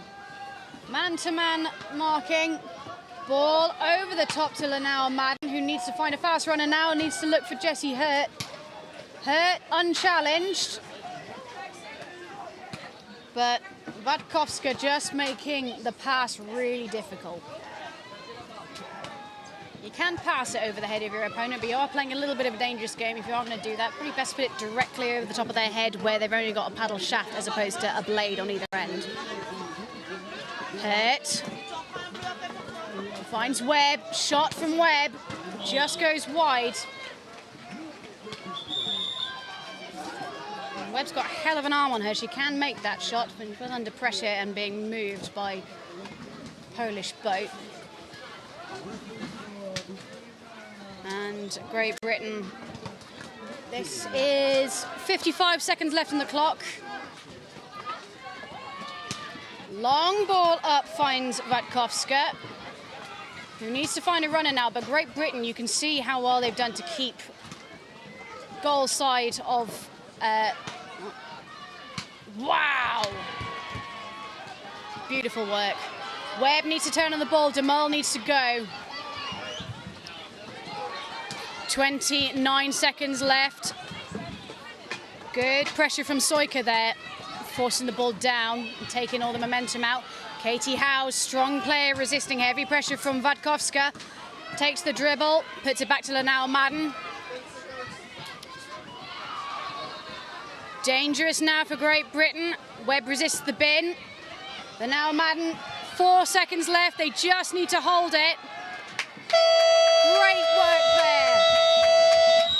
Great Britain coming from behind to take this. I will confirm the score as it stands at end of this half. Great Britain 3, Poland 2. What a game of polo. You can see the stands in the back full of British and Polish supporters, and it has made all the difference. The atmosphere is incredible. It's been an absolute delight playing with you here on pitch 2. Now I'm going to be here for the next game as well. We have a senior men's game, Spain taking on Poland. So we're just going to take a 2-minute break, and then we should be back shortly for more world-class polo.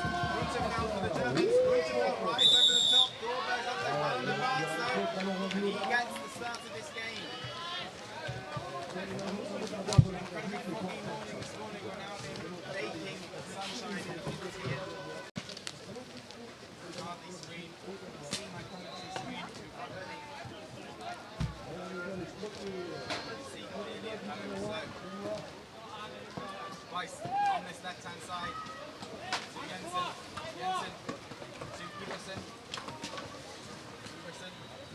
back across, to Jensen, the captain.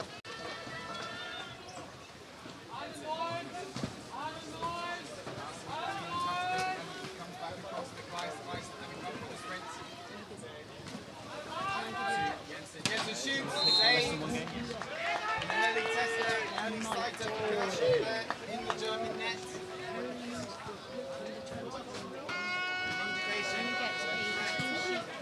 Indication. And write those Against Great Britain very early on. so we should have our postscripts in English. And then one copy of postscript in English, write out the pronunciations, then get 4 copies of position there by Kleist. Back out to Thornberg. Foul on the inside, a paddle foul. Must have been across one of the defenders' boats. And the Germans on the way here. This is a breaking game. They've got a 3-on-2. The long shot comes beautifully floated. And Beckman takes the lead. 1-0 to Germany. Excellent precision at speed from Marley Beckman. Right in the middle of the net. Net was unguarded, but it was a shot from distance and he was moving with speed. So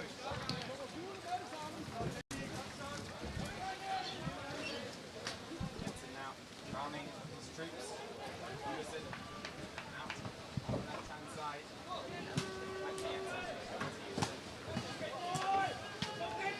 Drives forward now.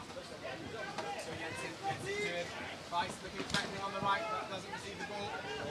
Down the middle, Jensen decides to drive. Back up again. Control here for the Danish.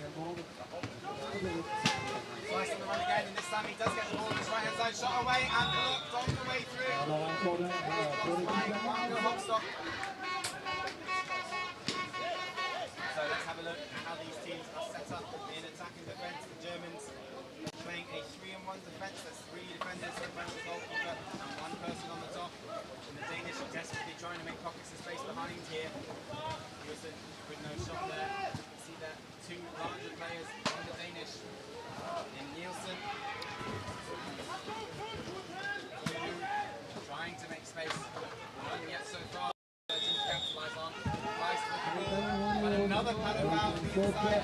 Those are stupid mistakes really from the Danish team to give away so easily to the German side. A warning there for number 5.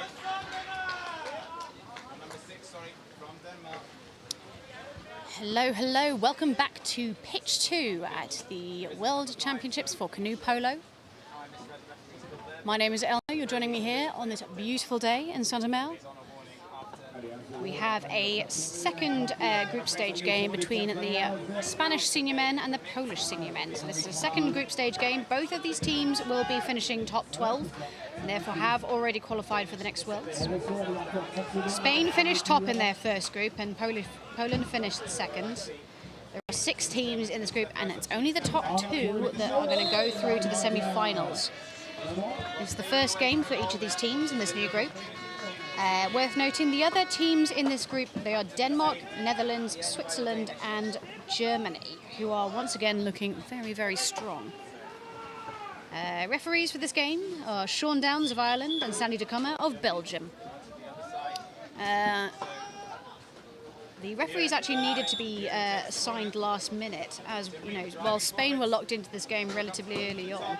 It was only until recently it could have been any one of Poland, France or Belgium that they were facing. This was decided by results of the games earlier today, which made sort of the referee's schedule interesting to say the least. It was excellent work by Duncan Cochrane, just making sure that the referees knew where they needed to be in good enough time. Referees, they have to be assigned for games where their home country isn't playing. So a British ref can't ref a British game, for example. Now, I think this game could go either way. Both of these teams have been phenomenally strong. The Spanish, I would imagine, are going to come in with the speed and explosive power that they've been come to be known for. The Polish, I would say, they've been absolutely stalwart in their defence, particularly goalkeeper Davidek.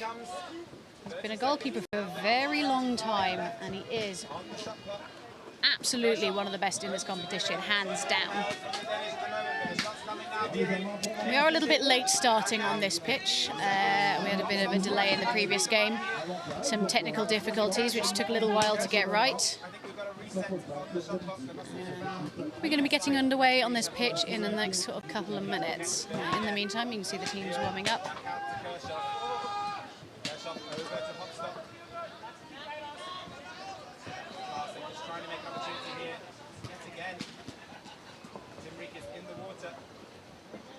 You can see how sunny it is here in Saint-Omer. The sun is beating down. Looks like this morning it looks decidedly bleak. Very foggy. Certainly made commentating interesting because we couldn't see half of the pitch. Look at that. You can actually see there is actually an inflatable park over the back of this venue, which maybe when we've got a little bit more downtime, maybe we will frequent, see what the fuss is about.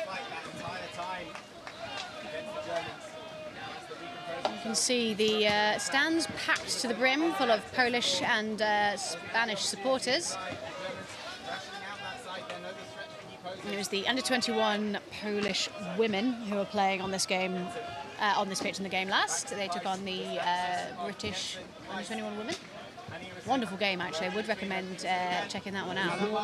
World-class polo being played by both teams. Now on the other side, potentially well worked, shot coming in field. Oh, he's dropped the ball though. 12 seconds left. Spain just warming up with the Wisely polo ball. Kindly provided by Upin Sports. One of the sponsors, Brasserie La Goudelle and Eiffage. Without whom this event simply would not have happened, so thank you very much to them. If you're a polo player yourself, you'll know how much of a difference it makes playing with good quality equipment.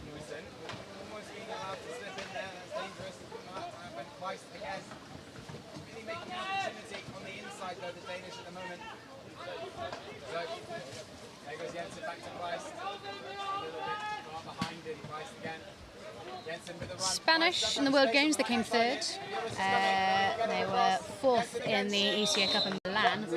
They are gunning for first in this competition, and given their performance so far, do you know what I think? I think it's very much within their capability. They've been an absolute powerhouse so far. As referee Sean Downs is coming over to let me know he's still got a couple of minutes, so if you want to go get a drink, go get a drink. Maybe a snack. Whatever you need to feel comfortable as we treat you to some world-class polo.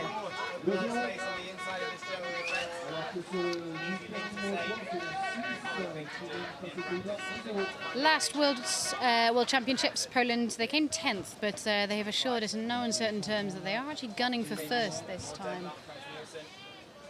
And the Spanish are going to have quite the fight on their hands in this game.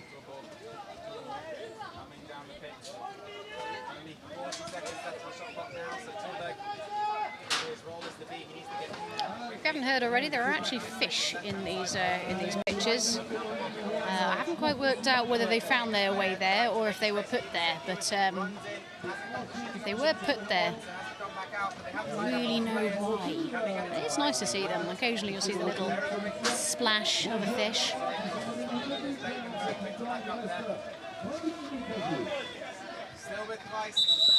In this purpose-built venue.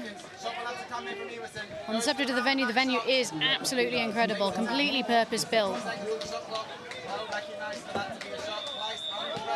How often do you get to play in a purpose-built venue for canoe polo? Almost never, it seems. And to be this well accommodated, both in terms of the venue and in terms of the organising committee. I mean, the volunteers who've been running this event, they have been absolutely incredible.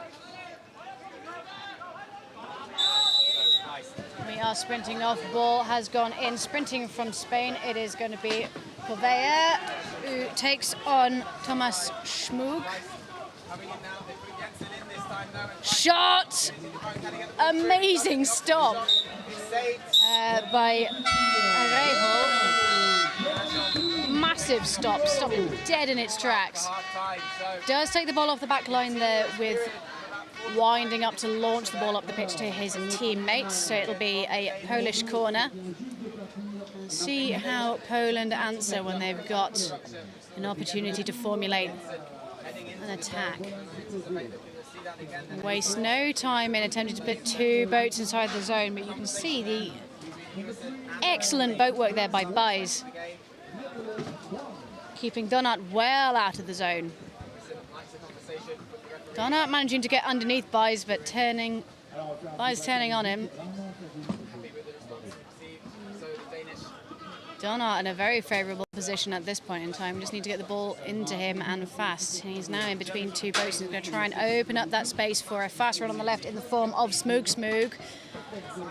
Opportunity not taken on that one. We're going to need to recycle that ball out. Far too many Spanish paddles in the way. I'm going to see hopefully a fast run there on the left now in the form of Schmug again.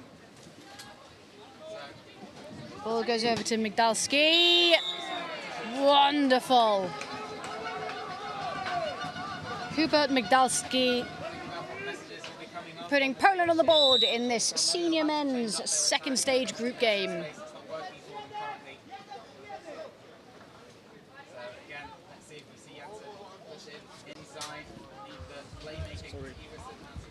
Right, Spain on the attack. This is their first attack of this first half. Wow! Look at the power on that. Angel Gozo. Amazing work. Buries it in the Polish net.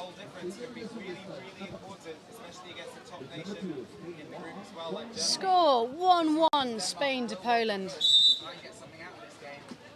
Absolutely incredible work. Now, ambling into the zone from Poland, we've got Pilarz and Donat. Trying to open up some space for fast runners. Ball goes right, finds Migdalski. Now, this is an attack that we've seen a lot in this competition, which is, and I understand the Spanish refer to it as the doble bollo. They're putting two boats inside the zone, and meanwhile the three outside players will pivot the ball between them. The two wing players will go in and out as if they were on rails, running in with speed. We are looking like we're mixing it up a little bit. Ball finds Migdalski. Migdalski doesn't even make it past Angel Gozo.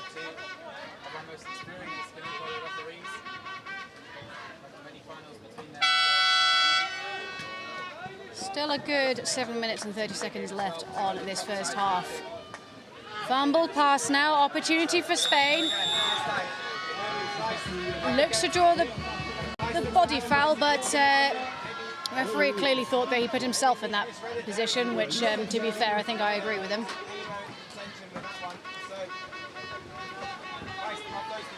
Opportunity now for Maslak. Maslak stopped by Rejo.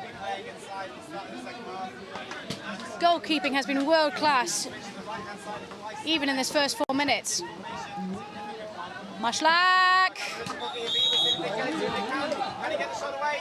Not quite finding a teammate. And Padavia trying to go and pick up that ball, but it's Smuk who manages to take control, lays it off to Maslak.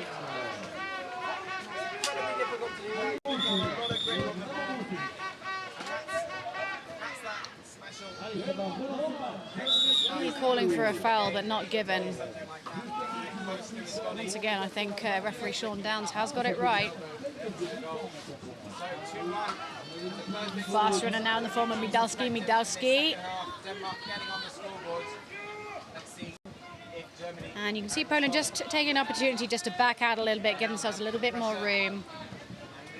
Michalec ambling across the zone, running in the form of Maslak. Maslak needs to find a pass, finds Migdalski. Migdalski back to Maslak. Maslak now tipped off the back. Beautiful defending there from Spain. I think Angel Gozo is going to have to try and evict Pilarz and Donat from the zone. Oh, we're getting a card out now.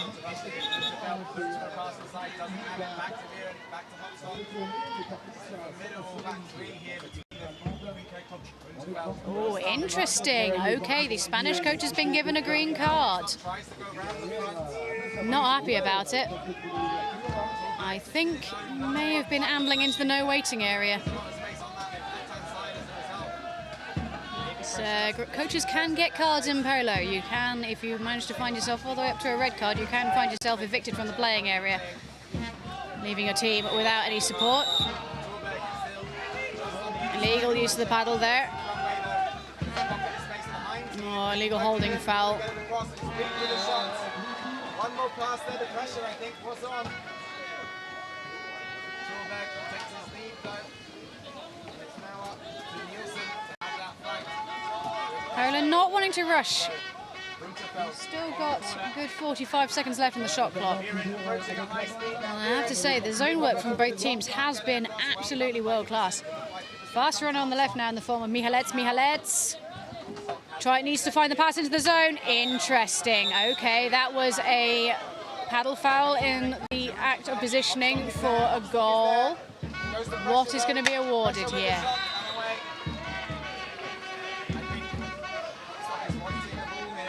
referee's just going to have a chat before they make a rather large call.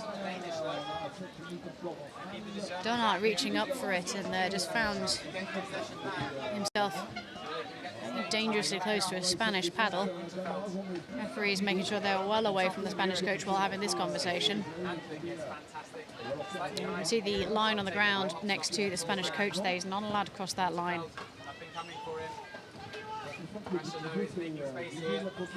Right, what's the call going to be? Imagine, I think we might be seeing some cards, probably at the very least a green. No cards. Giving this as their warning. Donat trying to get himself positioned. And Spain trying to cram as many boats in between him and the goal as physically possible. Great defense from the Danish at the moment. Hopstock with the ball, no pass for him. 18 seconds here then. Alejandro Casal does need to let Donat in to take the free shot. Doesn't mean he has to long it. Lovely ball, amazing stop there. Good decision. Fake the shot and then put it to a teammate.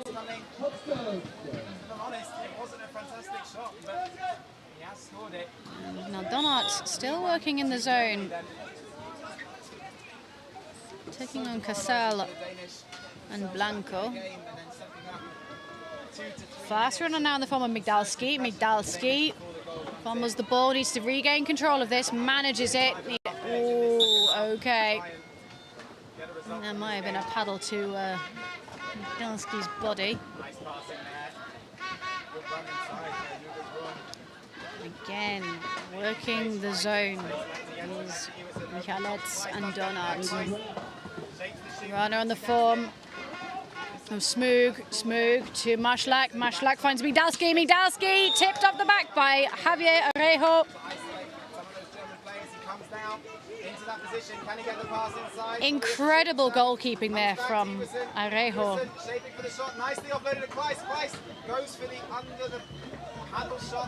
What a game of polo this is shaping up to be. Plenty of physicality and aggression. Makes for excellent watching. Oh, that's cheeky. Mashlak carrying it on the nose of his boat. Beautifully done. Shot not finding itself in the back of the Spanish net. Spain now on the break, but Poland covering it extraordinarily well, actually. They're going man to man. So Spain are going to have to move around to try and generate some more opportunities. Mashlak in the drink.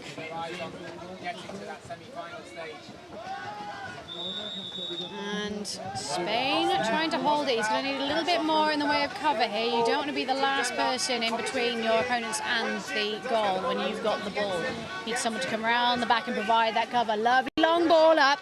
Finds Casal. Casal. Great boat work there. Interesting. Okay, yeah. Pit paddle foul on a fast break. Oh, interesting. Okay, Sean Downs just wagging his finger saying, don't chat back at me. It won't end well for you. He's not wrong.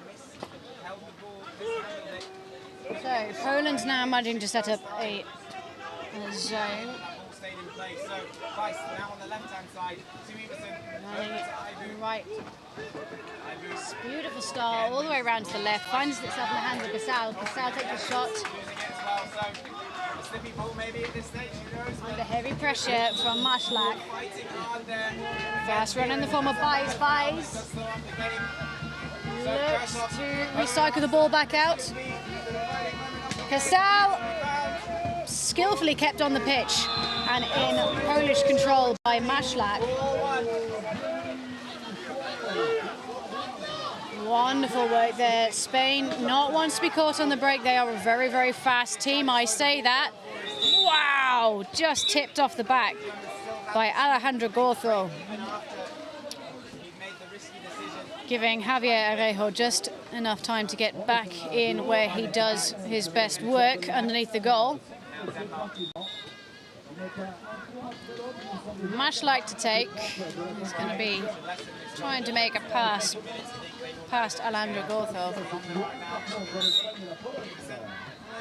Just over a minute left in this men's group stage game. It is the second stage of this competition. Both of these teams finished very strongly in their preceding groups.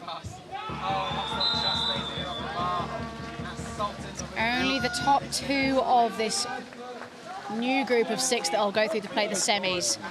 First game for both of these teams. Both of them will want to get a win on the board to make their lives easier later.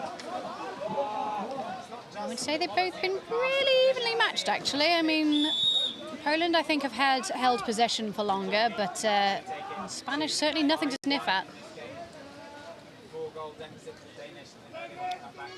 20 seconds left of this half, so you can see the Polish just happy to run down that shot clock, just making sure that if this doesn't go their way, well, I say if this doesn't go their way, that the Spanish have an opportunity, don't have an opportunity to attack, but it looks like absolute explosion of Spanish boats has made its way up the pitch.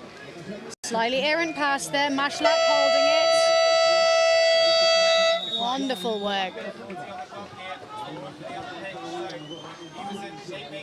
Wild gesticulation from Alejandro Gorzo, I think, wanted that pass.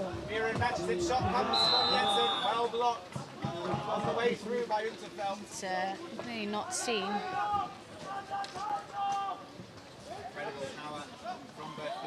Score at half-time, if you're just joining us, as you can see, Spain 1, Poland 1. You missed some absolutely excellent polo, including a Spanish coach getting a card. Need to be very careful in this second half, making sure he doesn't get too excited. 58 seconds now. 53, 52. That was Michalec just having a chat with referee Sean Downs, so asking him to watch for paddle fouls, I think. Running a little bit frustrating, but referees are human. They are here to keep the game going and so that the game can run. Sean Downs, as ever, consummate professional.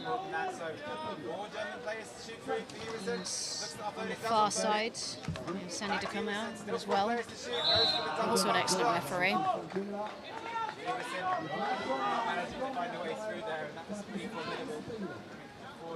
See what the Spanish decide to change up in this second half. I don't think I'm incorrect in saying that the Polish maintained possession for most of that. I was definitely doing a lot of commentating about Poland attacking the Spanish zone, not a lot in the vice versa. So we'll see if they're going to push out and try and take the ball back off the Polish.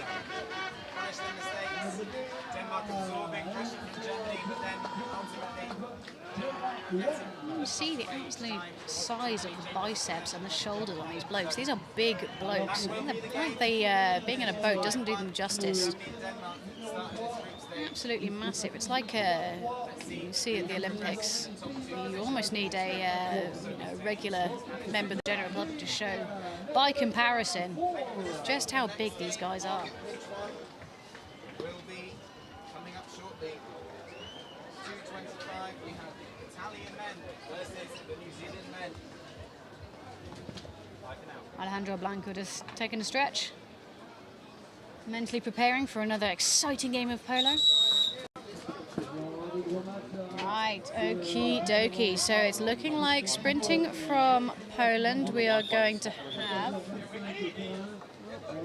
just sorting out the table, I think. Right, sprinting from Poland. We're going to have Thomas Smug.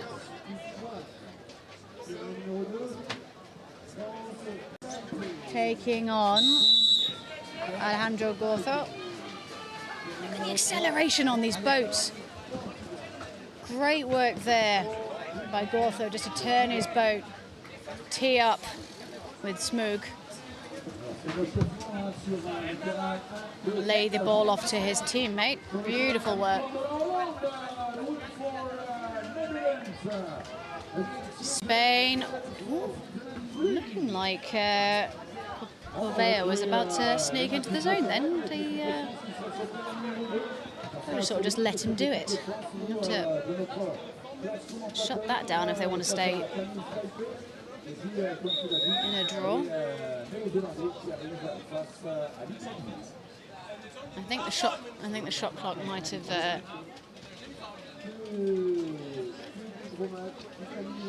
had a bit of a moment. Because again, we've all been there.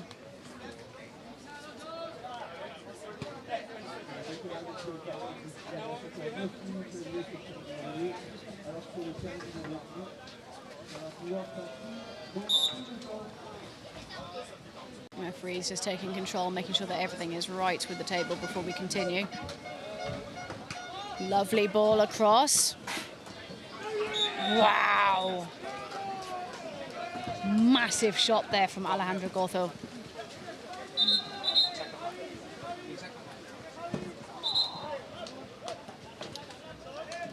Poland now with an attack. Now that is really unfortunate. So once again, we've all done it. Spain on the break now. We have Gortho steaming in with the speed of a train, lays the ball off, finds Gortho. Wow!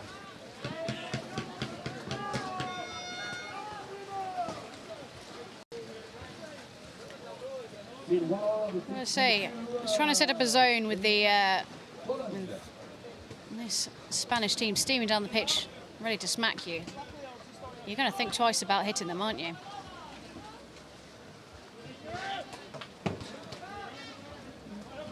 Do develop a certain appreciation for physics in this sport. Lovely ball across, speed, stopped definitively by Davidek. Davidek, who thankfully has been protected from most of these shots by his zone players. Long ball across, finds its way to Corvea. Corvea finds Blanco, back to Corvea. Pass into the zone to Casal. Casal leans, fakes once, fakes twice. Off the top bar. Having some chat with his teammates. Teammates may disagree that he should have taken that shot. Back to working. Migdalski trying to keep him out. Lovely shot. Tipped off by Davidek. I mentioned it earlier, Davidek, one of the best goalkeepers in this competition period. Been a member of the national team for several years now, and you can absolutely see why.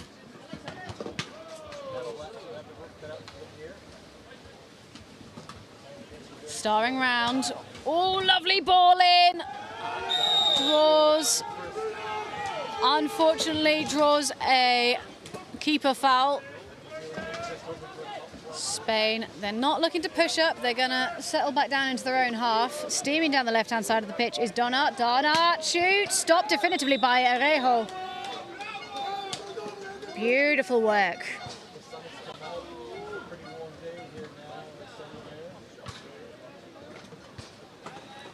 Spain just needing to sort their zone out here.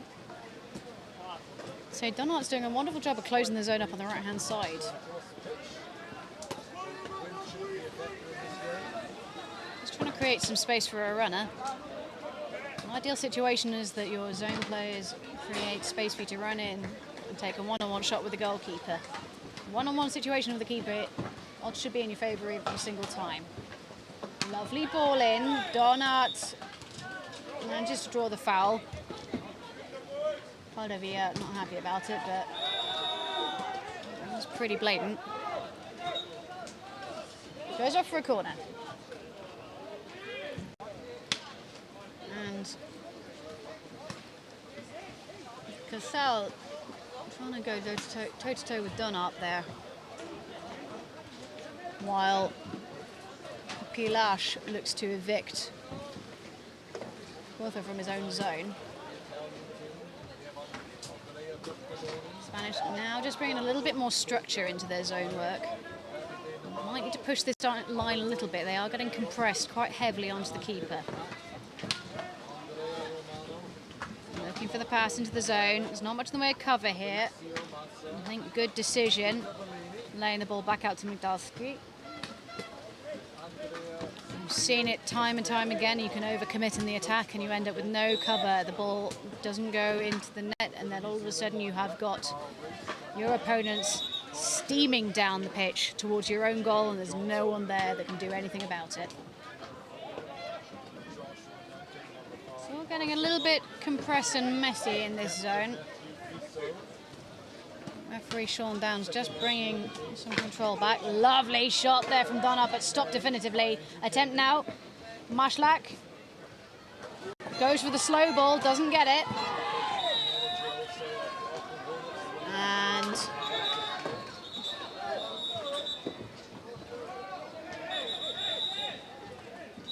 Sandy Dacoma confirming paddle foul is actually in Poland's favour.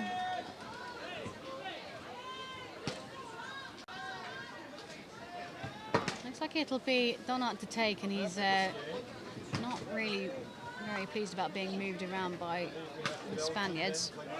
You do need to let him in to the point where the foul occurred in order to take it.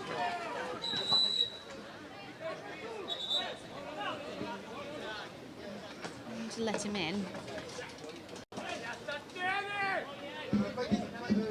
We are running behind on this pitch, so I do wish we could stop having a fight about it and just crack on.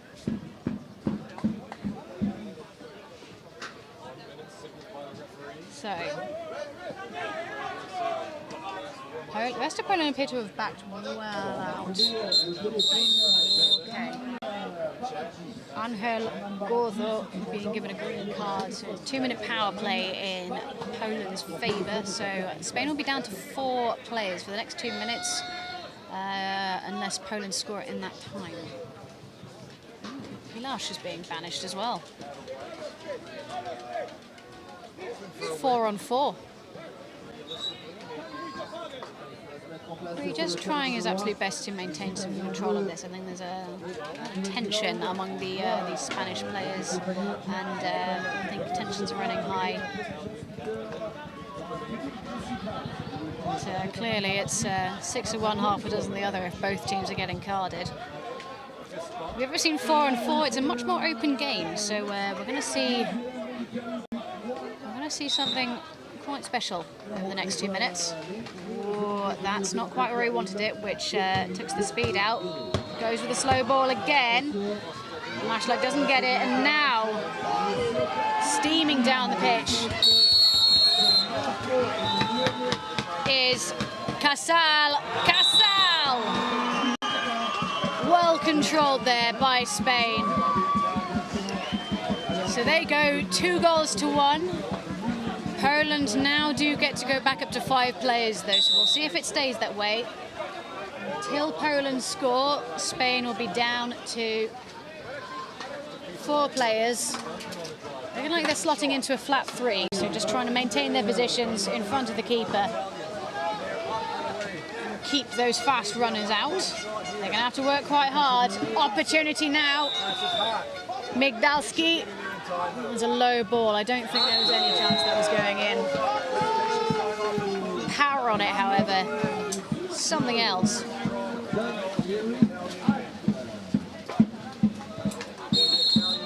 And Poland very wisely pushing out, going man to man. They are a player up at this point. The errant pass puts Rejo under pressure, but they're managing to get the ball away. Buys, turning. Donat. Ooh, that was blatant. Paddle across the deck of Donat gives the ball to Poland. It's Mashlak. Mashlak finds Migdalski. Migdalski. Back of the net. Equalising for Poland. Both teams now back up to 5 players, back to the game that we know and love. We are drawing quite the crowd here on pitch 2. The upside to running slightly behind is that a lot of games are finished by now. Therefore, everyone has gravitated towards this pitch, and we've got some proper chanting from the Spanish going on. Beautiful! The chanting worked. Sergio Corvea burying it in the back of the net for Spain with 2 minutes and 20 seconds left to go. will Poland answer?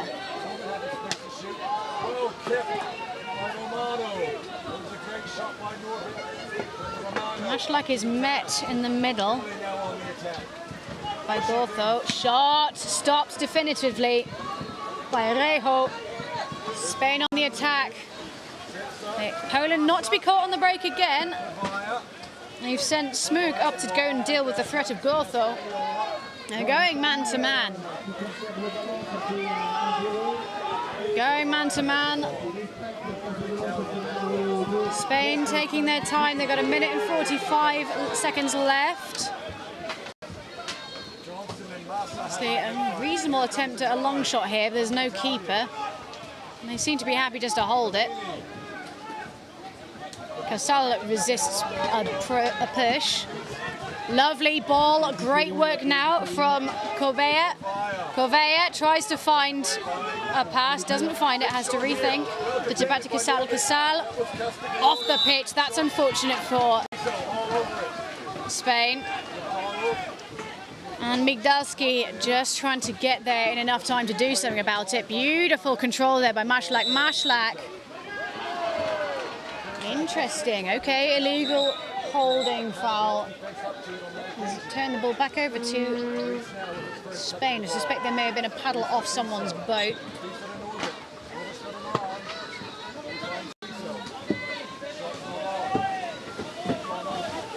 Spain happy to sit now. They've got a full 60 seconds on the shot clock, so if they can hold it, they will win the game. But Poland not one to sit in their laurels. They're going to go get the ball back. They can equalise. Reho just taking some time to control that ball. Lovely ball up to Casal. Casal turning. Opportunity now. Will he take the shot? Resists the bin. Manages to get the ball over to Baez. Baez by himself. Takes the score to Spain 4, Poland 2. Beautiful work there. Really very, very well done by Casal to lean into the push and still manage to control that pass over to Baez. Wonderful work. Poland now a seemingly impossible task. 4 seconds left on the clock. We're going to expect one final shot. There it is. What a game of polo. The Spanish are on their feet. And who can blame them? What a beautiful, beautiful performance by the Spanish team. Poland, they did everything they could, but it just wasn't enough on this occasion. Thank you so much for joining me here on Pitch 2. It's been an absolute pleasure being here with you. Next game on this pitch is the 2:25 game, France senior men taking on Taipei senior men. We are running a little bit behind, but I would imagine we're going to take a couple of minutes just to get things in order, and then we shall be back with you shortly. I believe my colleague Chris is about to join you. Thank you very much. It is Elmo signing off.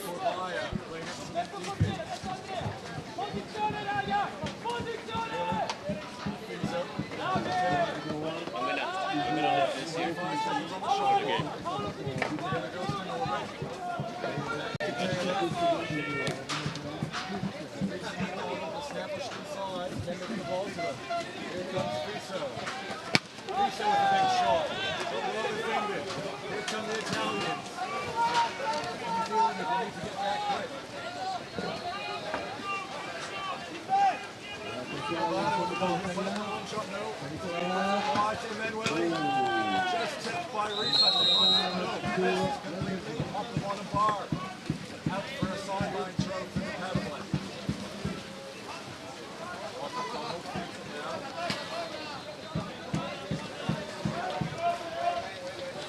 For the Italians, there's a turnover. They are down. So fast.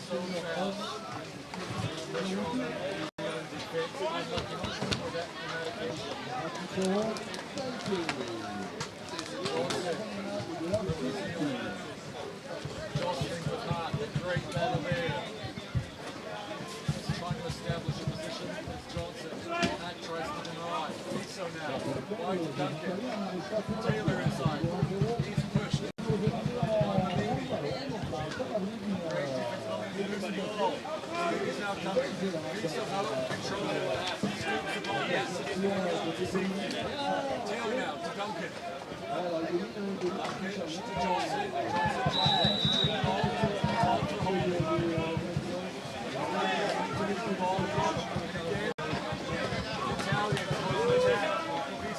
back. Patient and Duncan having to play defense. Bellini, he can shoot, we all know that. Not on that occasion. The bottom bar denies the Italians for the second time in a row. Johnson with the ball. Oh, he drops the ball. Great pressure. Mandomada. Advantage being played for Mandomada. Helps Patient with his paddle. Very good sportsmanship there.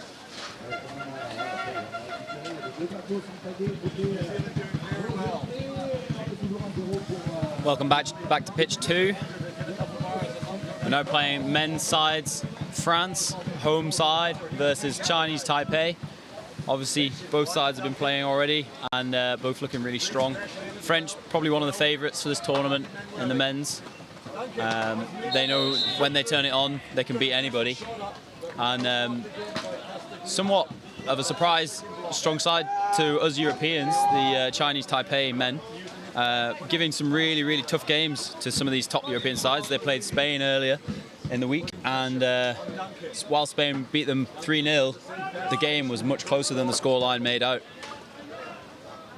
France, of course, played Poland and Belgium already, beating Belgium 7-2 and drawing with Poland in a shock draw, 5-5. So high-scoring games, both of them. We'll see if this one's the same. Taipei have played the GB men so far, and again, oh, apologies, not the GB men, the Spanish men, and had some other maybe slightly tougher games for for them in the USA. That was a draw, 3-3. And then actually the first game they played was against the Hong Kong men, and they won comfortably at 12-2. So they definitely have this scoring ability in their side. We'll just see if they can translate that to this top European side.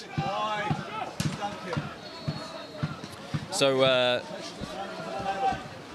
game is being refereed by Mark Thomas of Great Britain and Ezio Ambrosetti of the USA. Chinese Taipei players: number 1, Huang; number 2, Hu; number 3, Xiao; number 5, Song; number 6, Li; number 7, Zhang; number 8, Qian; and number 10, Zhao. French, of course: number 1, Lignel; number 2, Cotta; number 3, Linné; 4, Le Floch; 5, Bellat; 6, Esmiro; 7, Kindig; 8, Risha; and 8, Bellat.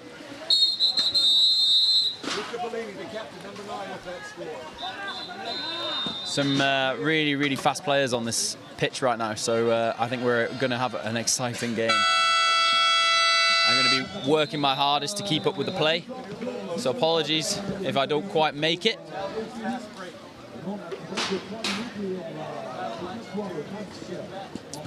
French congratulating each other already, it seems.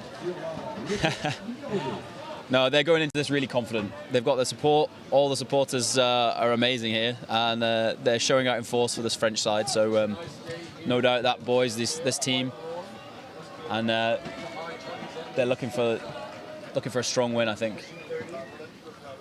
Chinese Taipei know that they're the underdogs in this one, but that's not going to change their play style. I think we can expect to see some fast breaks, some big deep runs in, big shots from both sides, and the keepers are going to be tested for sure.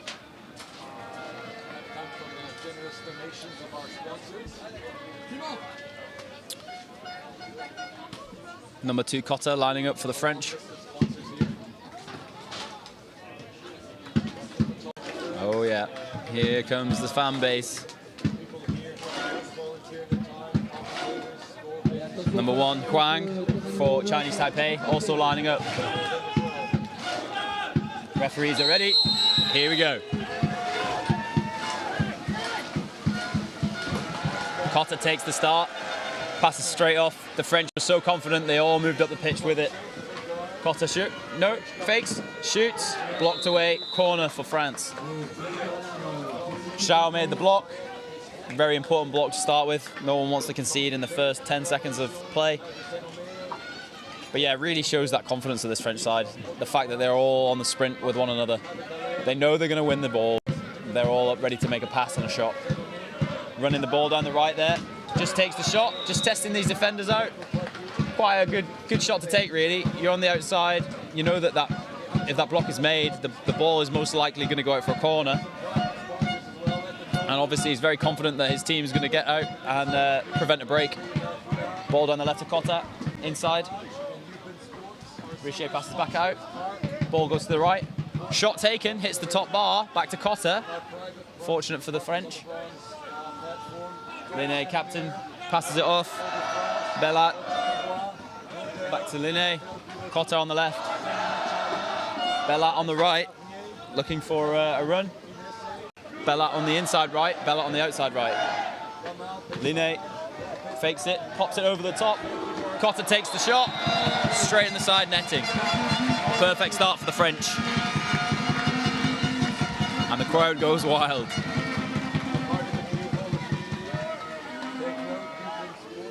Big grins from the French. Chinese Taipei, determined. They're going to show this team what they've got.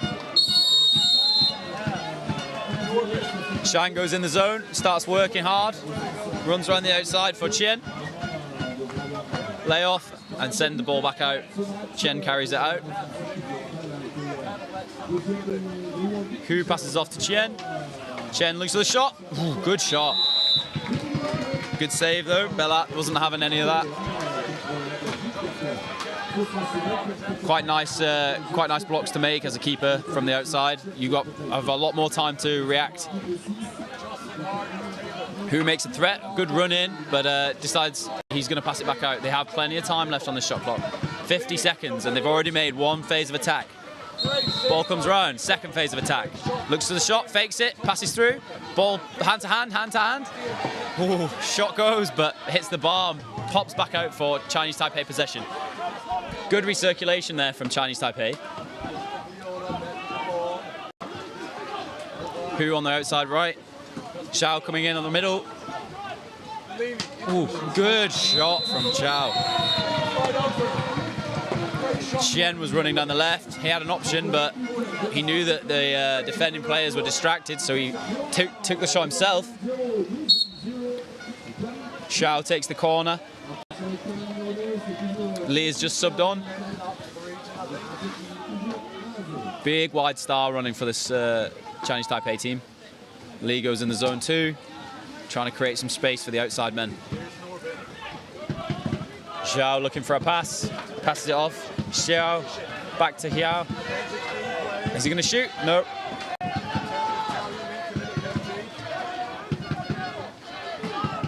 Xiao and Zhao on the outside.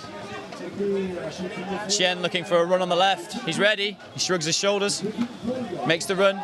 It's not on for him. Ball goes to the outside again. Holding called by referee Mark Thomas. So we have a foul for Chinese Taipei just inside the 6 meter line. Is he going to take the shot or is he going to lay it off to one of his players? I think he'll probably lay it off. Yeah, there we go. Down to point man. Takes a dribble. No, can't take that. Sends it back out. Good decision. Xiao at the back now with the ball. Xiao on the right. Qian on the left. Absolute work being done by Kindig there on the right of the French zone. He isn't giving an inch to Zhang. Kindig has a runner on his right here. Is he going to take? Just looking for the block, and he pops through. Good attempt there. Zhang made a good try, but it was blocked away. Goes out for a Chinese Taipei corner again. So this must be maybe the 5th, 6th phase of attack that the Chinese Taipei team have taken. Full reset the shot clock. They're going to be happy with that. They just need to start translating that into goals. Ball comes into Qian. Qian looking for a shot. He's got to take that one. He thinks that Kindig maybe had his paddle a little bit too close, but referees disagree. Ball goes up for French break. Good pass, couldn't quite get on his paddle, but it's an open goal anyway. And Le Floch finishes it. So that is 2-0 to France. The French side have just absorbed 4 minutes of hard pressure from the Chinese Taipei attack. And then, like a spring, when they got possession, they made their break. This must be quite frustrating for the Chinese Taipei side. They know they have to press hard to create the space to make a shot because there's no opportunity for a break.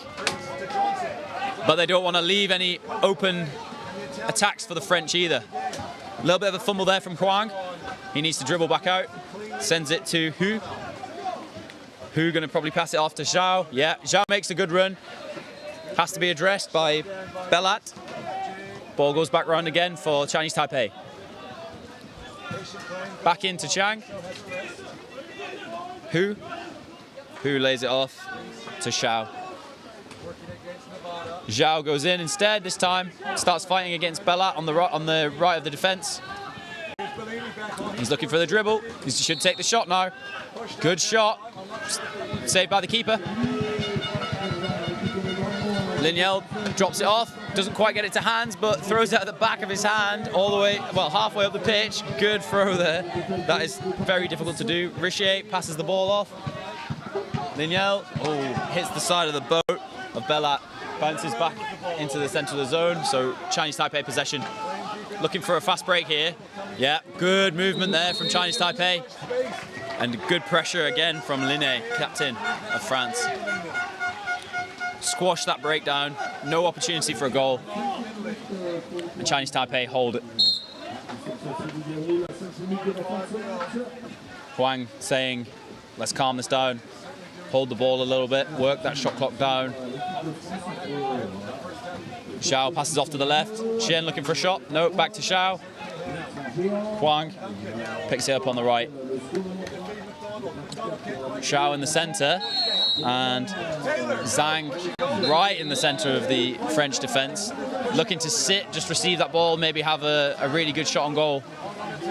Ooh, bit of a fumble there from Qian. Think he's going to pick it up anyway. Yeah, he does. Under high. Oh, lots of pressure from Belat. Looks like he's going to lay it off, but shoots instead. Luckily, Lignel was equal to it. Breaks it up the pitch. Ball goes over the top. Surely. Yeah, it does. And then goal. Linné finishes it off. Good teamwork there from Richer and Linné.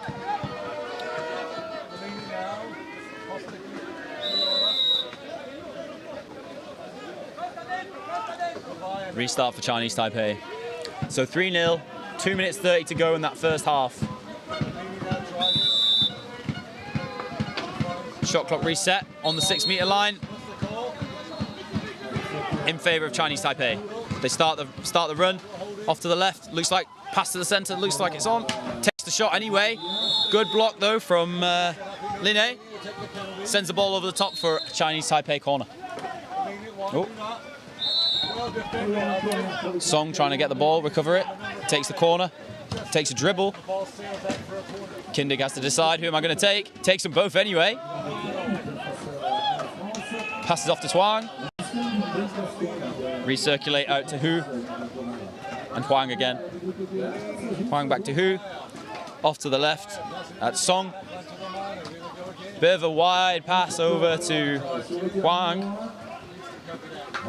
He recovers it and sends it to Su. 30 seconds left on the shot clock. We're going to have the shot again. Looks like he went for the layoff, but didn't quite go to hands. Kindig going for the break. Gets pushed while not in possession of the ball, so play on, says the refs. Warning for number 7, Chinese Taipei. Next foul will probably be a card. Passes are up. And, Chinese Taipei paddle makes the block. Huang makes the block. Gets the paddle knocked out of his hand in the meantime, but he'll take that.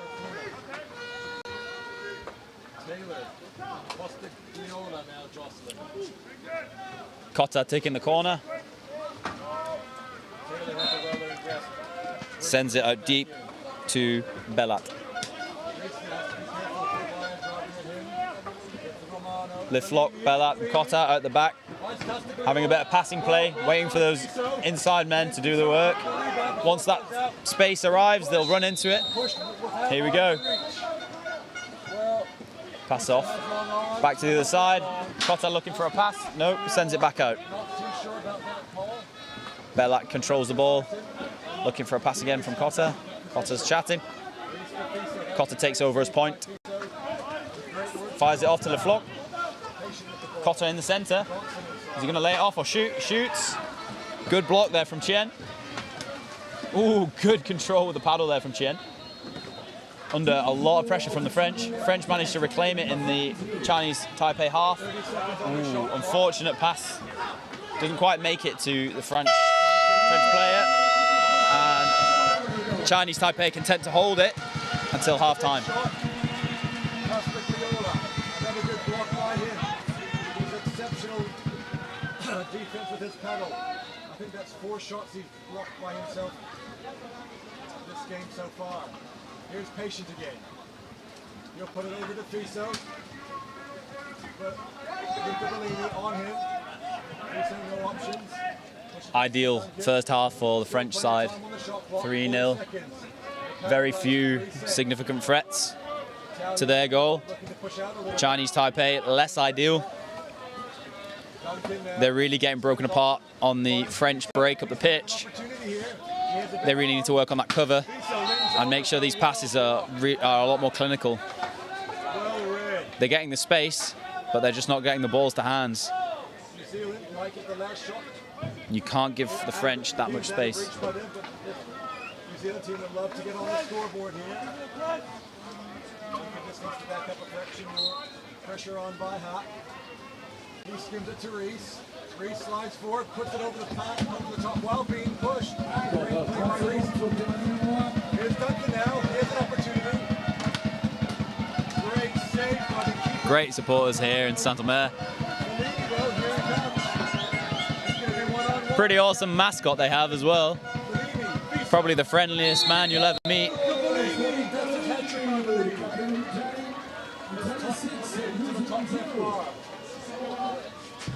I think we've all seen pictures of his marathons, and we're loving it.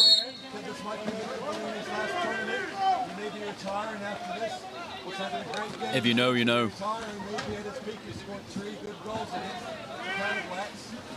5 seconds to go. Referees lining them up. French supporters going bananas.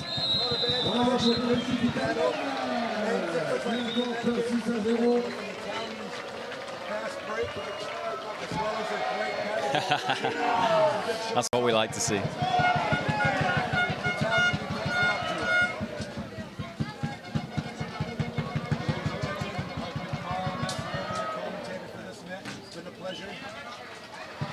Apologies to the Italians if I mispronounced some of your names. I tried to rely on my Italian here. Bring a bit of flair out. Hope I did okay. Next game on this pitch. Chinese Taipei not letting this get to them.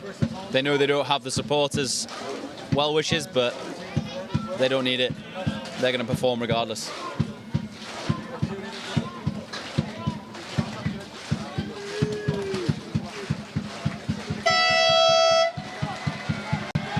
Risha going for the sprint. As is Linnell. Oh, Linnell going for the ball. Much closer this time. French should not be. Yeah, okay, so kayak tackle called in favour of France. Zhang made that contact. Chinese Taipei have to drop back and defend. Good runs down the right there from the French. Belat thinks better of the shot. We don't need it. Pass it back out. 50 seconds on the shot clock on the screen. Seems like it's time back. Okay, we just updated. Yeah, 30 seconds left. I thought that was a little bit long.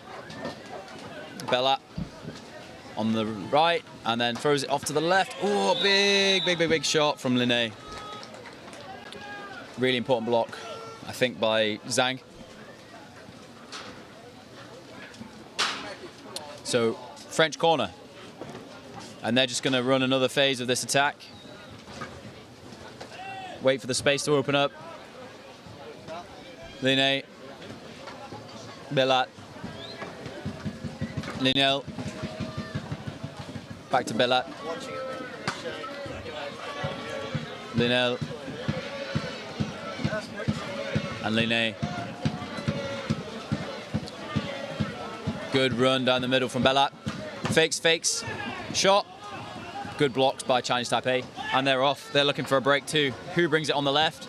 Looking for a pass. Who's clear? Nobody's clear. French have covered it well. Zhao takes the ball instead. Passes it off to Zhao. Zhao looks for the shot. It's a close one. Fair play. Worth a dig. But doesn't make it. So, slight waste in possession. And French ball.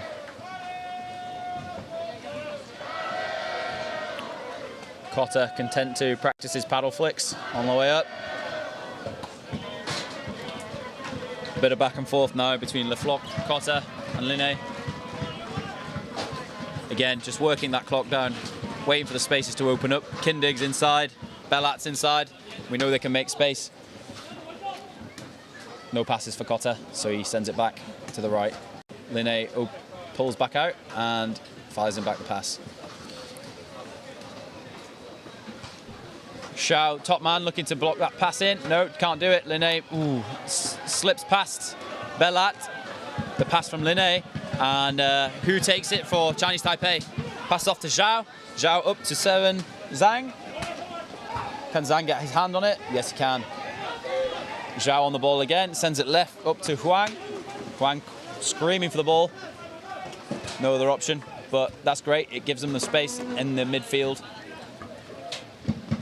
Who on the right? Looks like they're working the left-hand side of that zone.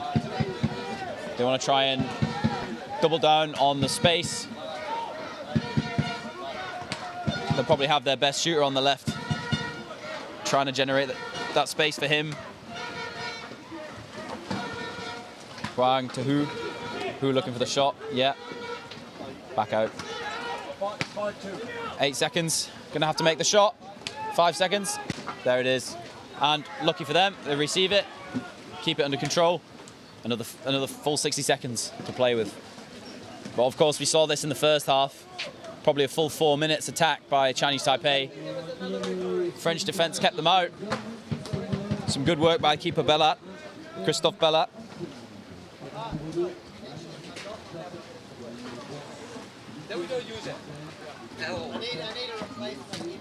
Good passes around the outside from Chinese Taipei. But as we said, really strong defense from France, so no spaces to run into. Makes a run, passes off, another run, gets a shout, thinks, okay, better pass that. Yeah, they're just testing this defense, but they need to do more than test it. They need to destroy it. Ooh, tricky. Cheeky. Zhao has a dig. Looked like he was going to pass, but he just shot instead. Cotter's on the ball here. Sends it to Linné. Linné turned away from goal. Cotter again. Is he going to take the shot? No, he wants to pass. Ooh, not to hands. Risha misses it. Richer keeps the pressure on though.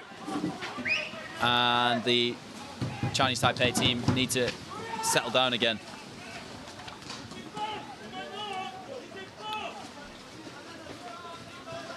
Making some substitutions, getting some fresh players on. Outfield players content to just pass it back and forth until that occurs. They obviously don't want to run an attack while they have 4 versus 5. French also take advantage of that, get a substitution at the same time.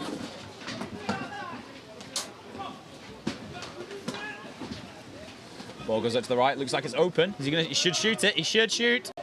Doesn't shoot, passes it off instead. Great shot, but good save by keeper Christophe Bellat.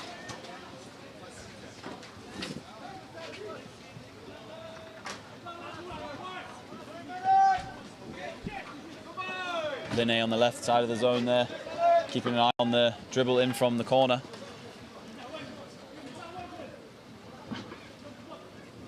Taipei number 10.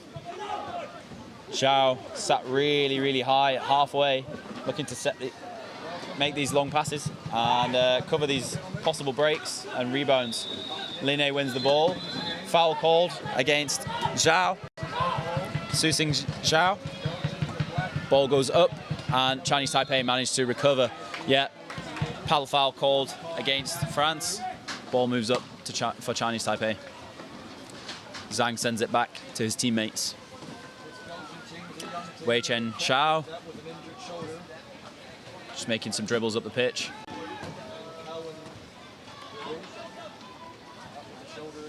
Passes off to Chun Han Hu. Chun Han Hu makes the run. Yeah. Met by Kindig on the left. Sends to centre. Fake shot. Passes off. Great passing play by the Chinese Taipei team. Really impressive. Fast, fluid, to hands every time. They've just not been able to make any space. Kindig looking for a pass. Sends it over to Cotter. Ooh, blocked there by Zhao.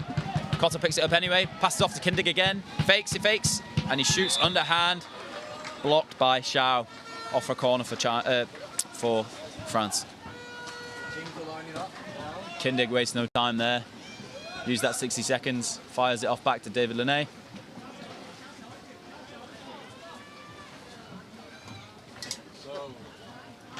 Passing around the back. Good passing play from the French too. But of course we knew that was going to happen. Le Floch starts the run, sends it left, back to right again. Linné controls the ball. Captain content to just reset that attack. 30 seconds on the shot clock, so still only used half the possession. Linné goes in, takes some space in the zone. Leaves Bellat, Cotta and Le Floch outside. Le Floch looks to start the run. He wants Bellat to run, but passes instead. Linné's there, fires it off. Oh. Linné to Kindig on the inside. Kindig, cool, cold as ice, slow balls it, top corner of the net. Decided to have a change of pace from those earlier shots he took, and it paid off.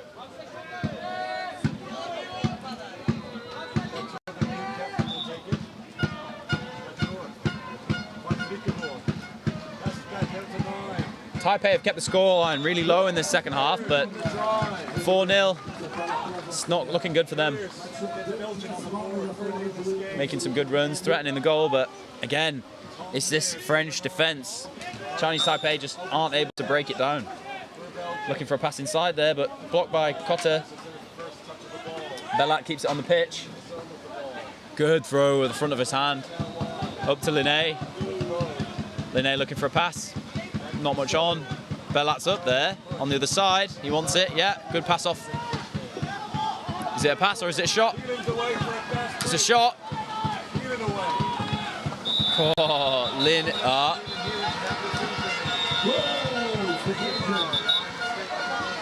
Bit of a no-goal called by the referees. Okay, keeper foul there. Really, really good play from France, but unfortunately, keeper thinks that the player hit the. Referee thinks the player hit the keeper, so keeper foul.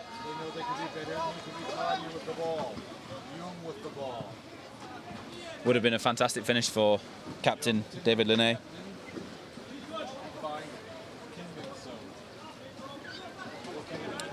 Final play of the game, hopefully for the Chinese Taipei side.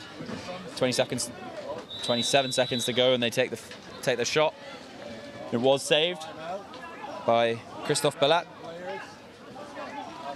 not to be confused with Patrice Bellat. Ball comes back out for Chinese Taipei. They have less than 10 seconds to play with. They need to make a shot, and they probably want it to go in. Makes a run, fakes it off, takes the shot, and blocked off the back line. France will take that. 5-0. 5-0 it shows on the board, but I think it might have been 4-0 with the disallowed goal. We'll have to clarify that later. Good team sportsmanship shown from Chinese Taipei men. They're a bit frustrated with that. They thought they could just get some goals at least, but they played well. Absolutely fantastic passing on the outside of the zone. The issue was getting the ball in the goal. which of course France did not have an issue with. Hong Kong, though, no one inside. The Belgian defense up to it. So, game over. Next game is Japan men versus Malaysian men. I'll be commentating that still, so I'll stay with you. Collective groan.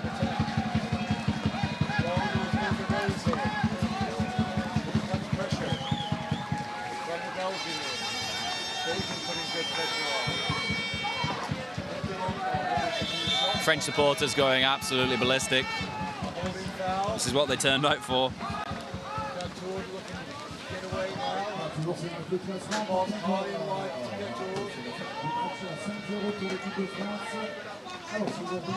Pass it to the Belgian. Heelan. Oh, it's a great shot. Heelan had a good shot. I looked at the pass. Good teammate. That shot with by Dennis. Out for a corner.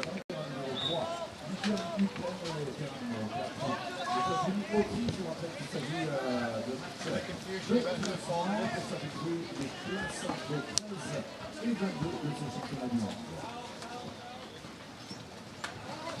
Here comes Basin from the corner. Ball now with Nair. Number 7 from Belgium tries to get a shot up. That was Heelan, but well read by the Hong Kong defense. We saw him very short anyway, I think.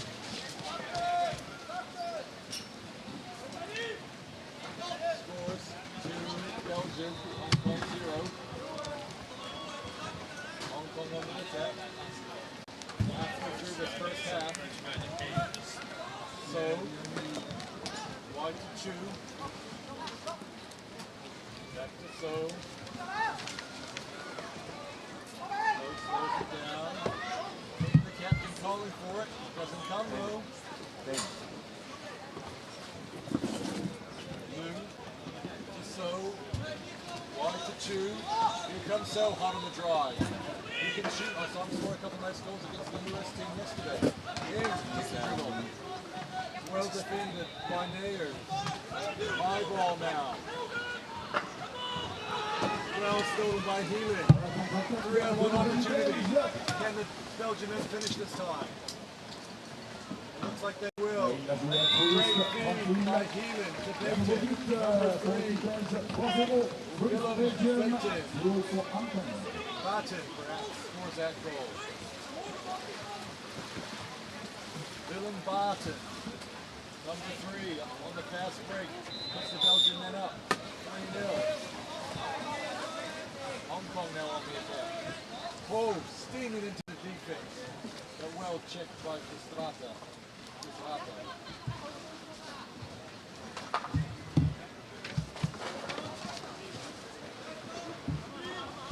So, playmaker, and the keeper. Can the Belgian men collect this? Yes, they can. There's a big push by So onto a boat. Board takes that big hit. He seems okay though.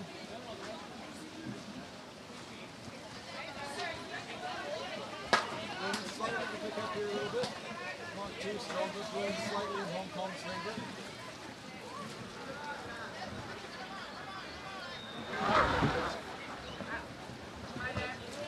Martin. Forward. Bounce the corner side. Back to Barton. Barton shoots. Great save by the Captain Lee from Hong Kong. No. Doing well under pressure. No. So, lining up here on pitch 2, we have Japanese men versus Malaysian men. Malaysian men fired up, bit of a war cry there after their team talk. They're ready for this. Same for the Japanese side.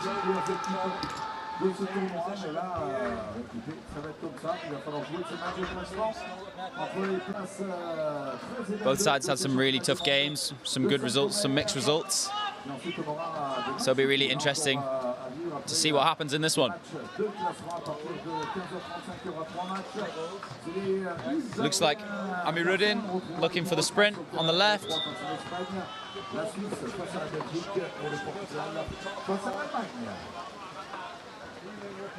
Against Takada.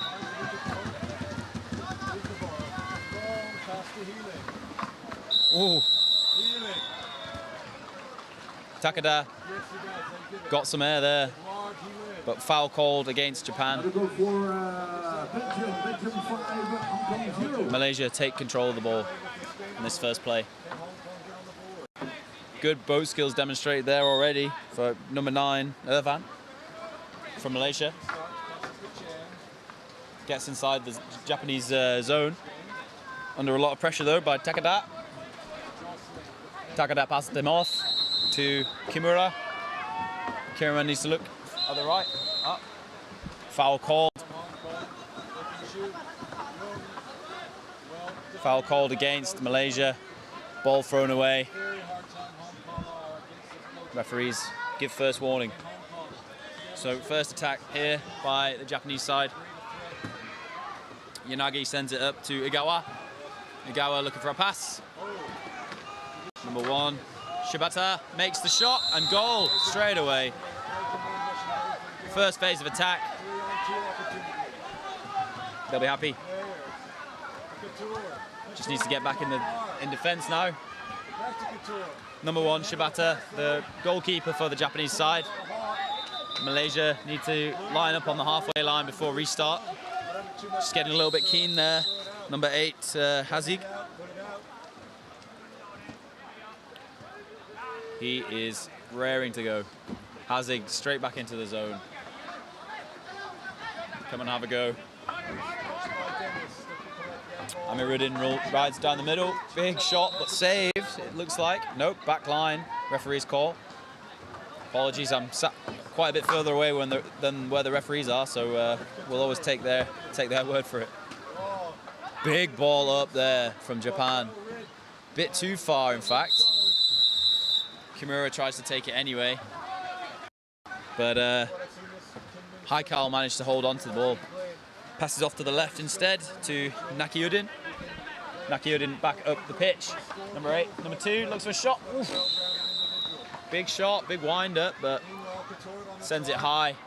No touch by the Japanese side. Amiruddin looks like he's got a big arm on him. Just got to try and pull that down and get it on the goal face. Yanagi bringing that ball up on the right. Sends off to Shibata, keeper. Fires it up to Takada. Yanagi again. Ryo Takamura, captain, inside the zone.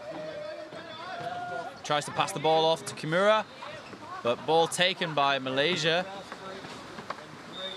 They weren't allowing just a straight hand off. No foul.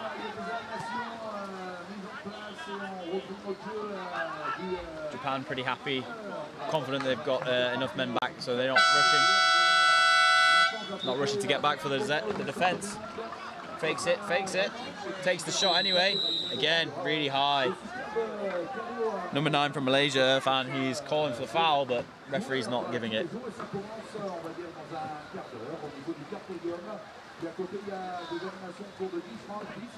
Some of these players will dummy quite a few times before they make the shot. It's 2 advantages to that. So they'll dummy it to try and draw a foul and therefore a penalty by the defenders. And then also dummying it makes the defender not sure when you're going to release it. So obviously, if they swipe at the ball and you pull it back and then take a shot whilst they're not in position, you've got a better opportunity to score. Kimura inside the zone. He's definitely looking for a ball in. He wants to shoot, but he drifted onto the keeper. He wasn't making any attempt to avoid it, so that's a foul. Malaysia looking for a break, but slowed down there. Good decision by Nakiuddin. Hazig comes back to provide a pass, and Yanagi giving that pressure from Japan. Yanagi slowly gets back now to defend. Igawa sits quite high. And Kimura, number 5, pressuring the ball. Igawa has to back off, pressure the ball, yeah, laid it off from Malaysia. Looking for a shot, dummy, shoots it anyway, straight into the paddles. Recouped by Malaysia, and they take a goal. Good shot, good patience by Yanagi. Like I said earlier, apologies, not Yanagi. It was Asfar, captain for Malaysia. He dummies it a couple times, draws the paddle. Paddles move out of the way of where he actually wants to shoot, and he finishes the job.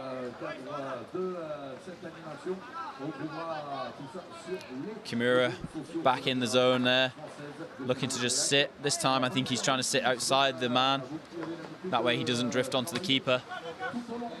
Good ball around the left to the Japanese side. He's trying to pass it back on the inside, but the angle wasn't there. He knew it was going to get blocked, so he takes the shot anyway. Manages to get a corner out of it. Much better option than just taking it off the back line yourself. So full 60 seconds on the shot clock for the Japanese men. Making some questing runs down the side there. Ooh, Kimura. Big shot from Kimura on the inside. That's what we've been expecting from him all along this half. You can tell that he was ready for that. He wound up so quick. Big on the release. So Yanagi restarts from the corner, passes off to Shibata. Shibata to Ryota. Ryota to Shibata. Looks for the shot. Ooh.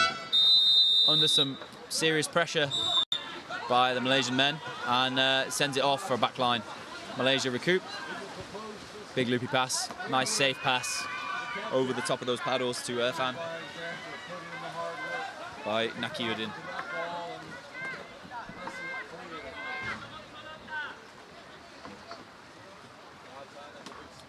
Nakiuddin going around the back. Irfan driving down centre, lays it off. Can we get a goal out of this? No. They're trying to gain some ground, but the Japanese are doing the right thing and they're paddling. They're not stopping. They're not trying to wave their paddles. That was what caught them out last time. Takada in the goal now for Japan. Shibata has dropped to an inside zone position. Must be nice having that quality across the team to be able to have a multiple of keepers. Oh, ball goes over the goal. Number 1 for Malaysia. Haikal takes the shot. Wasn't really sure where that ball was going to go. Japan content to hold it, let the paddlers get up the pitch. Ito now on the pitch for Japan. He's on the left. He's going to look to make some runs. Ryota again in that centre position. He's got his head up. He's looking for a pass. He knows it's going to come. That must be the game plan. Shibata comes in, fakes it, passes back off. Ball goes in again. Yeah, Ryota's got the ball. He's trying to draw a foul. Yeah, he's calling for a foul. Referee calls timeout. Yeah, holding foul called, penalty, decision. Kimura showed quite a bit of patience there. He pump faked quite a few times. He's drawing the paddle. Haikal had no other option really other than to try and block the shot, and Kimura knows it's coming. He knows that they're going to try and block it, so he just inches forwards each time, and he's trying to make some significant contact with the paddle just to draw a penalty. Of course, if you commit a foul while someone is in the act of shooting, on the person in the act of shooting, that is considered a penalty. Penalty is a 1v1 with a keeper. And as a keeper, let me tell you, most of the time you aren't saving it.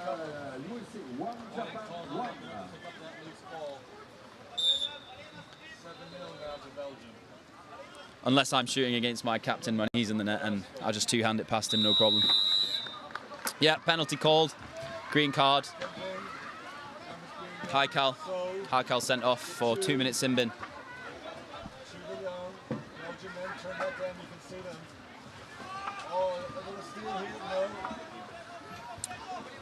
No surprises, Kimura sits in front of the goal with the ball. He must be a good shooter if he's been sat inside the entire time waiting for a pass. It's quite rare that we see a player just sit and wait for a ball rather than doing work while waiting for the ball, if that makes sense. Normally, the player tries to create some more space for themselves physically. And here we go. Kimura, he's waiting for the referee. Bit of adjustment on the positioning. And there he is, he's ready. Straight in. I don't think anyone's surprised by that. Correctly, I think Ryota Kimura, he is previous top goal scorer at World Championships. Maybe it's in the under-21 category, but I think possibly in the senior category. But it would be a surprise if he managed to beat some of those senior European players. Ball goes in. The Malaysian side going straight back in it. They haven't been cowed. They know they need to work back to get this goal. 2 minutes left in the half. Under a lot of pressure. Foul called for Japan. Break's not quite on, but ball goes up anyway. Kimura gets it under the goal. Fumbles it. Good save. Nakiudin. Fantastic save from Nakiudin. Kimura fumbled it that first time, and since that point he was just scrabbling to get his hand back on the ball. Trying to distract the keeper by moving his body and rolling whilst taking the shot. It's really hard to predict. Bit of slow outplay now just to settle down for the Japanese side. Takes the shot though from wide. Whew. Takada must have thought he could get that. Hits the sidebar instead, bounces out for a goal line throw. Malaysia take the ball. Frustration from Ryota Kimura. Audible frustration. He knows he should have, or he thinks he should have scored that, but to be honest, it was a really difficult angle.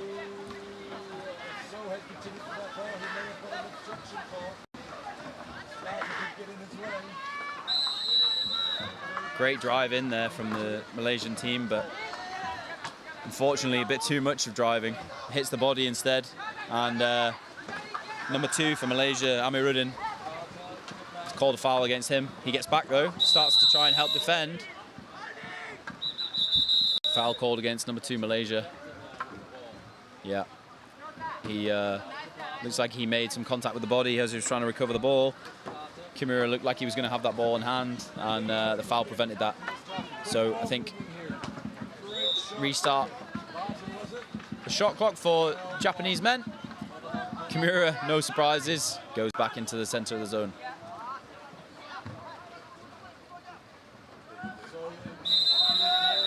Instead of taking the shot though, Japanese play it safe, pass it outside to Shibata. He's looking for Kimura. Can he get his hand on? No, instead it goes to Yanagi. Back to Kimura, takes the shot. Goal. He nods, slaps his face guard back down. Yeah, no problem. That's 3-1 to Japan. 34 seconds left in the half. Malaysia need to make something happen. They really want to start, they want to end this half with a goal at least. So they need to use the time, try and just get one goal, maintain possession so that the Japanese don't take a break and have another goal, increase that lead. Oof. Good shot there from number 9, Irfan. He wasn't really sure what to do, I think, but he thought, well, I'm right in front of the goal, let's take a shot.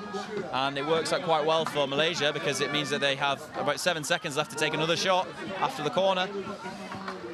He's going to have to take it. Doesn't take it, tries to dribble, runs out of time. Ran out of time. Should have kept his eye on the shot clock there.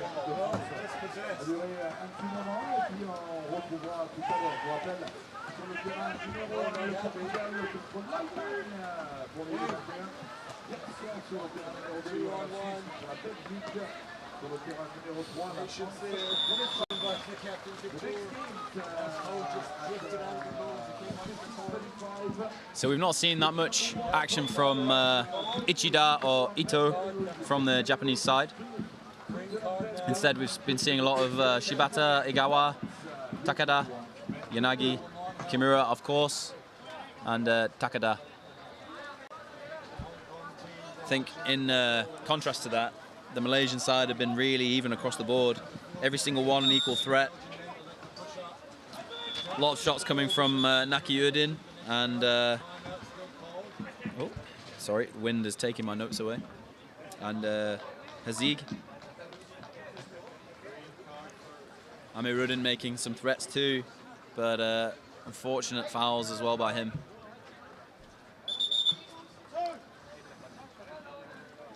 Players just rehydrating in the half. It is a very, very hot day today in Saint Omer.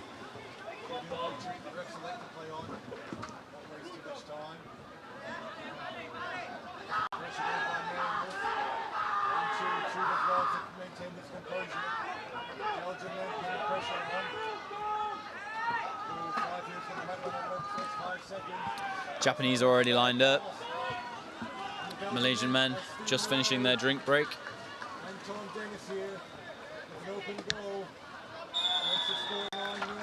Some more conversation going from the Japanese side. Yanagi speaking to number 2, Igawa. I think Igawa is going to go for the sprint. Gives a thumbs up to the linesman. Am I okay? Yeah. So if you weren't aware, on the sprint start, the players need to line up with the tail of their boat on the back line, which is also in line with the goal face. And if they move forward of that point, then it can be called as a start infringement, which would mean that possession goes to the other team on the start. So you have to be very careful to have the back line on the goal line, and obviously the further up that you have it, the closer you are to the ball. So it's a bit of a tightrope. Referee's just waiting to restart. 10 seconds left.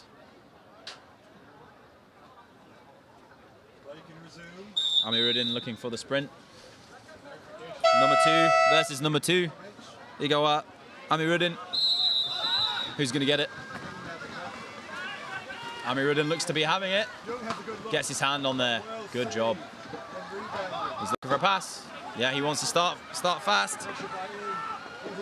Asfar moves up for it. He changes his mind, the captain. He's dictating the play here. So ball goes back to point man. Nakiuddin. Nakiuddin goes in. No, passes it off. Amiruddin passes across. He's looking to look for that inside shot. Yeah, fakes. Block by the Japanese men.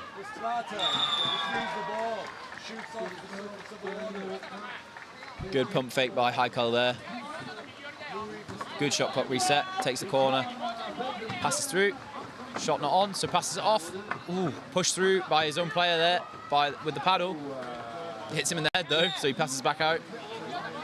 Another opportunity. Amiruddin.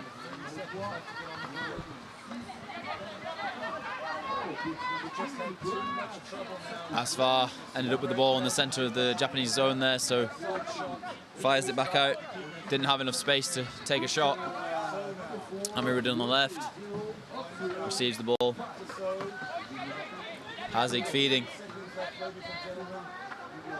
Nakiuddin on the right. Hazig feeds. Nakiuddin controls with his paddle. Great control. Unfortunately slips out of his grasp. Picked up again by Malaysia. Kimura pressuring high.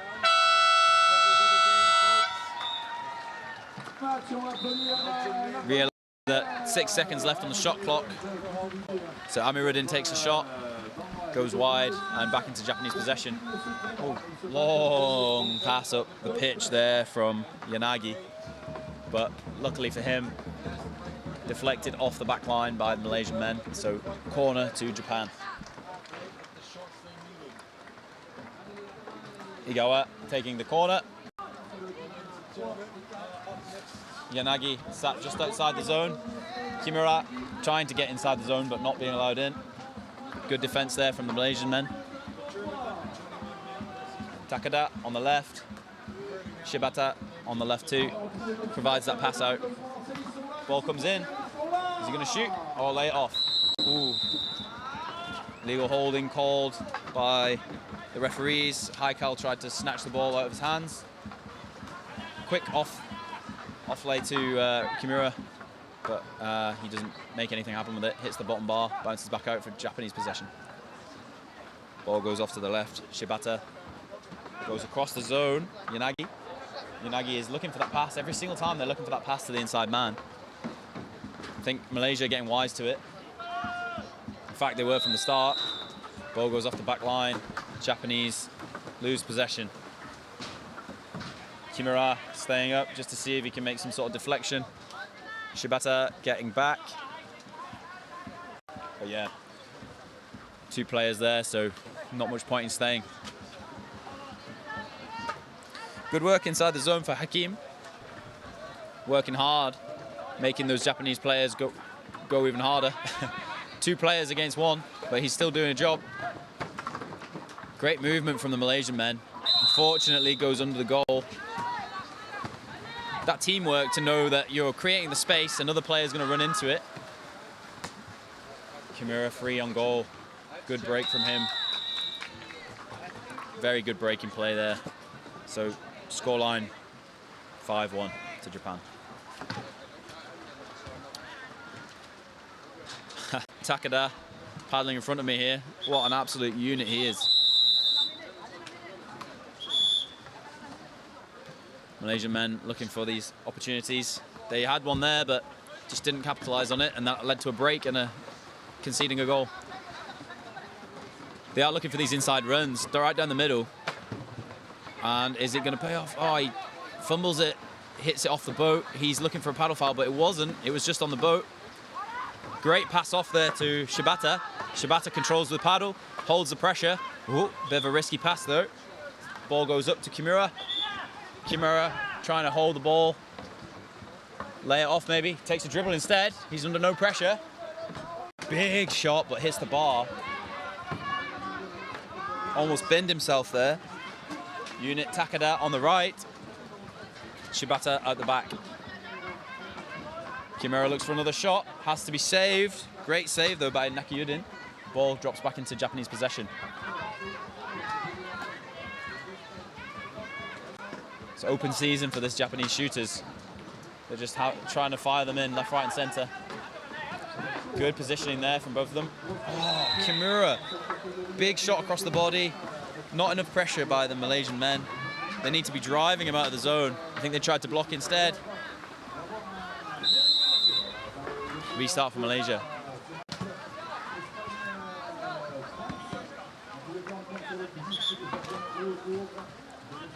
Irfan trying to keep the spirits high. Taps his boat, says, "We got this, boys. Come on, keep fighting." Just under 5 minutes to go. It would be a goal a minute if they wanted to win this game.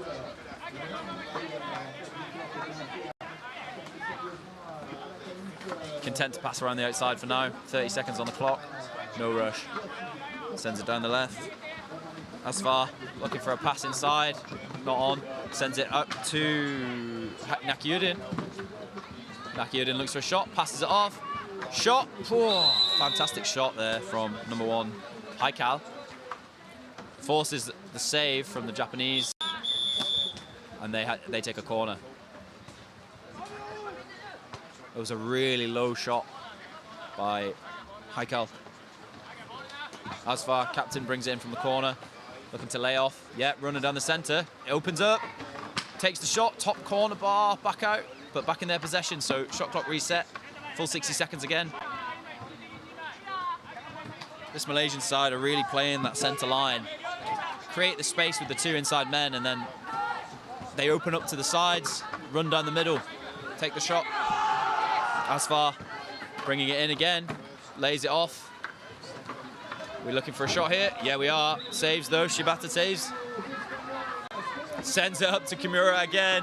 That's what they were waiting for, the Japanese. Kimura finishes surely. Yeah, 2 hands it in. Better safe than sorry. Really, really good game awareness from the Japanese side here. They know when they're going.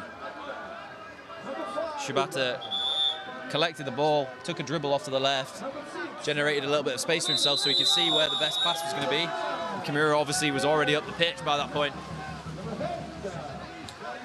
must have some supreme confidence in his team that they're not going to lose the ball in that situation. Ball goes wide though for Haikal. Haikal takes a dribble. He's looking for a shot. Yeah, he's on his own. He's on his own. Lays it off to Kimura instead. Tries to collect with the paddle though, Malaysia. Paddle foul called against Ryota Kimura. Passes it off to Ichida. Pardon me. Ichida throws up the pitch. Goes to Malaysian men.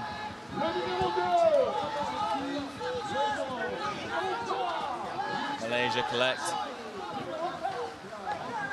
And it calls of 5 from the Japanese side.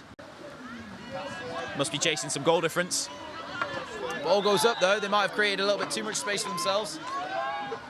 Ichida pressuring that ball. Is he going to go in? Good block. Haikal makes a good try on goal. He created some space for himself, but Ichida equal to it. Positioned himself well. Got the paddle out in time. Corner for Malaysian men. Referee calls restart. Going to bring that ball back to the corner. I think the player was drifting out. And here we go. 2 minutes left at this half. Ball down the left. Looks for a big left-handed shot. Blocked by the Japanese men. Off for a backline corner, sorry. Igawa. Apologies. Yanagi. Good block by Yanagi. Hazig makes the run. Has to get the ball in hand. Lays it back off to Amiruddin. Amiruddin up to number 6, Nakiyuddin. Foul called against number 2 of Japan. And shot taken. Saved again. Another corner.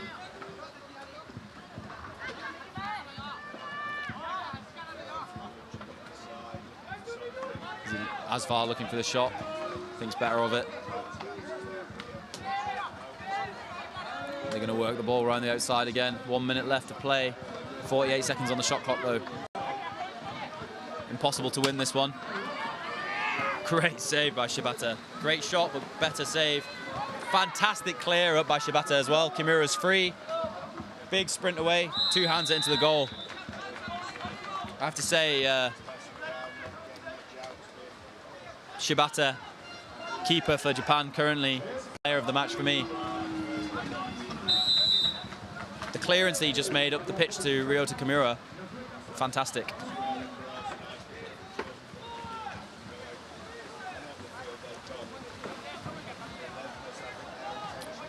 So final play, hopefully for Malaysia.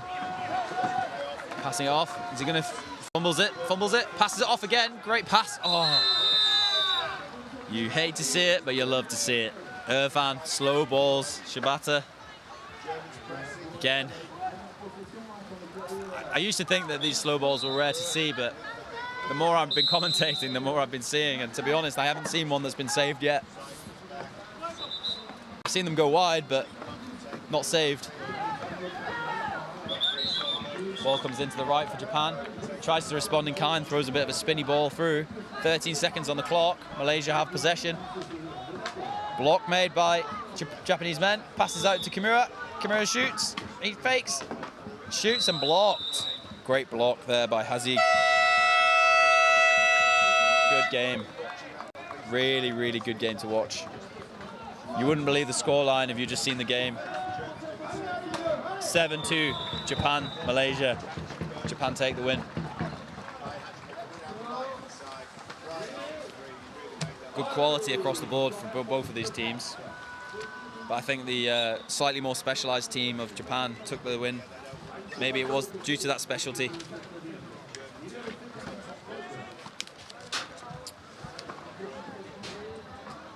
So that's all from me today. I have done commentating, so I'm going to pass you off. And the next game will be the Swiss under-21 men versus the Belgian under-21 men. Commentated by my colleague, of which I'm not sure. Thanks for listening.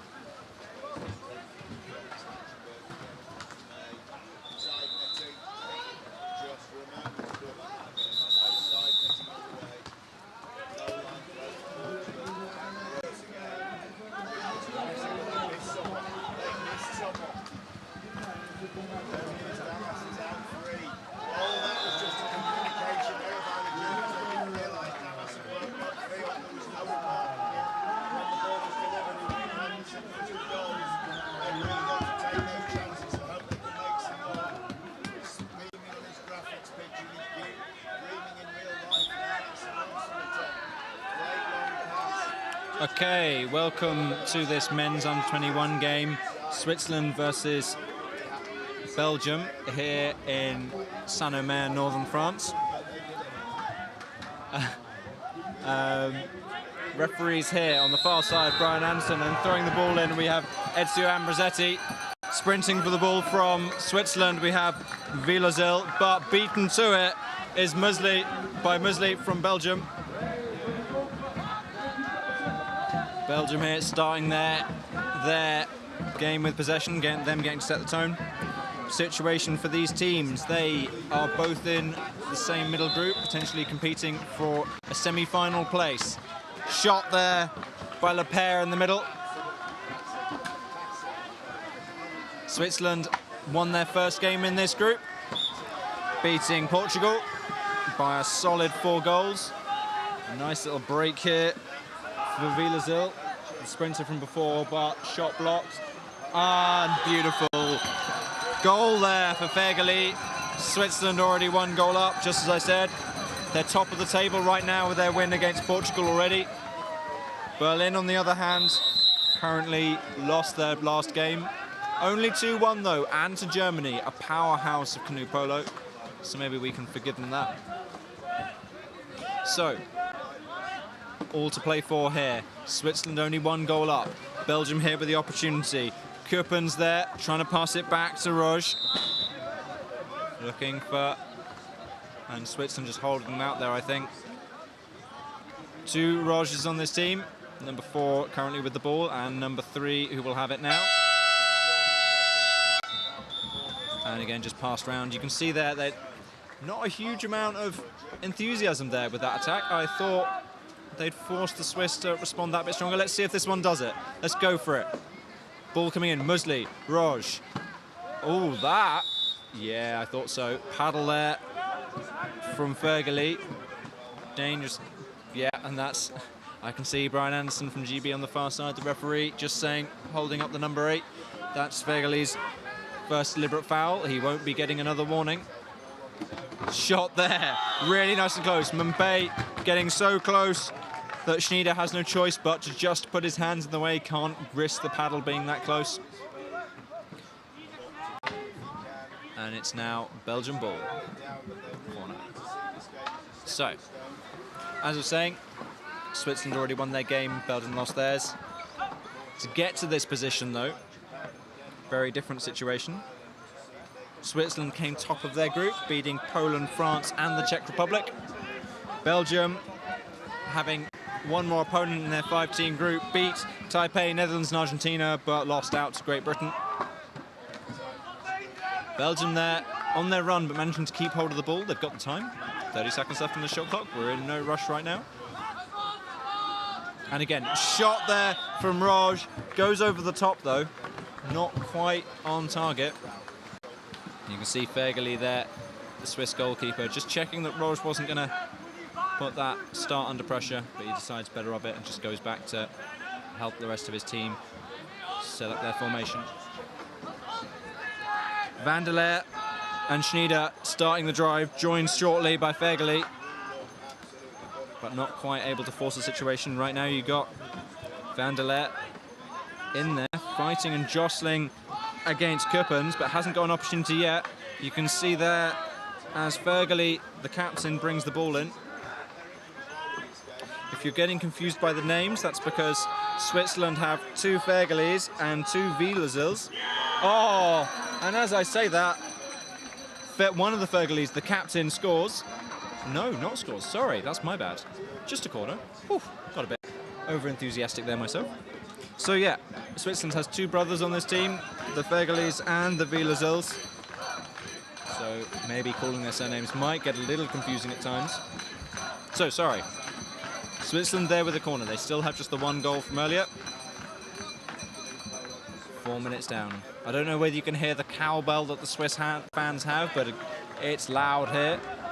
Really letting the Swiss know that their supporters are here helping them out.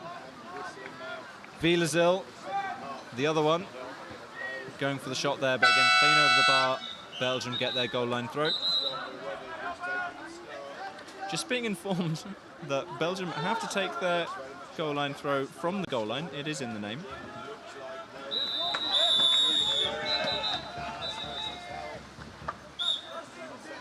And now, let's see what Belgium can do. Le Pair there in the zone, joined by Sommers. Can they get the ball in? Roj trying to get it to Somers. Can't quite see the opportunity. The paddles of Stauffer just in the way there. Belgium again. Lots more time. This time, Somers on the far side. Again, Roj trying to squeeze it through. You can literally see the hands of Stauffer just blocking that pass through. Shot there from Mampé on the far side, and it's just about kept on. It's a bit rough, but they managed to keep the ball. And of course, with the shot, they got the reset. Another 60 seconds. Belgium will be happy to keep possession here. Gives them all the opportunities to take these shots. Again, keeping possession. Shot there. So many paddles got in contact, but they get the reset, they get the shot clock. And at this stage, it's not a massive issue. We've still got close to 15 minutes left of this game. Lots of time. Every minute that Belgium have it is a minute in which Switzerland can't score.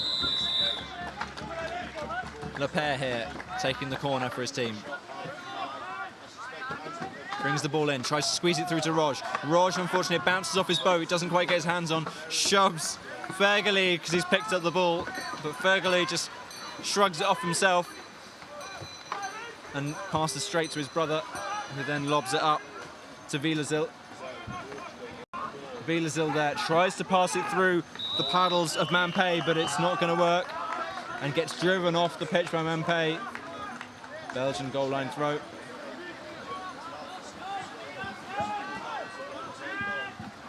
So, still pretty close. Switzerland might have the goal up, but Belgium have had the majority of possession here. This is a waiting game to a certain extent. Belgium, of course, have earned their place here in this group. Oh, another long, brutal shot there from Kuppens, but blocked by the Swiss defenders. Belgium here have got all the time in the world if they keep doing this, but it's not going to be enough. They're going to need to get that ball in the goal at some point. The simplest explanation of the rules of polo, the ball goes in the goal and you get, there we go, Mampé doing what needs to be done. Blasting that ball past both the defender and the goalkeeper, Fergali. Switzerland hoping for a fast break there on the restart, but Kuppens was already back in goal and is now swapped out for Roj, I believe the Belgian main goalkeeper. So, 1-1, all to play for. The cowbell is ringing. Fergali here. Passes to his brother. One of the Wielerzyls on the right. Options on both sides. Chooses his brother. Goes for the shot. I think, yeah. There's a timeout. Unsure what the timeout is about. Could be because the corner/goal throw is unsure. I did notice that the line judge, you can just see to the left of your screen, said that it was a goal line throw, which contradicted what the far side referee Brian Anderson was signalling.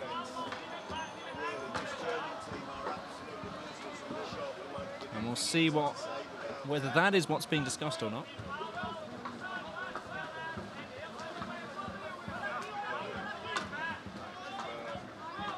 Referees will be back in position before they'll make their signal.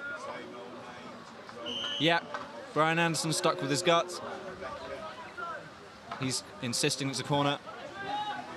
After all, he does have probably the best view for that situation, so it makes sense.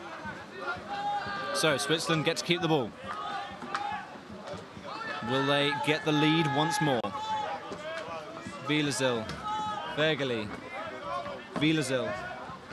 This time a different set of brothers. Sorry, no, that is Stauffer on the far side, not a Wielerzyl. Stauffer here. Fergali just gets control of it with his paddle.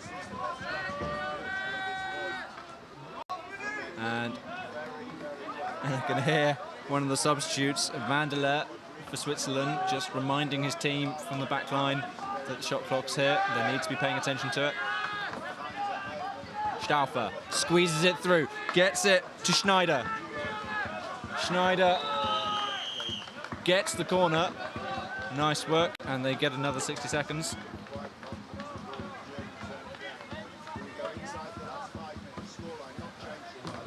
So we're getting close to the end of the first half. If either team can get the goal now, they can really get in the heads of their opponent. Switzerland, of course, were in the lead earlier. They can do it again. Stauffer, Wielersil, Van der Leer, back to Stauffer. And you can see the same move again. Stauffer brings it in. Oh, that is not holding. That is an obstruction signal, which suggests that Switzerland jostled one of the Belgian players too far. Roj now, so Belgium there really went for the break, but Switzerland were back faster. Therefore, Belgium have a properly worked attack. But with 50 seconds left, Belgium can just hold on to the ball for pretty much all of that. What are they going to do? I think they're going to choose to run it down. Okay, starting it off, Mampay, the captain on the far side. Musley, lots of bodies in front of him. Yeah, passes it back out to Mampay. Another 30 seconds. Unfortunately, the shot clock is going to force them to take that little bit earlier. They really don't want the, 2-second difference-ish to make that much impact. So, Sommer's here. Lepere. And you can see this is why. Switzerland here, stealing the ball. Solid work by Wielersil. Passes it out. Stauffer now. 4 seconds, 5 seconds. Blocked by Mampay. Belgium now goes to the long ball. Oh. Lepere there with the last-ditch shot. That would have been stunning if it went in, but well worth the attempt. So, end of the first half. 1-1. Switzerland and Belgium,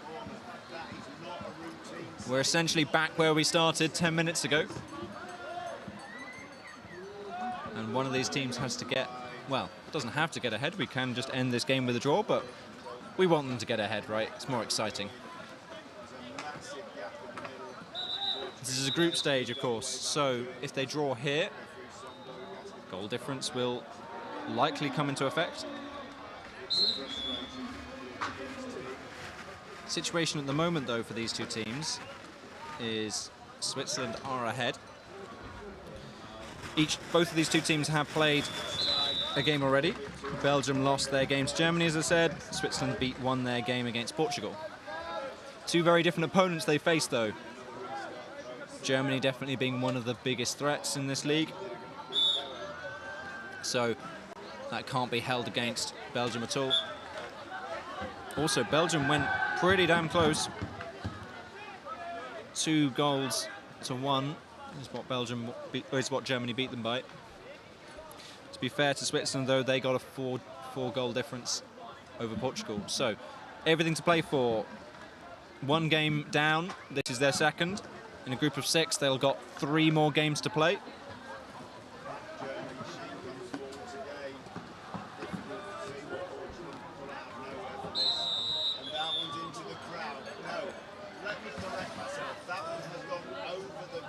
And so, just waiting for the end of the half-time period. Take a short while. The sun is very bright here, and I'm currently looking for a cap in my bag so that I can see.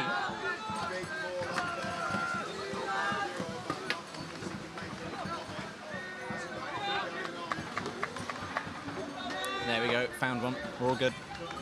Don't know how these players are going to cope, though, with the sun in their eyes. Luckily, it's off to the side, so no advantage to either side in this game. And also just a very light breeze, nice and cooling, so that also not going to change up the situation much either.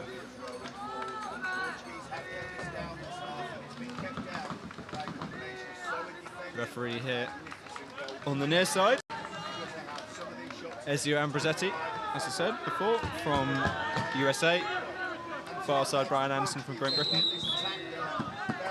Ezio Ambrosetti not starting us yet. We will wait until the end of the half-time break, which has just finished. There we go. We're ready to go. Sprinting for Switzerland, Wielersil. Sprinting for Belgium, Roj. Both flags are up. Whistles blown. Ball is in the water. This is going to be tight. Roj edges it. Solid contact there, though, from Wieselzil. You can see a little bit of frustration on his face there. He really wanted that, but you have to for the sprint. So, the pair now with the ball. And just passed it back out. Slightly different situation going for here. We've got the 4-man start here from Belgium. Of course, after half-time, teams often change up their tactics based on what worked and what didn't in the game. You can often see different formations in both attack and defense after half-time. Oh, but we're back now to what we saw before. So, Roj now bringing it in. Tries to scoop it through. Gets it. Yeah, that was a goal. I heard a shout at the time and I was worried. Mampay, beautiful goal there. And the assist from Roj, getting him the ball in the zone. Belgium now ahead for the first time in this game. Belgium 2, Switzerland 1. And now they're going to have to weather Switzerland's attack. After all, they did it for not well, actually. In the first half, Belgium held the ball for the majority of the time. They did weather their attacks, but not for anywhere near as long as Switzerland held out against had to hold out against Belgium. And so we'll see what Switzerland can do. So, committed into the attack, we have Stauffer and Schneider. Bringing in the ball from the far side, Wieselzil out to Fergeli. Fergeli to his brother, Fergeli. Fergeli now dummies the shot over the top. Doesn't have another runner in. Fergeli is stationary. Passes it over. Wieselzil now. Oh, and that's dropped. He's being pressured by Roj, but he keeps hold of it.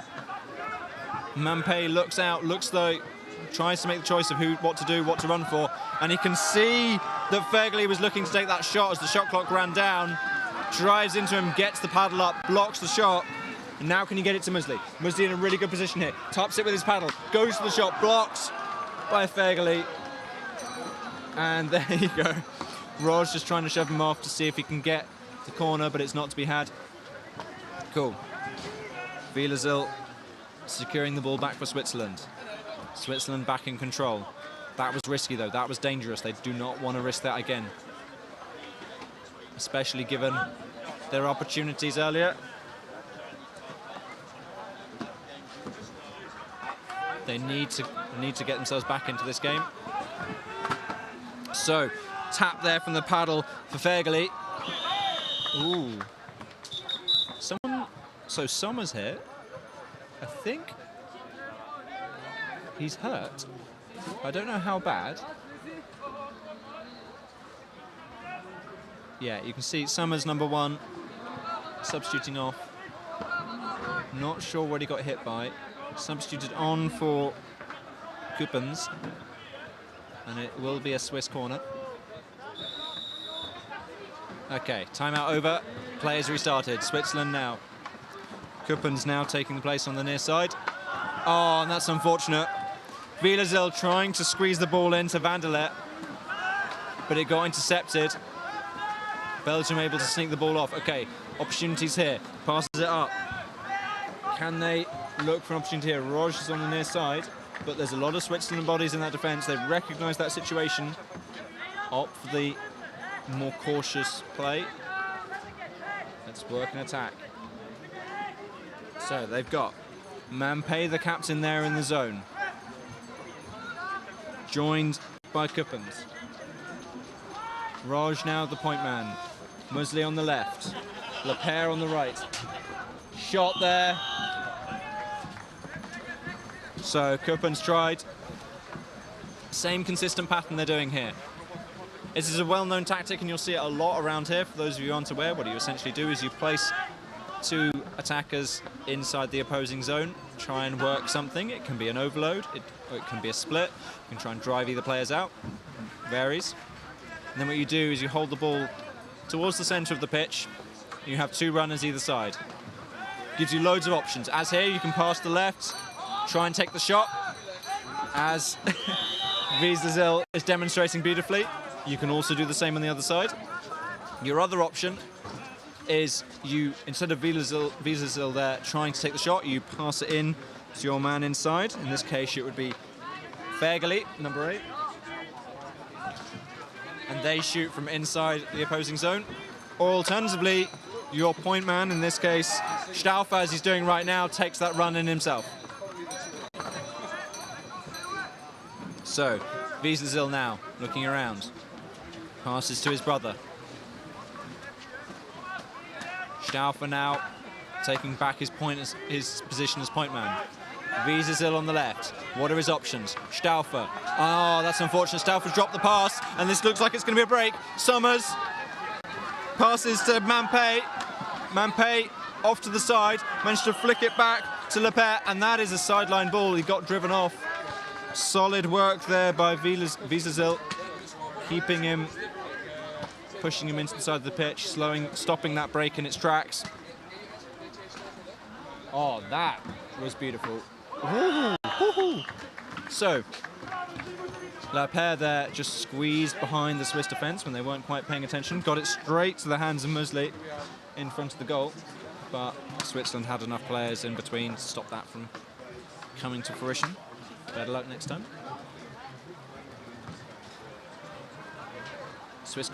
Belgian corner. They are, of course, still... Oh, and that's a keeper kayak tackle, probably for pushing the keeper. Switzerland get it. Get another attempt at getting themselves back into this game. There's still a goal down. Let's see what we saw near the start of the game when you secured that first one. And again, yeah, we've got this same setup, the same players in the same positions. This is obviously a set piece for them. Wieselzil here. What are his options? Only really to take the shot. That's a play on for Switzerland. They go for it. Yep. Brian Anderson, referee, recognising that affected the shot from Vergely, and therefore they get the paddle foul from inside the zone. That's how it works, game impacting play. If the play on, they lost the advantage because of the foul. So, they get it from right there. So many paddles in the way, goes for it anyway, blasts it, blocked though. Wieselzil managing to stop Lepere from getting the rebound, and Switzerland keeping hold of the ball. The cowbell for Switzerland still going on in their supporters. Wieselzil now on the near side, squeezes it in. Oh, nice attempt there from Vergely, but it's blocked by the paddles of Mampay.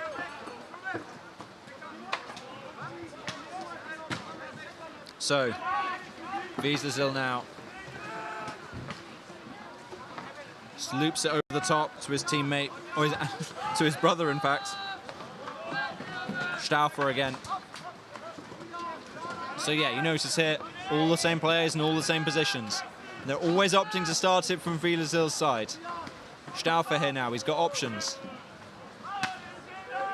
Wieselzil back out, starting it again in the middle. Every single time they're looking for the position. As Wieselzil goes in the left, Mampay's caught with a choice. He has to commit to somebody. Oh, and that's unfortunate. Wieselzil there needs to keep the ball on, flicks it to Stauffer. Can't be, yeah, 15 seconds on the shot clock. Maybe enough time to get one more run. They need to be getting these passes on target though, so cool. Wieselzil on the far side, loops it over to his brother. He doesn't quite get control of it. 4 seconds left on the shot clock. He's looked at the clock, he knows what's happening, he knows he has to do that. And I think they're going to recognise, yeah. Belgium now with the ball. To be fair, the overhead pass not recognised as a shot. So, Belgium with the ball, they're a goal ahead. But of course, 2 minutes left on the clock. I'm assuming they'll want to use up as much of this time as possible. 2 choices here for Belgium. Hold the ball, stop Switzerland from getting an opportunity, secure their win. Or push for the extra goal, maybe risk Switzerland getting possession, but increasing their goal difference in the future. I'm assuming for them, they will try and hold it for as long as possible. Switzerland have shown they're a threat and their cushion is hardly big enough to risk it. So they'll use up as much of the shot clock as possible. So, 11 seconds. Tries to squeeze it through. Musley there, controlling on the end of his paddle. No foul called, we're all good. Stauffer here, Wieselzil. His brother is at the front, but Mampay is in the way. Wieselzil, Stauffer. Stauffer goes to the shot, blocked by the captain Mampay. And he's shouting to his team, 1 minute. We know exactly how much time is left. That's 1 minute more the Belgians need to keep the Swiss out. Switzerland with their 1 minute to get this draw. It's maybe not a win, but it's still a hell of a lot better. Wiesdazil, same position. Hammered now by Sommers. He's got to get that ball back under control. He's close to the line, very close to the line. Gets it in, shot there from Fegli. But it's just off, it's not quite on target. And with 30 seconds left on the clock, yes, you can see here, Belgium's threat of just holding onto the ball. Switzerland are forced here to commit all 5 players. I can see Brian counting the possession there, just making sure that Roche doesn't hold it on for too long. Mampay, captain, they're going to try and draw this out for as long as possible. He just needs to hold on to it now. That's a long ball to Wiesdazil, and that's time. This is not going to matter. That is not a goal. Yeah, there you go. I can see Brian Anderson, referee on the far side, sweeping his hand. That is not a goal. Ball was released well after the timing signal went. So that is a 2-1 victory to Belgium. Just showing, as I said before, despite the fact that Switzerland were a game ahead, they had beaten Portugal in the group. Belgium had lost. Belgium proving themselves the better team in this instance. Next game on this pitch is also under 21 men. Italy versus Denmark. And the way the format works, this is the other group. In this group is Italy, New Zealand, Poland, Great Britain, Denmark and Taipei, Chinese Taipei. That will be starting in approximately 5 minutes, and I'll get back to you then.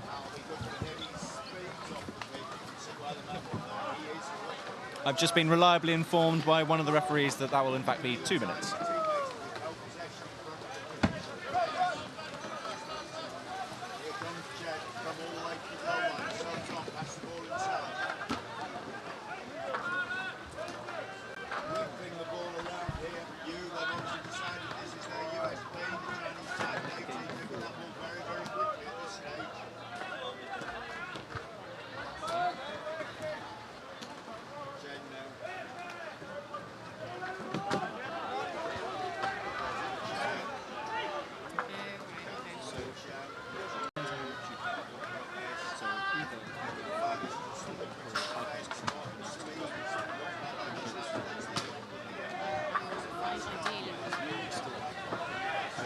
Du match pour Taipei, gardien britannique. We've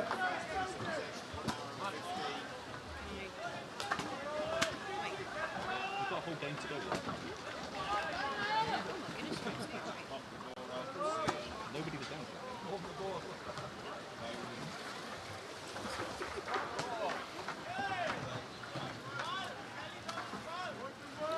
So, shortly we'll be starting this men's under-21 game, Italy versus Denmark.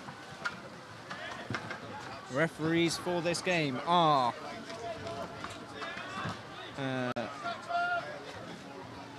I can't find his name on this. There we go. Mark Thomas from Great Britain. And where are you? Ivan Canalejas from Spain. Teams here should have already played a game. Let's find out how that's gone for them. So, Italy won their game by a convincing 10-3 against Chinese Taipei. Denmark lost their game 3-0 to New Zealand. But that doesn't necessarily tell us a huge amount about how this game is going to go. It's still going to be relatively close. Both Italy and Denmark pretty strong contenders in the men's scene, both senior and under-21s.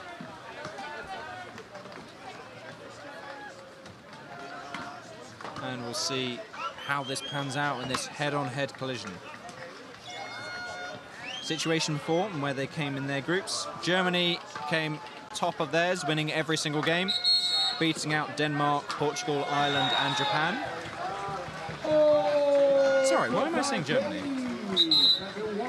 Italy, sorry. Italy won all of their games, beating out Spain, New Zealand and South Africa in their 4-team group. And sorry, Denmark came second in their group, beating Portugal, Ireland and Japan, but losing to Germany. So, here we have Italy and Denmark facing off against each other. Referee has already given the 1 minute time.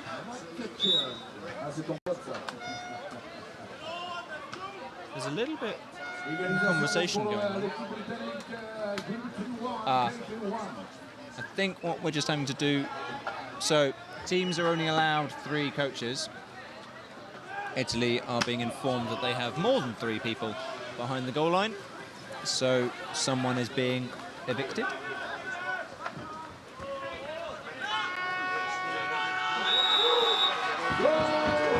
We have to wait though for that to happen. Rules are rules after all.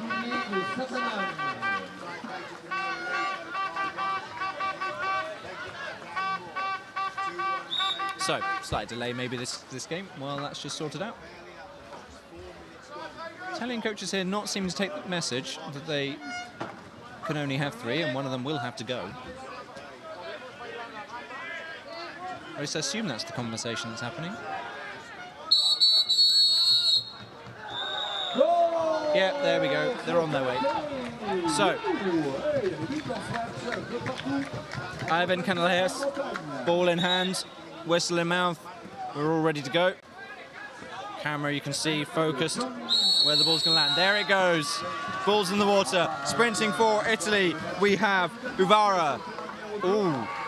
Denmark, number 10, Londorf, holding his hand there. Doesn't seem very comfortable. Paddle in the water. This means Denmark are down to 4 players while he picks that up and rejoins the rest of his team.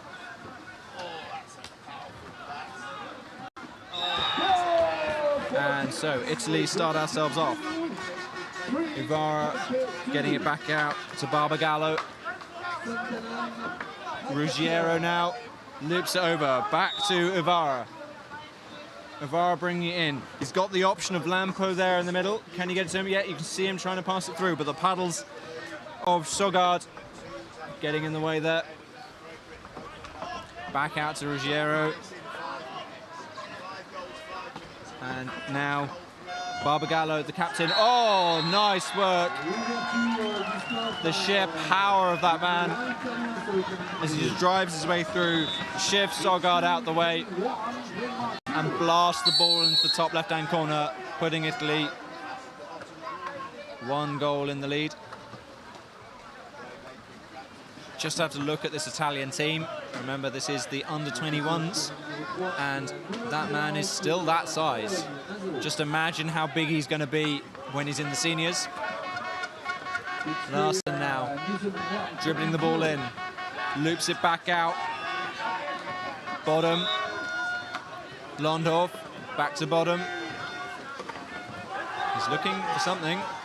Larsen now, one-on-one, blocked by the paddles of Barbagallo. And it's a corner for Denmark. A little risky situation that occurred there. Italy won't want to be letting that one-on-one situation, but solid work by Denmark, getting that situation to appear. So, Italy now deciding to apply the pressure, forcing the long pass right out to Larsen. Instantly, Lampo is on him. Bottom, and again, the pass intercepted, and this is why it works. Lampo doing it by himself, getting the ball for his team. Ruggiero now. Barbagallo. Ruggiero again. They're looking for that last runner. And passing back out to Uvara.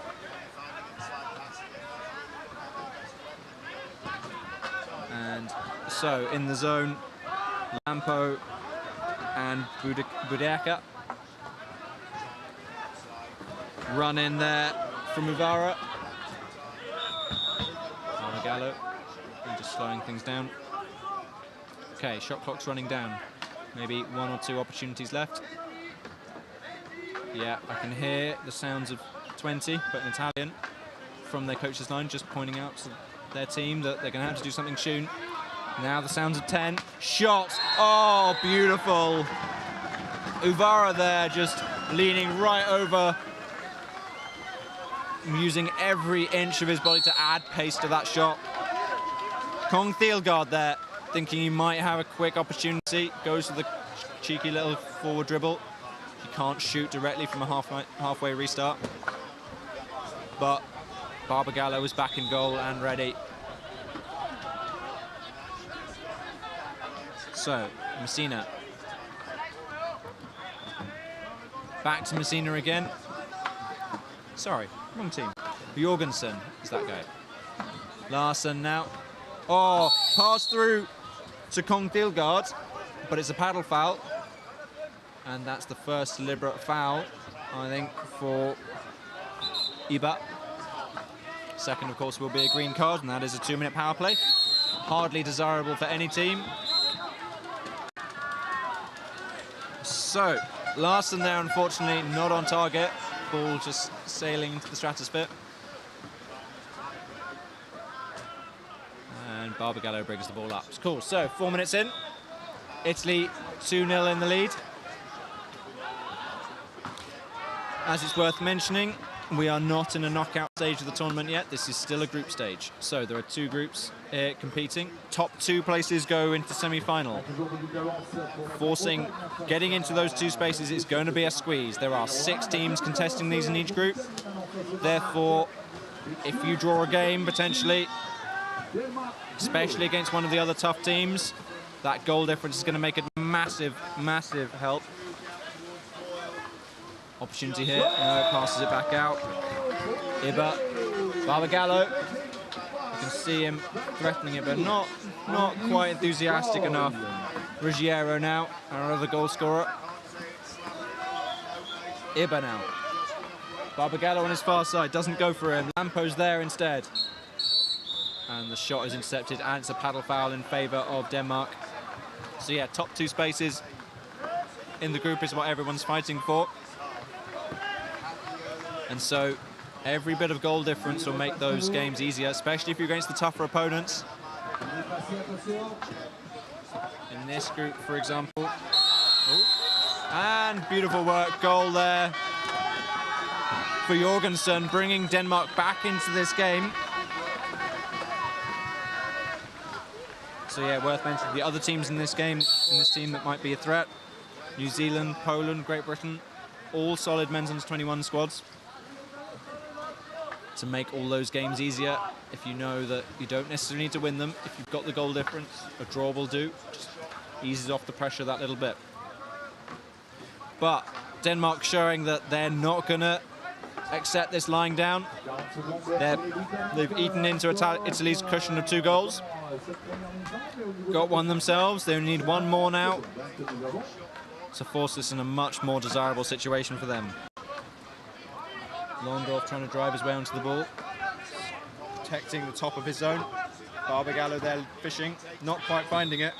Ruggiero there now, back out. Iba, Ruggiero.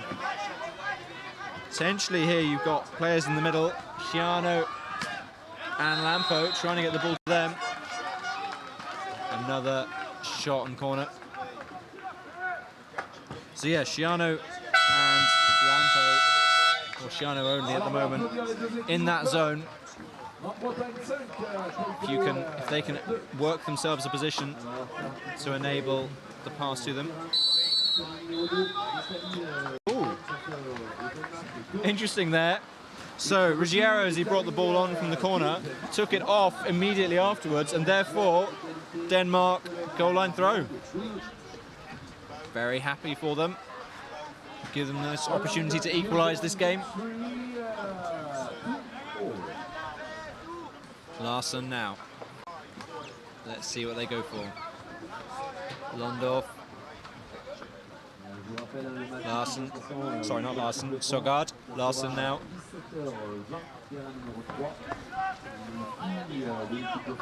Back across. Okay, slightly loose pass. Instantly, Lampo's on it, applying the pressure. Larsen needs to find a pass, but he's noticed that Ruggiero is already on Sogard. He finds a pass to Londorf. Londorf might have that one-on-one. Aimed. Oh, nice little sneaky pass under. And we have, yeah, okay, that was interesting. So, despite the fact that those players were all driving into the keeper, Barbagallo, referee agreed that Lampo was the one doing it, his own teammate, and therefore no foul. And then the holding occurred as, I think it was Jorgensen, who was trying to grab the ball out of the hands of one of the Italians. Denmark again with the ball. 2 minutes left. Let's see if we can get an even scoreline by the end of this half.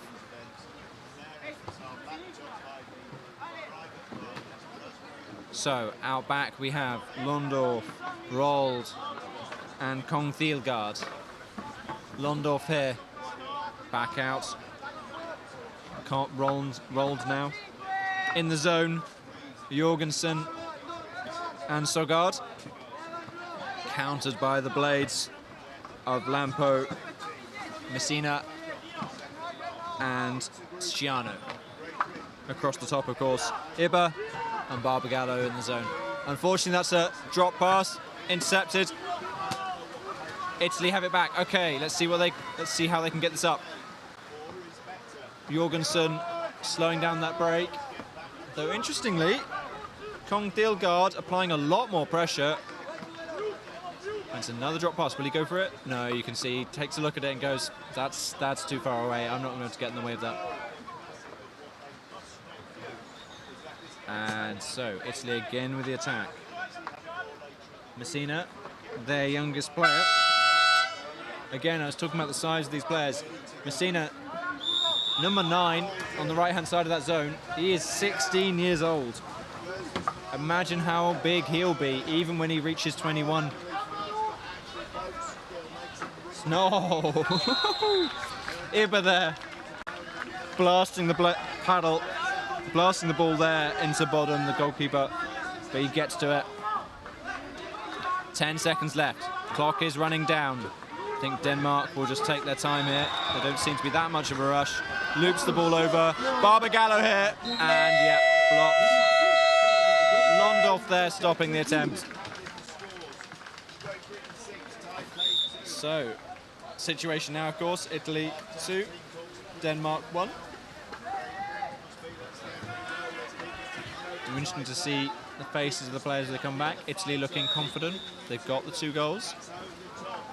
Denmark, on the other hand, looking less upbeat. But no reason to despair anytime soon. They got the goal back. They were 2 goals down. They're now only 1 goal down. Only takes 1 more and we've got the draw. In the group stage, that is worth a lot, especially against a tough team like the Italians. Even better, of course, if they can get 2 more. Definitely wouldn't complain about that. So, interesting thing about a lot of these games, see how the teams play immediately after they come back from the halftime break. This bit now, coaches and captains chatting to their team. On your screen, Sauro and Iba. Coaches there, talking to their team, and then for Denmark, Brandt explaining what his team will need to do to secure the positions they want. Lots of words being said in Danish and Italian.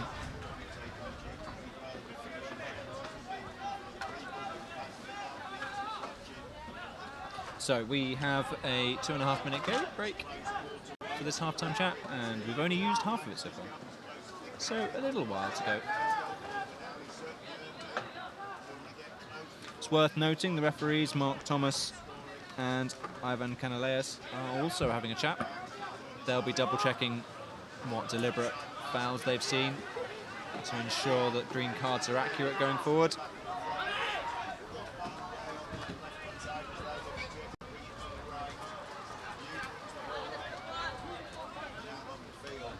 So, less than a minute left now on the half-time chat.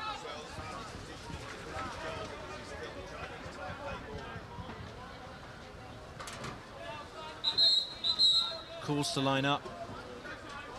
Oh!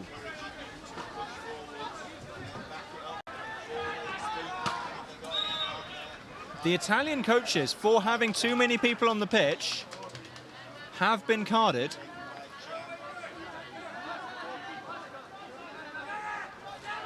The discussion I said at the start, right? The Italians, or every team is limited to the number of coaches they can have on the pitch, specifically in the coaches area, which is behind the goal. The limit, I believe, is 3, and that matches with how many people are currently there, but they had 4.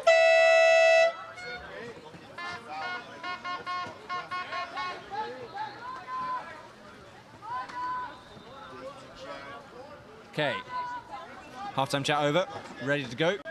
Sprinting for Denmark. And we'll just see who... Oh. There seems to be a little bit of confusion.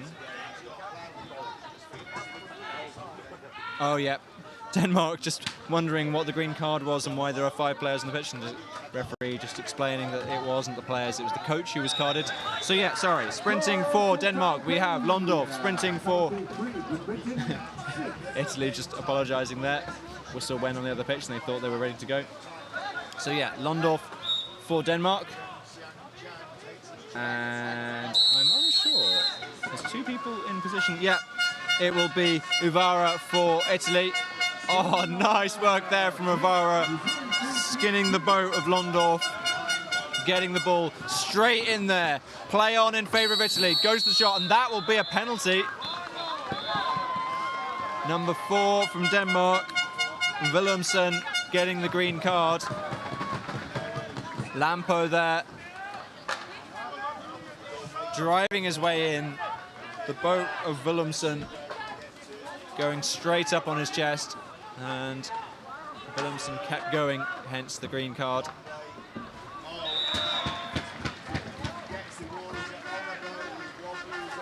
So just making sure all the players are in the right position. So Lampo has to be on the 4-metre line. The goalkeeper, who I can't actually see the number, there we go. Bodum in goal. And then everyone else has to be behind the 6-metre line. Okay, we're all good. Lampo shoots, Bodum saves. Lampo gets another go though. And a nice... Yeah. Larson there stops Lampo from getting the rebound shot. And instead, Lampo swings it off. And so Denmark now with the start. Now, of course, Denmark are down to 4 players. The goal didn't go in, stays as 4 players because it's a power play. And so, oh, that was unfortunate. So, oh no, oh no. Beautiful there work from Ruggiero. So much happened there so quickly. So yeah, Denmark were down to 4 players, they're now up to 5, and that was why Italy were pressing them so hard. They could happily put someone in goal and then have everyone else out. And Denmark, unfortunately, got worked around by the Italian press. So, Denmark now 2 goals behind. Ooh, we have a holding foul in favour of Denmark, and I think it's fairly far in. I assume Denmark will take it from fairly far out. Yeah, they can take it from where they are, when the ball currently is, or where the foul was committed. They get a choice. They choose to take it from where the ball is and then recognise there's not an opportunity and pass it straight back out. So, Willumsen there with the ball and background. Londorf back out now. Larson gets control of it. Over back to top to Willumsen. In that zone there, you've got Jorgensen fighting off against Lampo. And you've got Kong Thielgaard fighting off against Uvara. Ball comes in. Londorf there. Willumsen now. Londorf again. Londorf goes to the shot. Blocked by Budeka. Didn't make it. It's the Italian goalkeeper.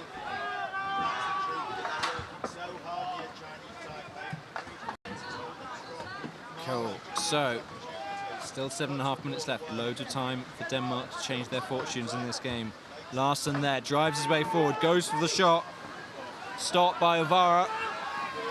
I think he was trying to bait the penalty there, didn't succeed. Long ball from Budeka, but it's not quite on target. Don't think Londorf's paddles would have been close enough if it was. So, Denmark get the ball back again.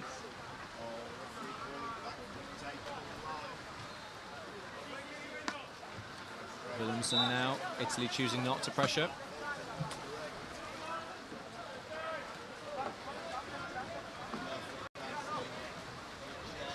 Denmark, Williamson now on that far side, near side. Rolled on the far side, rolled now. Goes to the shot, oh, beautiful work there from Rolled. After the Italian paddles getting to so many of these previous shots, I wasn't necessarily expecting that, but that was beautiful work. And that's what Denmark need.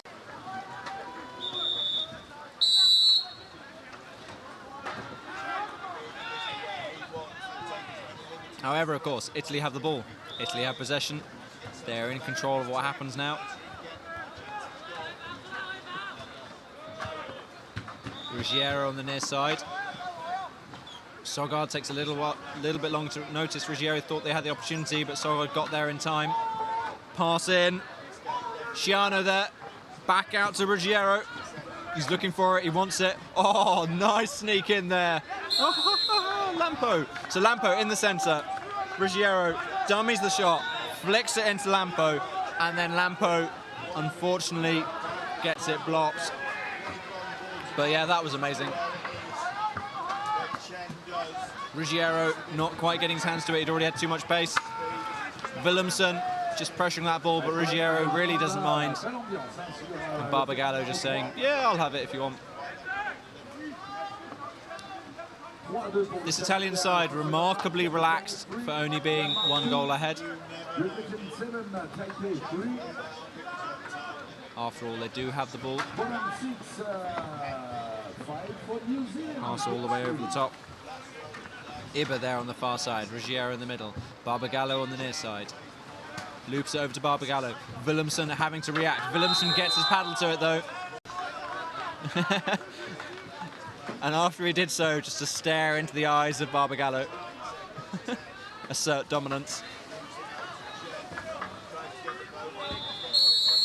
Oh, and that's a start infringement there by Ruggiero.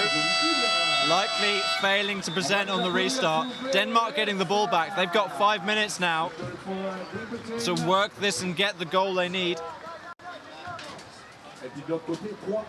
After all, they've got 2 already. What's 1 more? And 5 minutes is more than enough time to do so. Williamson 1 point. Londorf on the near side. Larsen on the far side. Larsen tries to run it in, doesn't quite get his ball to it. He's being chased down by Sciano. Larsen manages to keep hold of it. Again, far side, Londorf now. Budeka in the way. And this is why this tactic is used. You just get to keep going back and forth, until you get that opportunity. Not long left on the shot clock though. Williamson might need to make a run himself. 10 seconds, I can hear the shouts from the Denmark goal line. Here we go, this will be the shot. Larsen looking for it. Ooh. Goes for a little bit of a loopy one, but it does reset the shot clock. Londorf picks it up on the rebound and has a go. And it's forced to be deflected, and therefore Denmark corner. That got a little tight though for Denmark. If they're going to want to hold possession for the remainder of this game, they're going to need to work that a little bit more. Oh, shot there for Larsen, and it's a goal line throw. And that's exactly what I meant. They need to be holding possession to be controlling this game. So, Italy bringing up the ball. 3 and a bit minutes.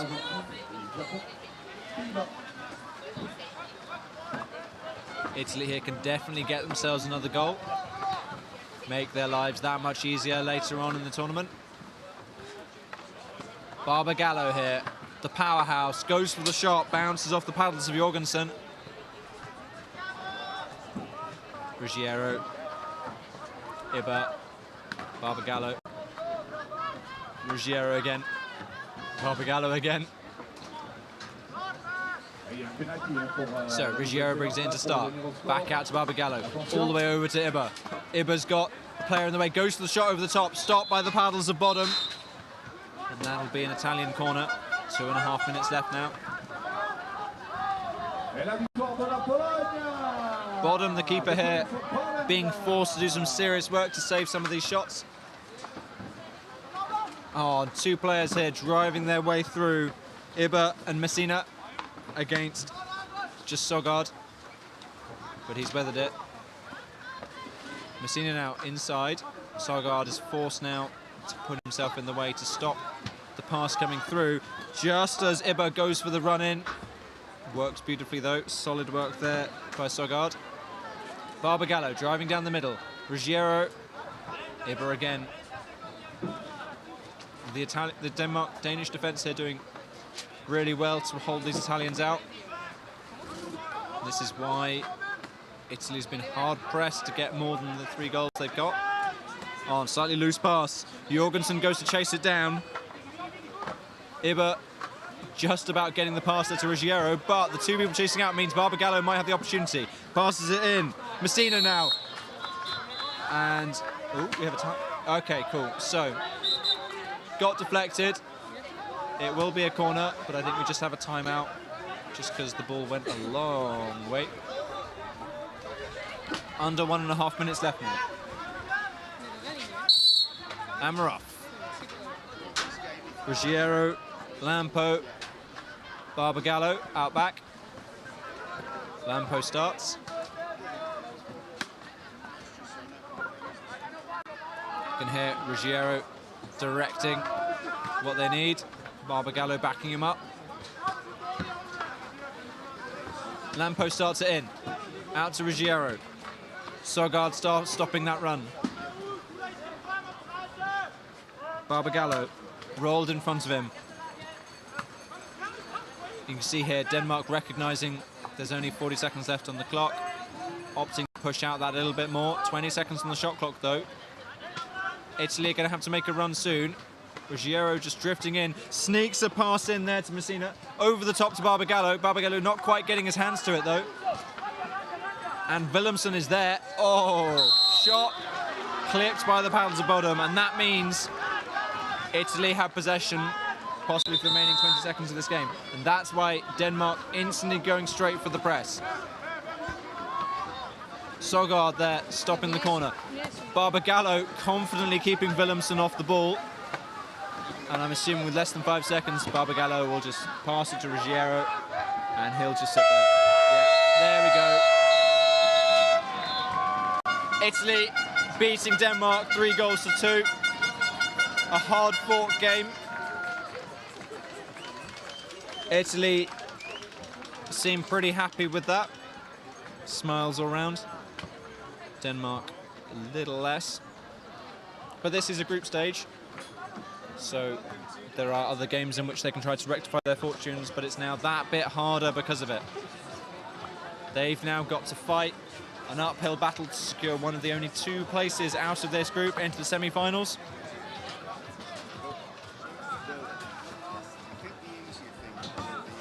So, next game on this pitch will be Italy versus New Zealand in the senior women's. Kickoff is due to start at 4:45 local time. That's in 3 minutes. Might be a little delayed, but not by a huge amount. And your commentator for that game will be Eleanor Goff, who will be joining you shortly.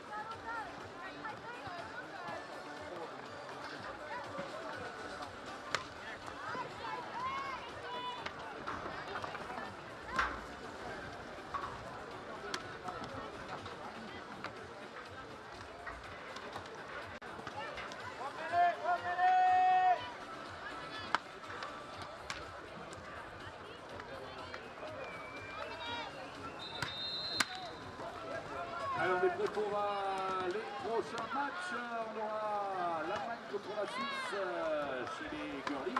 On va retourner avec une compétition d'âge sur les terrains 1 et 2.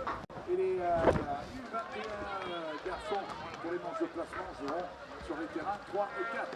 Et oui, the next games, Germany, Switzerland, pitch 1, pitch 2, Italy, New Zealand for the women category. And the ranked games in the pitch number 3 and 4 between Ireland, Argentina, Netherlands, and in a U21 men category. Et oui, ce sont les derniers matchs de poule là chez les dames. C'est ce qui va déterminer la première place de leur première poule.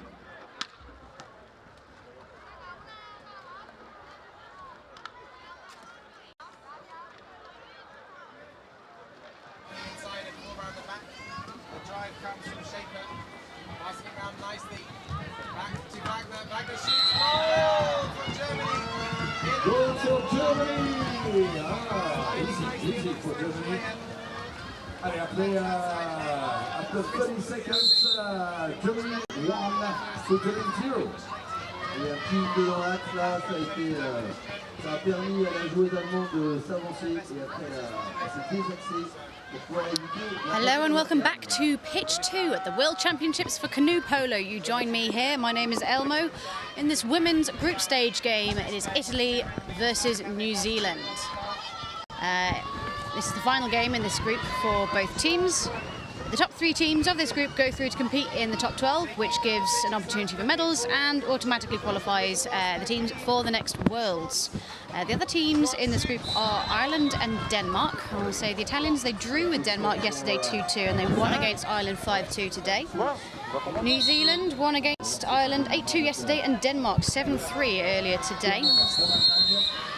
Right, they are off sprinting from New Zealand. We have Sophie Winton who is taking on Captain Catania, who manages to lay it off to teammate Kogoni. Great sprinting work there from both players. And it will be Italy who are positioned to make the first attack of this game.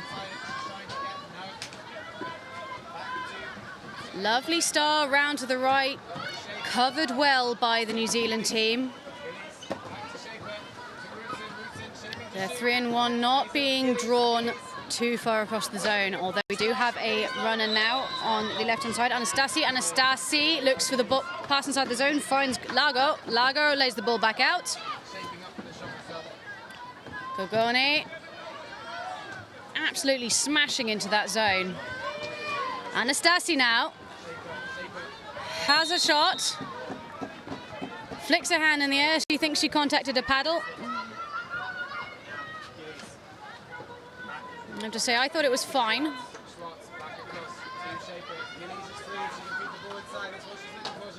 Taking for Italy, it is Captain Roberta Catania.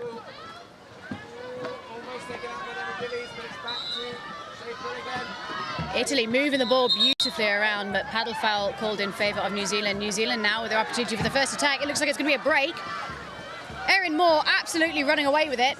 Takes the dribble, has the time, finds her teammate Richter.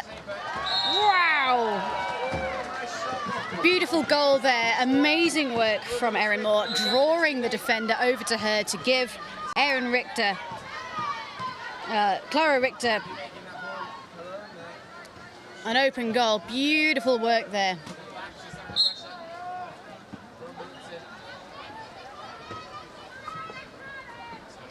There she is. Looking pleased, wouldn't you be? And Anastasi now looking like she was going to shoot there, but now Italy having that discipline, just moving that ball around. The whole point of the star is that every single one of those players running in should have the intention that they could shoot. You have to be a credible threat in order to draw that defender towards you. The idea being that once you've worked all the way around from one side to the other, you should be one-on-one with the keeper, but as we well know, it doesn't always work like that. The referee's just sorting something out and making sure that everyone knows it is a corner. referees for this match, Steve Watts from Great Britain. I think there's been and Carmen Perger of Germany. Both very experienced referees. Restipino just putting to Lago. Lovely little interception there by Hales, but doesn't quite slow down the Italians in the way that she wanted. Hales going across to absolutely batter Catania. Catania takes the dribble into the lovely gap created by her teammates. Beautiful word there from Clara Richter. Backing up, recognising the danger, getting a paddle to it. Wonderful defending there. I have to say, already in this first half, we have seen some absolutely stellar defending by the New Zealand team. Again, moving that ball around. Catania draws the paddle foul. Lovely ball to Anastasi. Good attempt there. Catania trying to get hands to it. Both players trying to get hands to it. I think if Victor had gotten more purchase on that, she would have drawn a holding foul. Catania does well to hold on to it. Ball over to Catania. Catania looking dangerous. Manages to find Anastasi, who once again looks for the one more. Beautiful work there.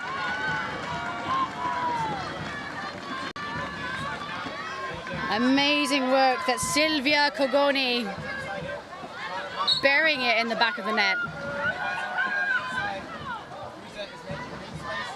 And the discipline to recognise the one more. I think when you're running in with that amount of speed and adrenaline, you can just think, I've got to shoot, I've got to shoot. But actually that call for one more.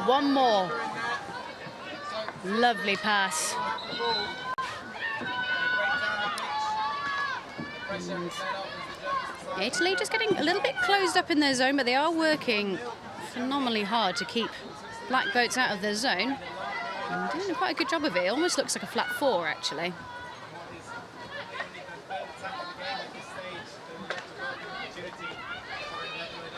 Beautiful work. New Zealand taking their time. Trying to look for that pass inside the zone. Thinks better of it. Oh, we've got an opportunity now for Hales. Hales tipped off the back by Maddalena Lago.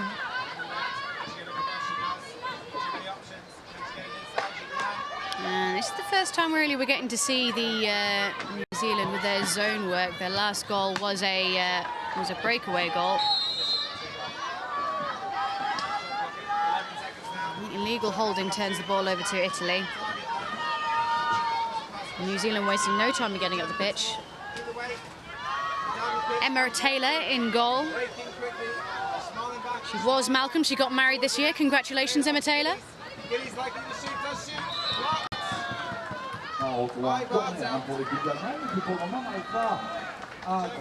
Lovely defence there, well, from Hales, but the referees thought that paddle was too close. Did take some momentum out though, so I'd still say it was worth doing. Landolina finds Lago. Recycles the ball back out to Captain Catania, who interestingly plays for the Catania City Club.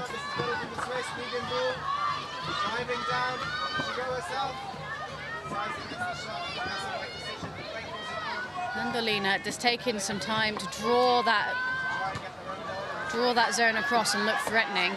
Rebound looking like it's going to land in the hands of Hales. Hales needs help. She needs to find some teammates. Here they are. Julie Bolton, lovely little ball over the top to Erin Moore. Across to Emma Sutherland. I'll say the Italians doing a wonderful job of shutting down this zone. It's almost kept on by Hales, but not quite. It's unfortunate. She wasn't in a good position. Hales is now going to sit on the taker. In theory, the easiest person to mark, because you know exactly where the ball is coming from. Forces that high pass over the top of the paddles, otherwise you're going to get a blade to it.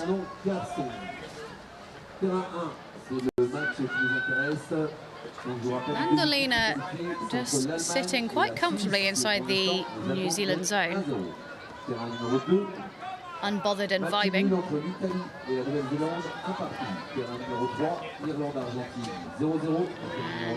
And looking like we are going to start a coordinated attack from right round to the left.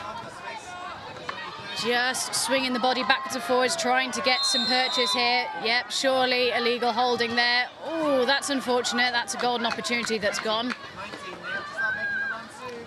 Now, I think Tony Bolton did well to keep that on the pitch then, winding up for the pass. As a goalkeeper, you can take it off the back line. Happens not infrequently. I think Aaron Moore just telling the team just to calm down. Let's work this properly. Lovely ball shot. May have to give Madalena Lago less time to think about that. Madalena Lago is an excellent goalkeeper. I think you're going to have to get a little bit closer before you get one past it.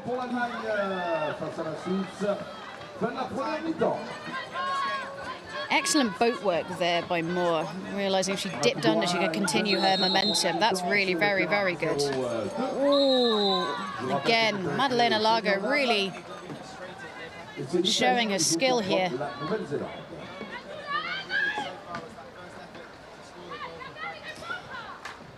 Erin Moore just trying her absolute best to punch a hole in that sea of blue boats and buoyancy aids. Wow! The power on that shot to be able to bounce off a paddle and into the zone, into the goal. New Zealand 2, Italy 1. There she is, Georgia Wheeler, our goal scorer, who take New Zealand into the lead.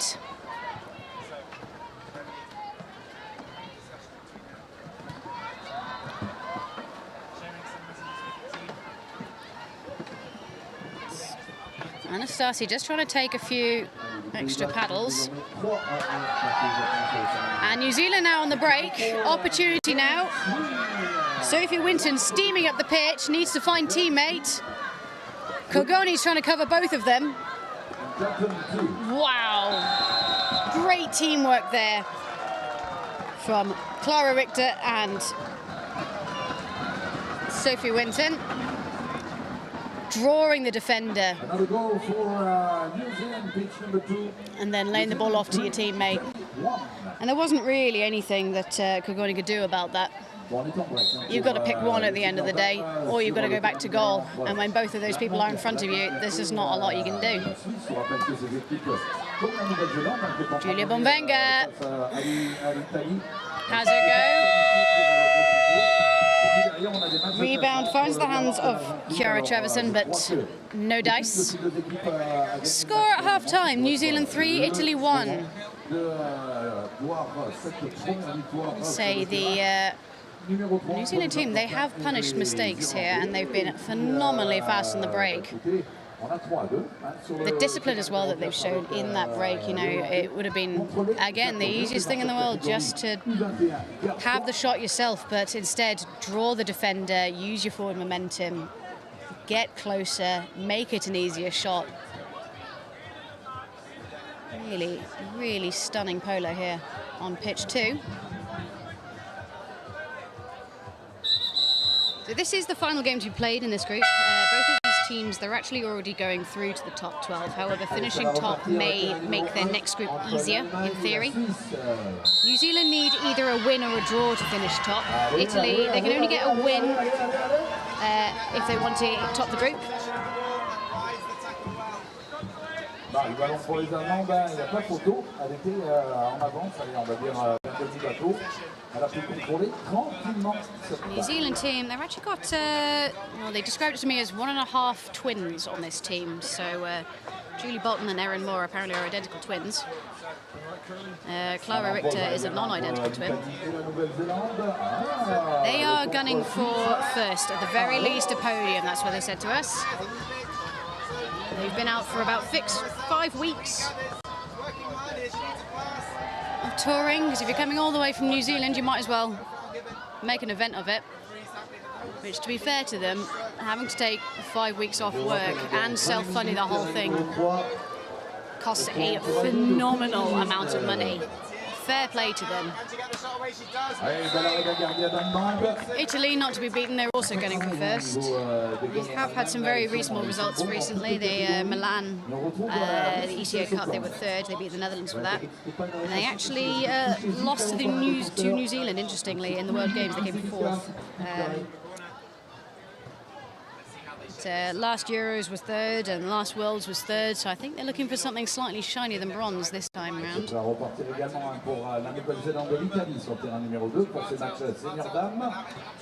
5 of these players from Italy, they actually play for the Catania City team. So Anastasi, Catania, Cogoni, Bonvenga and Landolina, they all play together in their home club. And final piece of trivia for you, Roberta Catania is actually Flavia Landolina's aunt. When they say Canoe Polo is family, we weren't kidding. Klaxon goes, referees call line-up please. Once again, the referees for this game, Steve Watts and Carmen Perga. Sprinting from Italy, we have got Silvia Congoni taking on Casey Hales. Hales just beats it to the post and manages to lay the ball off. Beautiful work there.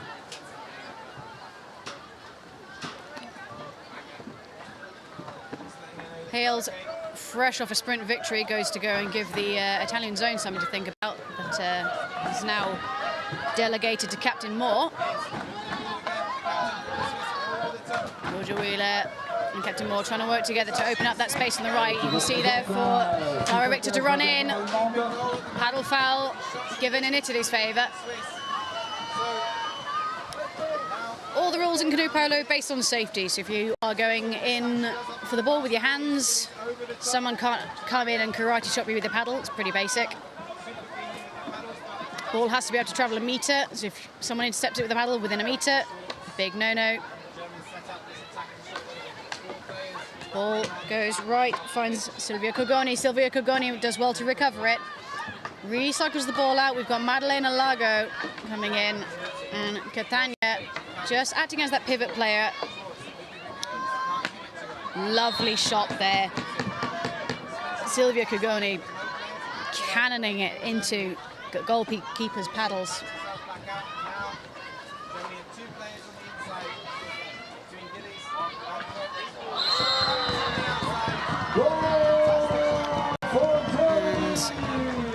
I say the Italians doing a reasonable job at gaining ingress into the New Zealand zone. Reasonable decision there, just recycling the ball out, making sure that we've got cover. You don't want to overcommit to the attack. It goes south, as we've seen. The New Zealand team will punish you on the break.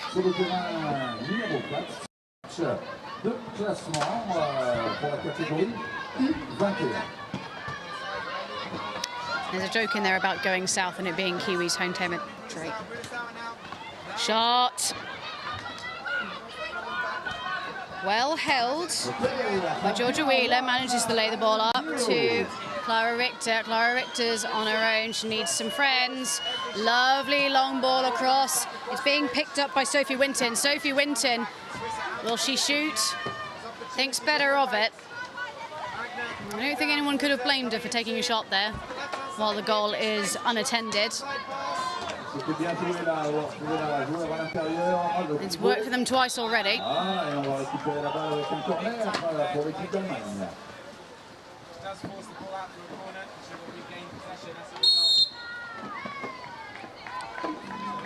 New kayak tackle. Clearly thought that was a nose of the boat ending up in a body. Again, safety being our highest priority here in canoe polo, the sport where two people sprint at each other at the start of every half.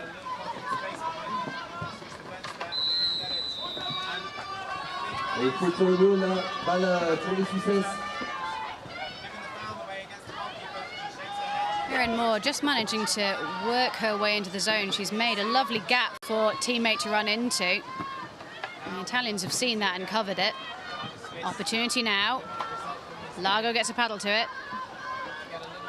And Italy, they just need to find some forward momentum, I think. Because at the moment, it's looking like, well, Bolton's done an excellent job of covering two players.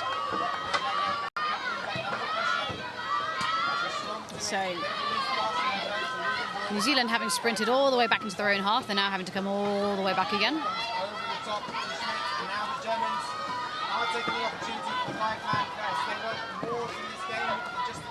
Here we are.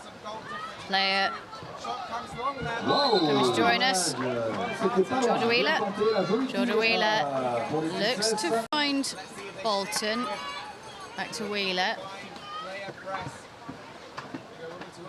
To Taylor. We need to see a little bit more dynamic movement here from New Zealand. Then again, they are 2 goals up, so perhaps they could take their time. Long shot. Saved easily by Madalena Lago. Oh, interesting. Okay. New Zealand have managed to keep it up. It's unfortunate. Going to send it to space. Not a problem.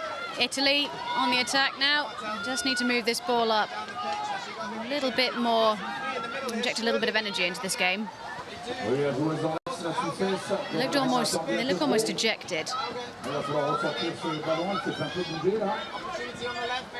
think we're just having some tactical substitutions way back here.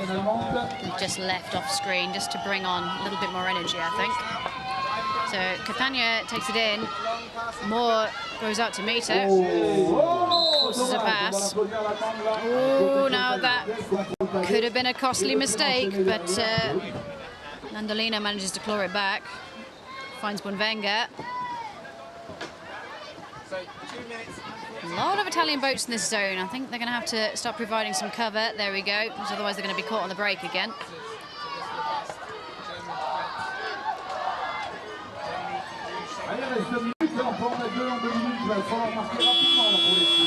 Wow!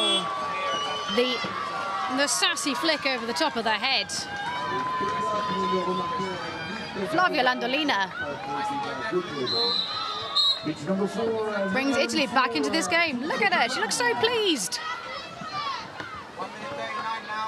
That was beautiful.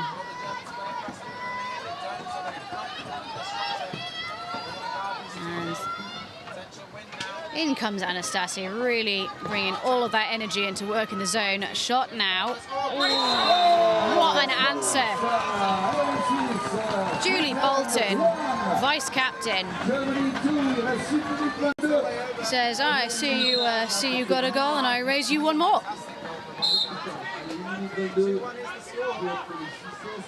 Italy now finding themselves once again 2 goals down. We'll see if the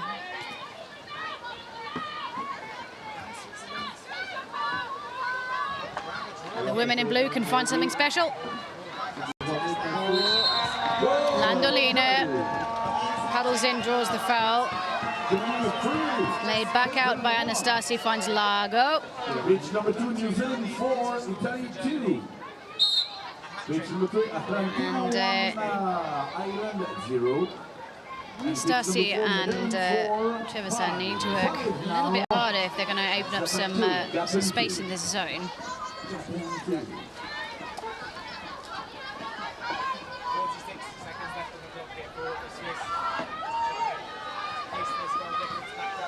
You know, these New Zealand women, they're phenomenally strong. You can't just amble into the zone and expect it to open up like the Cave of Wonders.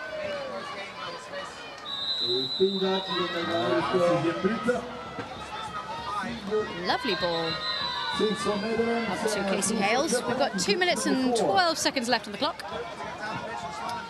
Still anyone's game. I think the New Zealand team coming in with plenty of energy. To drive down the middle with a shot itself, big shot, well blocked. I think that was deflected off possibly by New Zealand paddle. That's why it's gone for a goal line throw. It's unfortunate.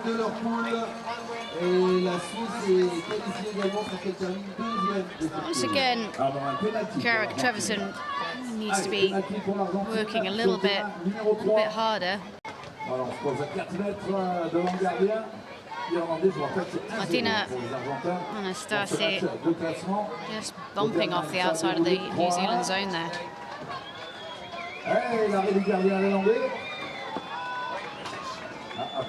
New Zealand holding firm in their defence. I think they are maintaining their 3-in-1 beautifully. Not finding themselves, well, I was about to say, not finding themselves compressed onto their keeper, but as I said it, here we are.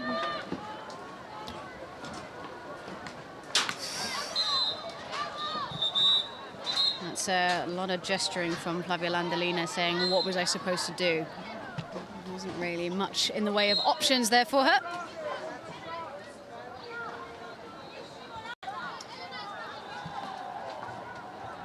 Italian corner. Timed out briefly.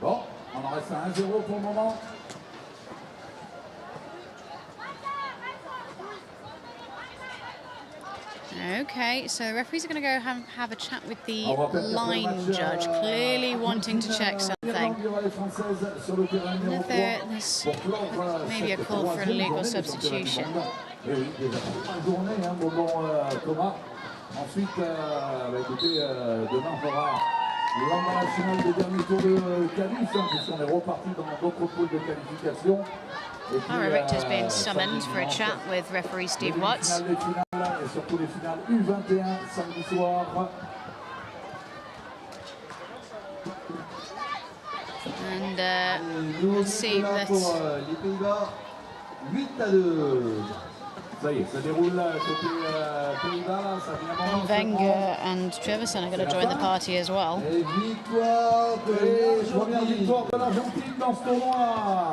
I think this is a captain's call, but Catania is subbed off, so vice captain is taking charge instead. Toujours pas de victoire pour les Irlandais, et puis on va retrouver les Françaises en quelques instants. Not quite sure what's being discussed here. Oh, referee's ball. Start infringement, so the ball needs to touch the water before you can play for it. Trevisan being thoroughly punched by Bolton. Manages to draw the holding foul. Great work there. 35 seconds left on this clock. I think Italy may need a bit of a miracle at this point. Of course, New Zealand more than happy just to sit and run the clock down. They have no reason to risk this. They're just going to hold the ball well out by the halfway line until then comes time to pull the trigger.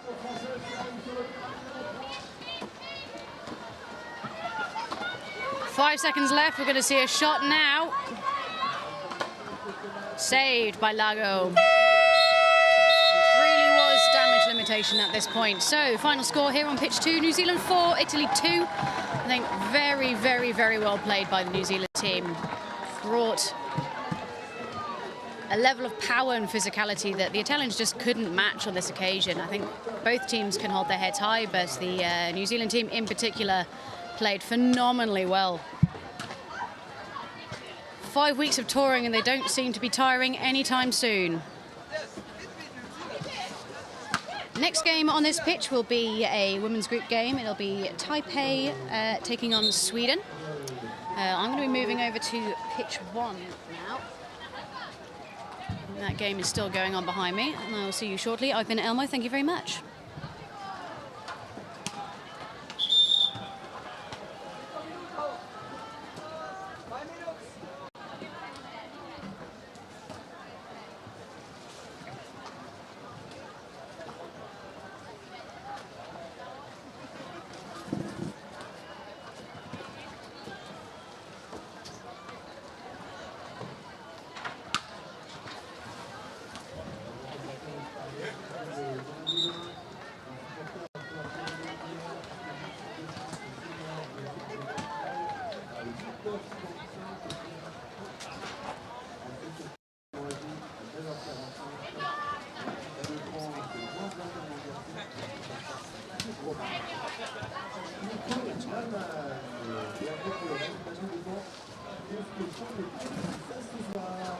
Allez, on revient à l'attaque.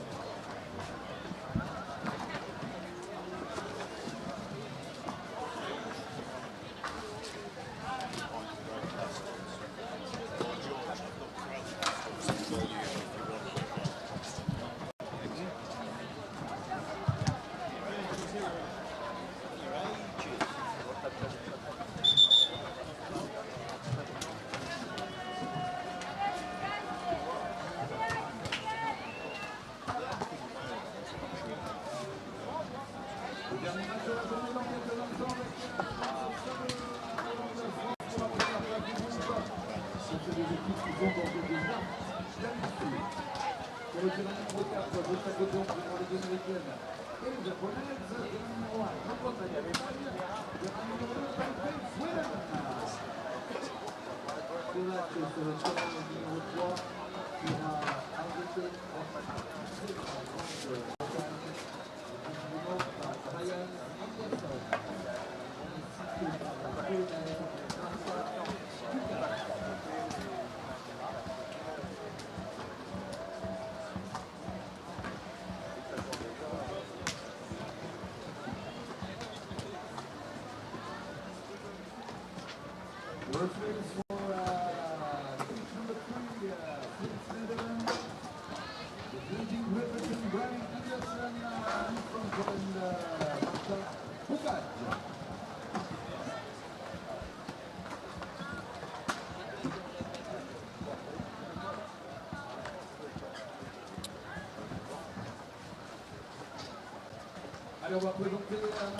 Welcome to the final game of the day.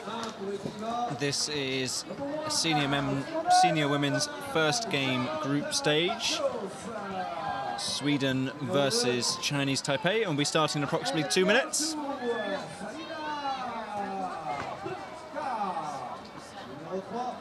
Referees for this game: on the far side, Chad Ong from Singapore. On the near side, James Mitchell from New Zealand. And I've already seen James Mitchell arranging the cards in his pocket, so looks like we'll be up for a good game. Some excitement to come. Interesting thing about these two teams, almost every team here has a full 8-player squad. Chinese Taipei are no exception, with bringing 10 players here, of course, limit of 8 on the water. Sweden, however, only have 6 in their entire squad. Therefore, the entire time, they will only ever have 1 substitute, meaning the fitness demand is far higher on their players. And also, they need to be far more multi-skilled as a team. They can't, for example, do what a number of teams do, which is substitute players on, say, to goalkeep or specifically to play defensive or offensive roles.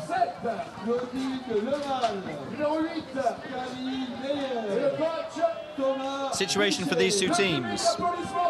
In the group, we have Great Britain, Spain, Taipei and Sweden, currently points-wise in that order. Taipei are ahead, though, only on 1 point, having drawn 1, lost 1. Sweden currently having lost 2. Therefore, not a huge amount in it. A win here for either team will put them forward on points. Now, most importantly, for Chinese Taipei here, if they win and Spain lose in the match that is happening directly behind me, goal difference will come into effect. So Chinese Taipei need to win, and need to win by a lot. We are already off, by the way. Organ, sprinting for Sweden, and Liu for Chinese Taipei. That's a kayak tackle in favour of Chinese Taipei. So, sorry, I'll carry on as we go. So yeah, Chinese Taipei will need to win by approximately 6 more goals than Spain if Spain lose. So we'll see how this goes as we move forward. So, shot there already by Chen on the Taipei side. Sweden going for a defensive formation here, makes sense. Not sure necessarily how this game is going to play out. Both of these teams, of course, have only played, what, 2 games so far in this entire tournament, despite the fact that we're already on day 3, the end of day 3 even. Fu there opting to pass the ball back out, didn't fancy their chances with both Sjargerstedt and Lundgren in front of them. And of course the keeper, Jotterdal. Again, another attempt. Hung here, passing the ball in, squeezing it into Shi. Shot there by Liu in the back of the net. Chinese Taipei 1-0. Another thing that I've noticed on our sheet of facts here, for Sweden, 4 of their players are currently under 21. Sweden do not have an under 21 women's team here. Oh, nice little pass out back there. Trying to squeeze it around. Captain was available, but couldn't quite get the ball to them. So yeah, 4 of these players are under 21. And they've lost 2 players this year from their normal squad. Oh, that was a possession foul. Holding the ball for too long, possibly not dribbling it far enough. So Chinese Taipei back with the ball already, squeezing it forwards. Kashir directly underneath the goal, goes for it, blocked by the paddles. Yeah, Sjargerstedt getting there with their paddles. So yeah, Sweden here, not only a very young team, but also down on numbers, making this really an uphill battle for them. Goal there for Shen.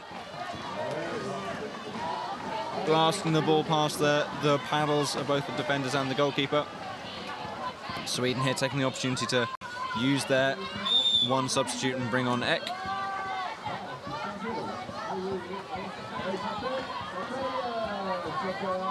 So, from Chinese Taipei's perspective, they're currently winning this game. That's great for them, but as I said, that is not enough for them to secure the top 2 places in the group. Oh, Sweden here with a solid opportunity. Sjargerstedt getting the shot directly underneath the keeper's panels of Lee, but despite not going in, also hitting the keeper, and therefore the goal would not have counted.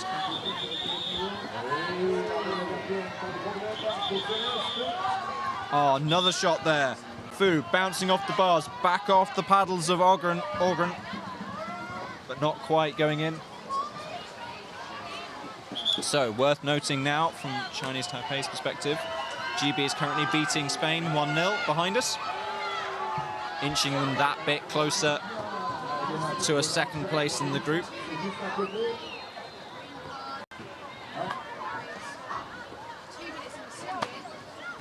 And there we go. Captain there passes it round to Ogren. Ogren keeping hold of the ball. The captain for Sweden, Hedlund, in the middle of that zone right now. Sweden here just trying to make up their mind as to what's best. Okay, Lundgren starting. Options on both sides. Chooses Sjargerstedt. Sjargerstedt goes for the shot, blocked by the paddles of Jan. And it will be a Swedish corner.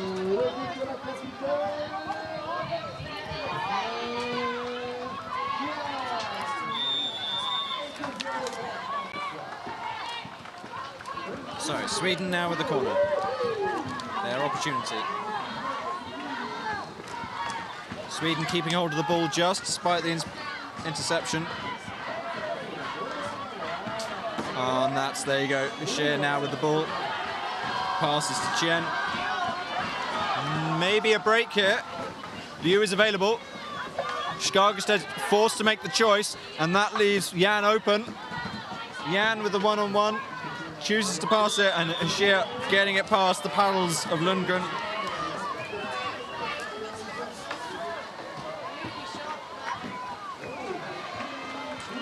So, worth mentioning here, top 3 do go forward. So Chinese Taipei do not necessarily need goal difference here, but it will make their route forward that much easier. If they take a second place rather than their third place in the group, they'll be up against an easier spread of other teams in their second group stage. So worth it for them to get every goal they possibly can at this stage. Jotterdal here. And as I said before, if Sweden win, on the other hand, they will take that third place position. Beautiful shot attempt by Skagerstedt straight into the paddles of Jan.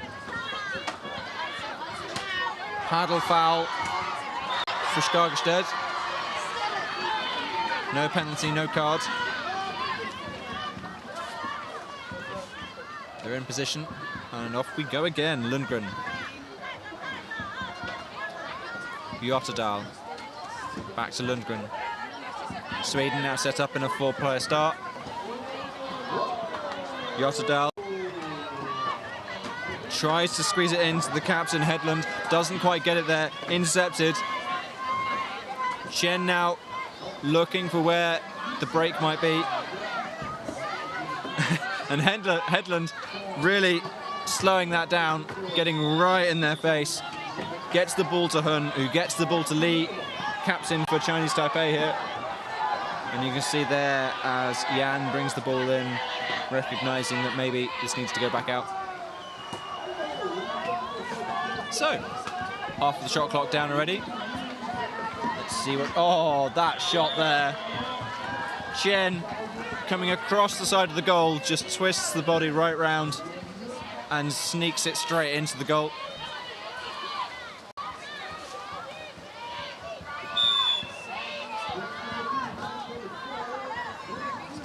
So, Taipei 4, Sweden 0. Behind us, still Great Britain 1, Spain 0. Which means right now, based on goal difference, Spain is down to 3 and Taipei is up to 2. So one more goal and Taipei will equal Spain on goal difference. Or Skagerstedt there, commentator's curse, as Sweden get their first goal on the scoreboard. And this is what we want, a fight back from the underdog. Prove me wrong, Sweden. Okay, Chinese Taipei have the ball. For Sweden, as they've just proven, they can score, so they need to get possession back, which ideally means forcing Chinese Taipei to make a shot that doesn't pan out well enough for it to go off for a corner.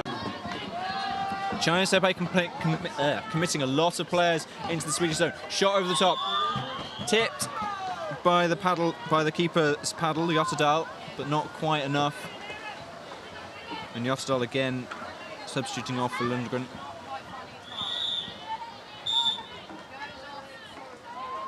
So, Sweden now with the ball, but 5-1 behind.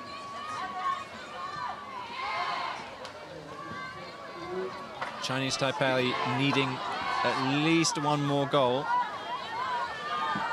to secure them a second place. I think possibly 2 more, but I'm not going to do the maths on that right now. 2 more would secure it, absolutely. So let's just say that. So, Sweden here. Can we narrow the gap? Can we bring it down? Goes for the shot. Orgren Not quite on target though, and it means it will be a Chinese Taipei goal line throw.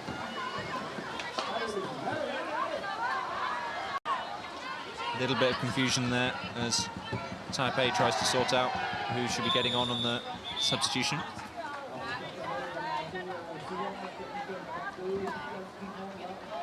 Hung, Yan. Hung again. Yan again. Hung. Are we going in or are we going round? Yan now squeezes it in. Liu goes for the shot. Blocked by the paddles of the keeper. This time Ek. Skagerstedt, I think, trying to get the pass through but didn't work. Doesn't matter though because Chinese Taipei fumbled it and they're going to have to keep hold of this. Come on. Oh no, it's a paddle foul in favour of Sweden, so Ek can take their time. Hedlund now.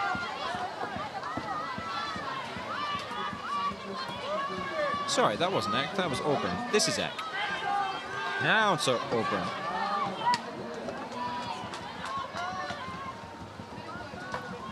So, in the centre there, Skagerstedt in a position but shoved out by Liu.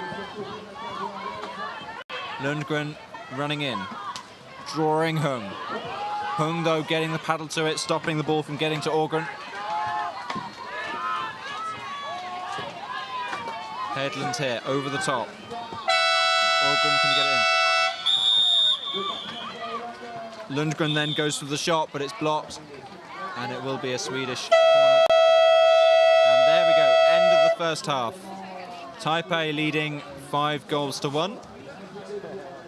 And at half-time behind me, Great Britain leading 1-0 on the other game in this group.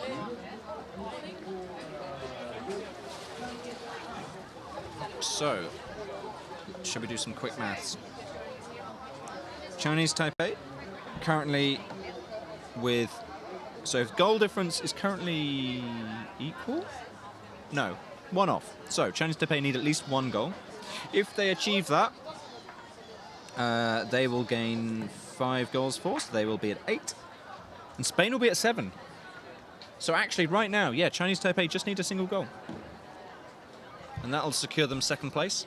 Much more desirable than their current 3rd place. They'll go into a different group, I believe, on the setup. But what that does mean is they will be taking a 2nd place position away from another team. Well, they'll be taking it away from Spain, but it means they'll be taking a 2nd place position, therefore playing against a weaker set of opposition in that group. Much more desirable to get a higher placing in the tournament. Well worth pushing for here. Sweden, on the other hand, they're 4 goals behind. They also don't have a coach. Oh no, they do. I'm confused. So they do have a coach, but interestingly, the conversation they're having is with someone not on the pitch side. So they're currently chatting to, I think, what is their men's senior team, who are not on pitch side, so they're not registered coaches, of course, because they're players on the men's team. But they can be in that athletes area, so they're just talking through the fence to the senior women's team here, discussing with them what can be switched up.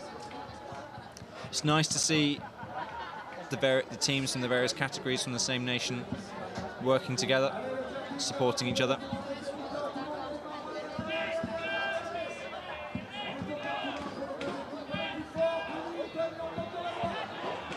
It's also worth noting in the stands in the top right, there are a large number of supporters for Chinese Taipei here. I think they make up some of the other nations around here, so that'd be Chinese Taipei, their men's team, I think have all turned out to support them there as well. And possibly maybe their under-21 team as well. So, lining up, we have 15 seconds left of the half-time period. James Mitchell, lead referee for this game, will be starting us off, but we won't start until that half-time period is fully run out. Quick check the table, whistle in mouth, ball in hand, and we're all good to go. Paddles are up, ball is in the air, in the water, sprinting for it we have Liu versus Orgren. Liu wins the ball again. Nice shove there, but a play on in favor of Chinese Taipei. And they start with the ball. So, be interesting to see what changes up here. Sweden opting for a little more aggression. No, maybe not. No, they just sat back in the 3-1 defense. I thought they might go for a 2-2 there, but it's not the case. So, Chinese Taipei going for a beautiful start. And not needing to go to the 6th player. Qian just blasting it over the heads of the Swedish defense straight into goal. And Chinese Taipei have secured the goal they need to take the 2nd place. Shot again. Oh, Headland, the captain, blasting it. Bounced off the top bar, but not in. The square bars used here, making that top bar hit especially hard. There's a lot of debate as to square or round bars. Square bars essentially making the tighter angle shots that bit easier, but from out far down the middle, much harder to bounce it in than, I say, a round bar. So, in goal, Yotterdal once more. Qian starting the star on the near side. Passes it into Fu. Fu directly underneath. Skagerstedt getting their paddle to it and forcing the Taipei corner.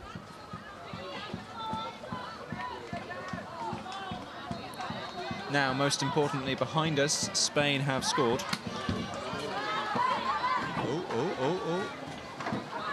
That was interesting. So, Yan just about keeping control of the paddle, getting it to Liu. Chinese Taipei keeping hold. So Spain are currently drawing, which means while that situation stays the same, Chinese Taipei do not have... Ooh, another shot there. So Chinese Taipei do not have an opportunity to currently take the 2nd place until that situation changes. So we'll get back to that if that situation changes. So right now, Chinese Taipei 3rd in the group, Sweden 4th. Situation for Chinese Taipei is they will go into the next group stage.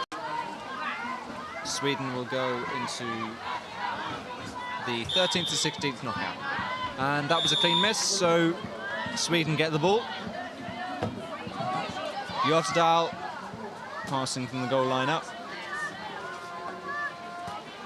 Sweden aim for the long ball over the top to Ågren. Ågren to Yotterdal. Okay, 4 players, 4 options. Oh!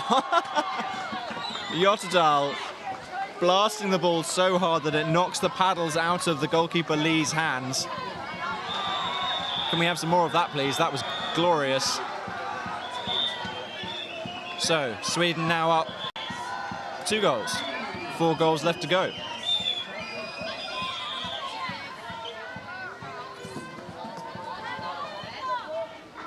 Chinese Taipei coming in.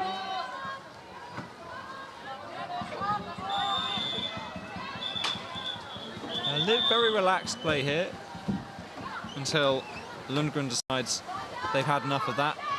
Applies some serious pressure. Liu goes to the shot, clipped by the paddles of Yotterdal.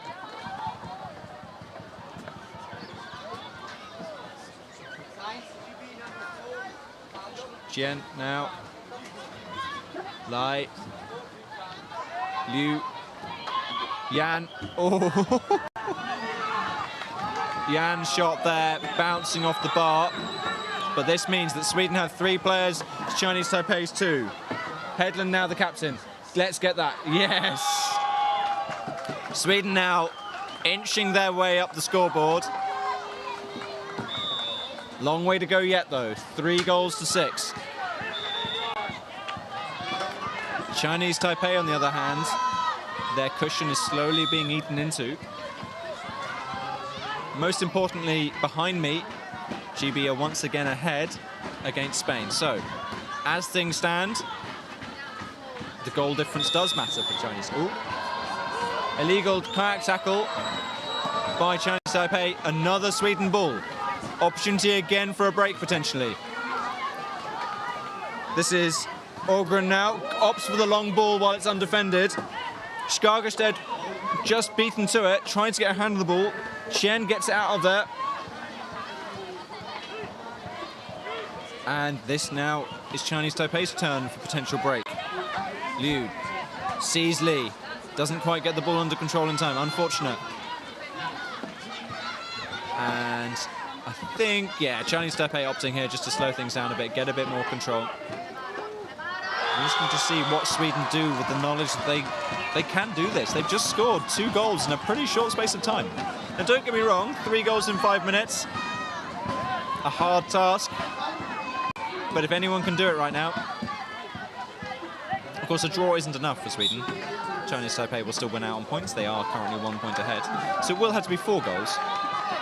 But hey, I believe, even if a little foolishly. Yeah, and here you can see Sweden recognising there's an opportunity. Ågren instantly pushing straight out to Chen, forcing Chen to make a choice. She goes for the long shot. It's loose, and therefore Sweden get the ball back. You've got 4.5 minutes, Sweden. 4 goals to get. Hedlund now starting it off. Another 4-player star. Ågren. Back to Hedlund. All the way across to Skagerstedt. Options, options. Skagerstedt driving away forward. Goes for the shot. It's clipped. It's a corner again for Sweden. Unfortunately now the situation is Sweden will need a goal in every single shot clock period.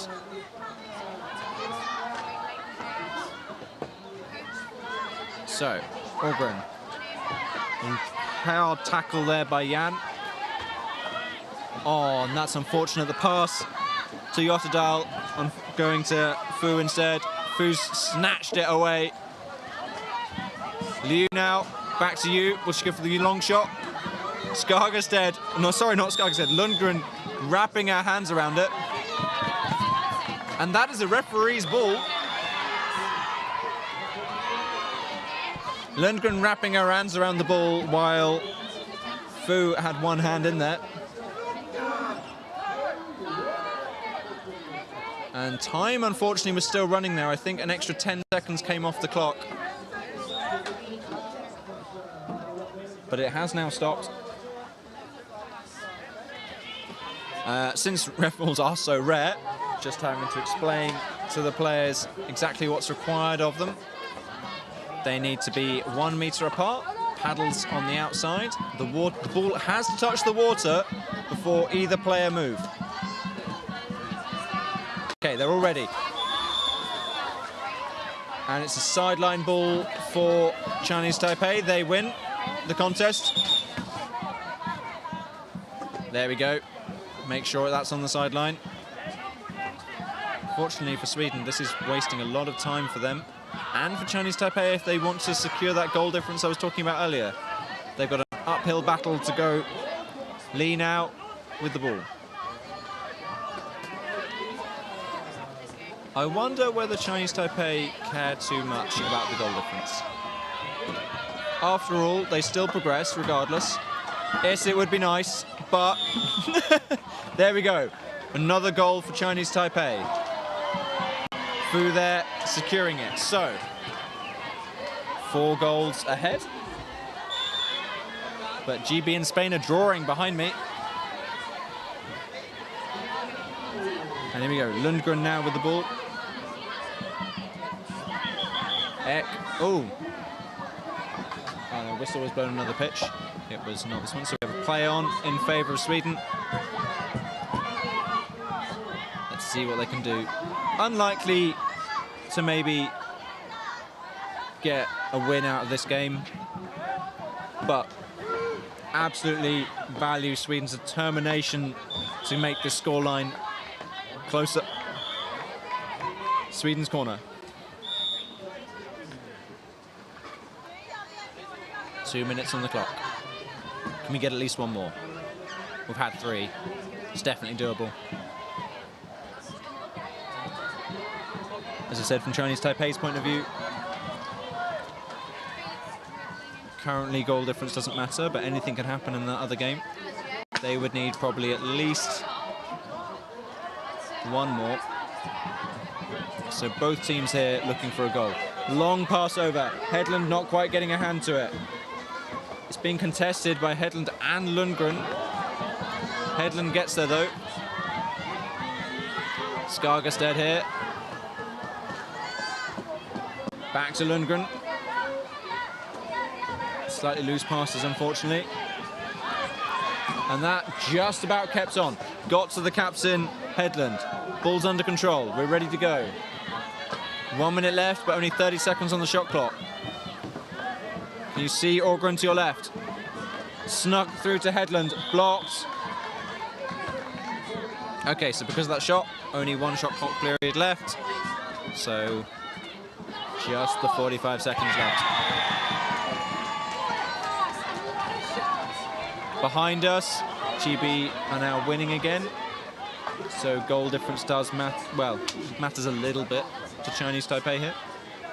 But I don't think that's going to change massively. Oh, the power of that shot. Skargerstedt again knocking the paddles out of Lee's hands. Seems to be happening a lot with these Swedish shots. Some serious power here. The fact that it didn't go in, unfortunate. Maybe Sweden shouldn't bother with the works goals. Maybe they should just slam it straight at the goal. Little shove there and not long left. 2 seconds. Come on, 1 must go. Oh no, that's not going to count. Oh, is it? We're just checking whether or not that counted. I think that counted. Yes, Skargerstedt with a little celebration there. Final score, Chinese Taipei 7, Sweden 4. I thought it was 4. Have I lost count? No, okay. Oh, that's a shame. That goal has been disallowed. Unfortunate, Skargerstedt, but a solid attempt. So score stays as it stands. Chinese Taipei 7, Sweden 3. At full time, the last game of today on pitch 2. I suggest you move to pitch 1, where the other game in this group is still ongoing, and it seems pretty tense. In the meantime, I've been Jules Ongley, and this is the end of day 3, pitch 2 of the ICF Canoe-Polo World Championship. And we will catch you tomorrow for more exciting canoe polo.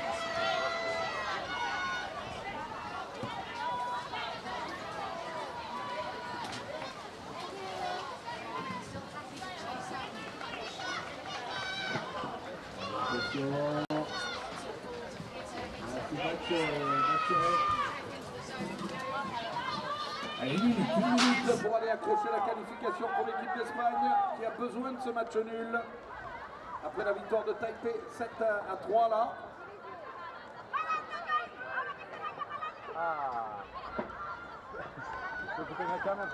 On trouve le pivot. Oh, l'arrière, la Britannique là. Allez, les Espagnols auront encore une action pour essayer de